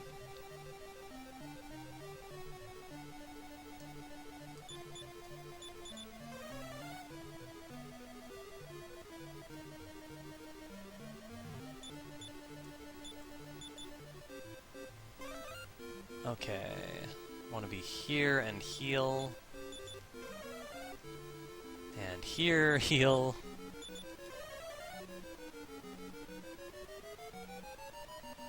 I think we want the hero to pick up this thing, so... hang on, who has space? There we go. The armor will move over. And what is this? Leaf of World Tree. Yeah, that's what we want.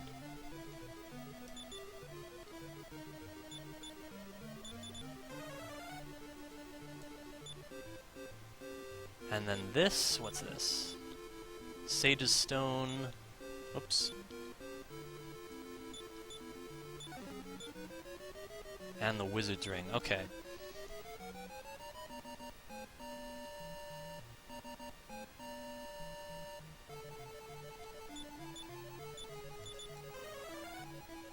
Two more heals to go.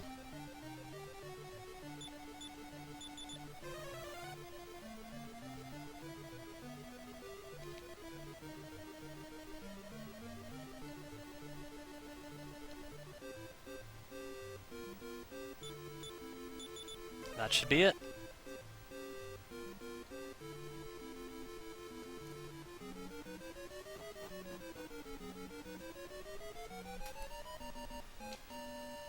Okay, so we need to change our order again. And we're going to want the meteorite armband on the pilgrim now.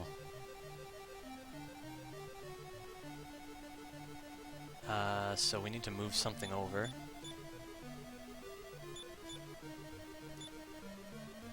There's the meteorite armband. Put it on. Everyone's in good health. We can use the wizard's ring at least once now. Didn't break, that's good. And I think we're ready to just jump into this.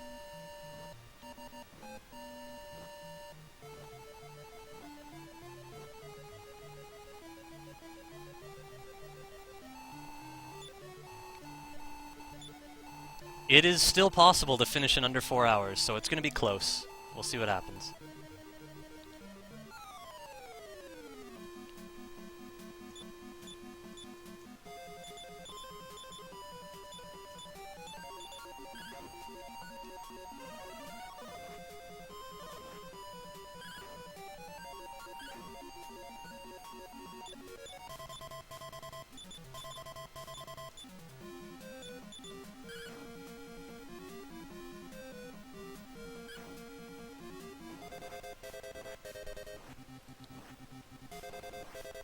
World record is just under 3 hours 28 minutes.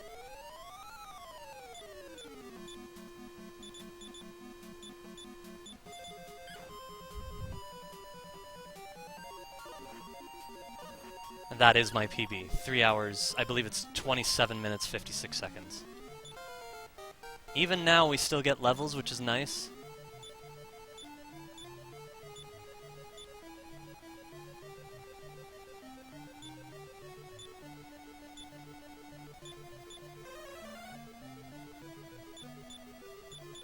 Want to make sure everyone's on full HP here.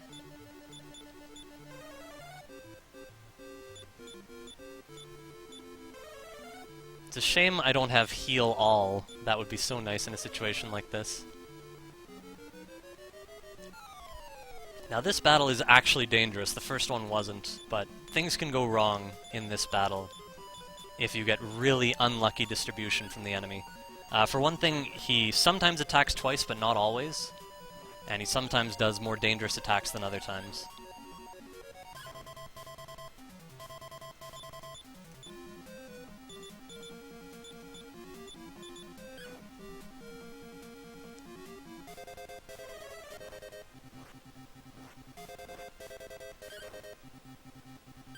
This is going pretty well so far, though.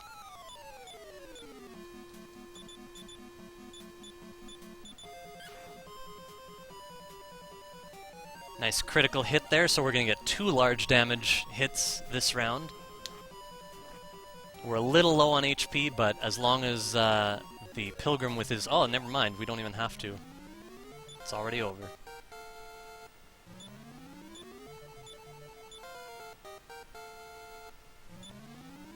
Hello. Hello. Hello, this is high spirits. I've added in here in preparation for your inevitable victory, right? Right. Certain victory. Such certainty, because I always win at Dragon Warriors in marathons. We know this.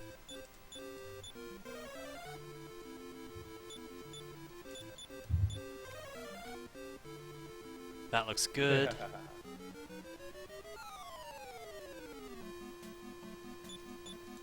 Everyone wins, or no one wins when it comes to Dragon Warrior. I forgot which one it is. Yeah, I was referring to, well, this marathon in particular, where was unable to beat the Dragon Lord 4 times in a row. Well, I only got to him once. He had 1 HP left over, and then 3 times in a row, I think it was Armored Knights that stopped me every time. That was unfortunate.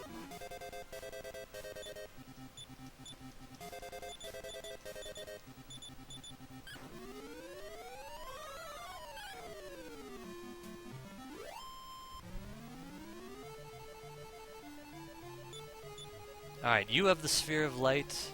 You need the Sage's Stone. That's very important. You also have a leaf. You have, well, Wizard's Ring. And the armband, that's very important. And the hero should have a leaf as well. He does. So we're just going to keep using this wizard's ring.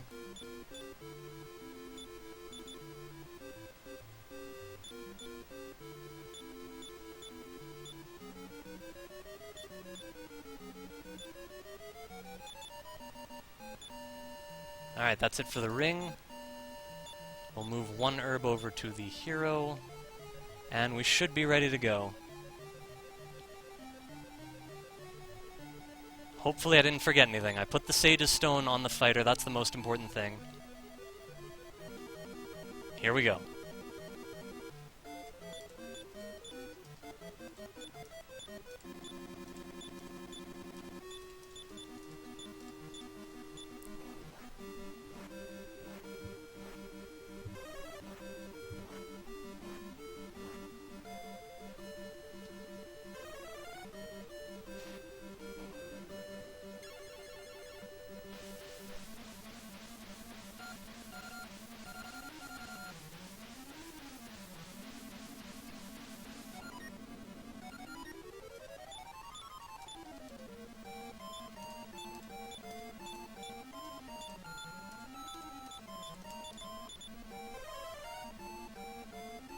We are hoping he doesn't use freezing waves here. At least the hero got his attack in first. That's good. Nice damage from the medical herb there.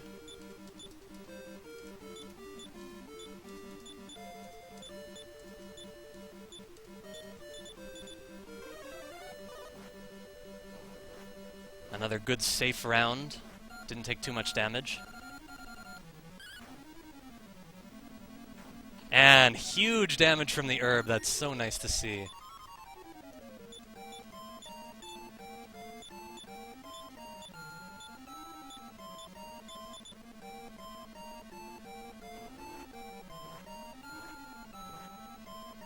Ah, he did another freezing wave. I do have by-kill and another huge herb. That's such good progress.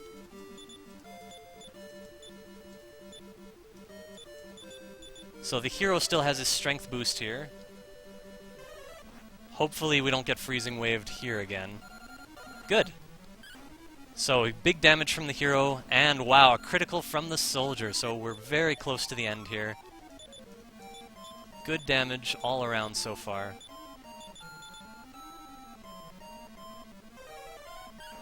Nice damage there. Yes, it's over. That was a lightning fast Zoma fight.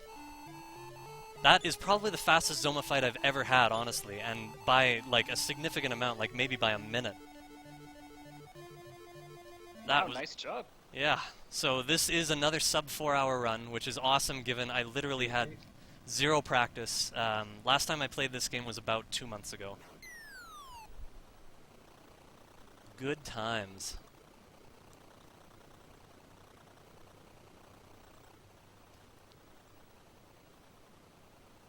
So we still have to walk out. I guess I'll get the timer ready on my end.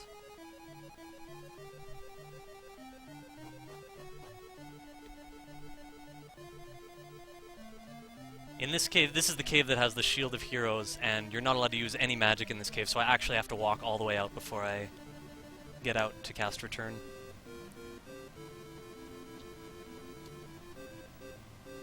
I wanted to change the method of timing when I got the world record, but I also didn't want to divide the community or cause any confusion between runners.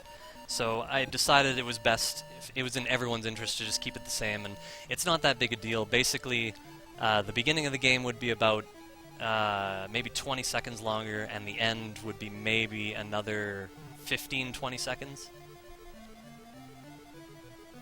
But as long as everyone's timing is the same, it doesn't matter.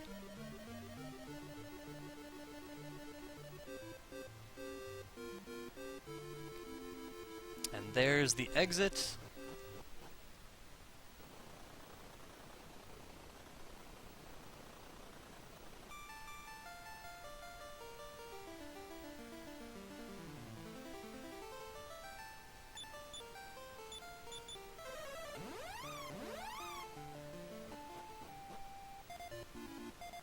Finally, there is daylight in Alfgard.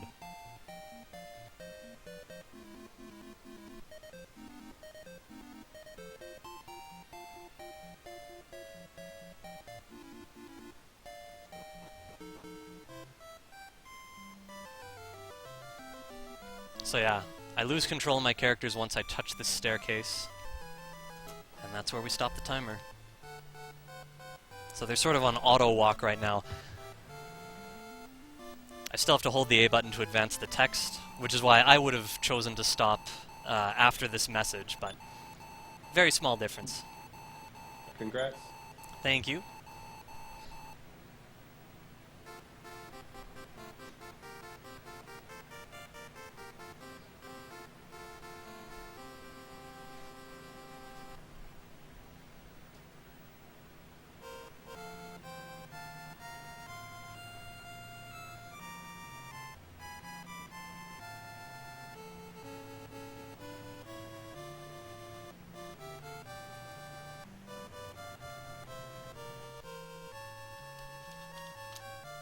There it is. That is the official time for our Dragon Warrior 3 run. We're setting up for Dragon Warrior 4 next. We've got high spirits. We'll be getting in on the Dragon Warrior fun, and it's going to be a long race with NES cardinality.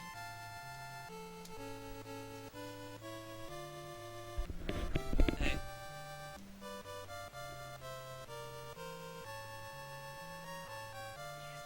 Yeah. Good.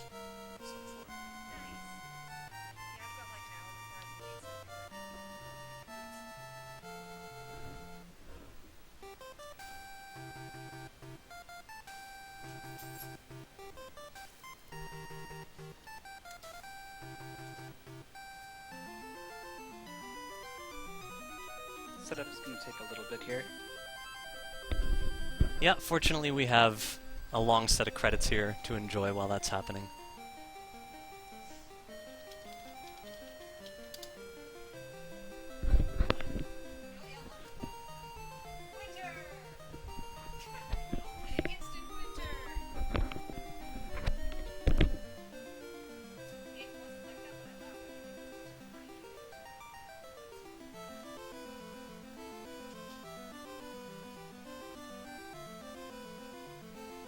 I think we've been off and on the front page for a while, so if you've just joined us, this is the Best of NES 2015 marathon of speedruns from top runners of NES games. We've been going all Halloween weekend, and we'll be going all today too.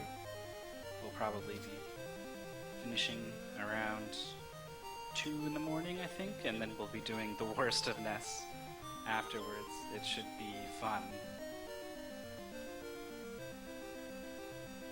In quotation marks.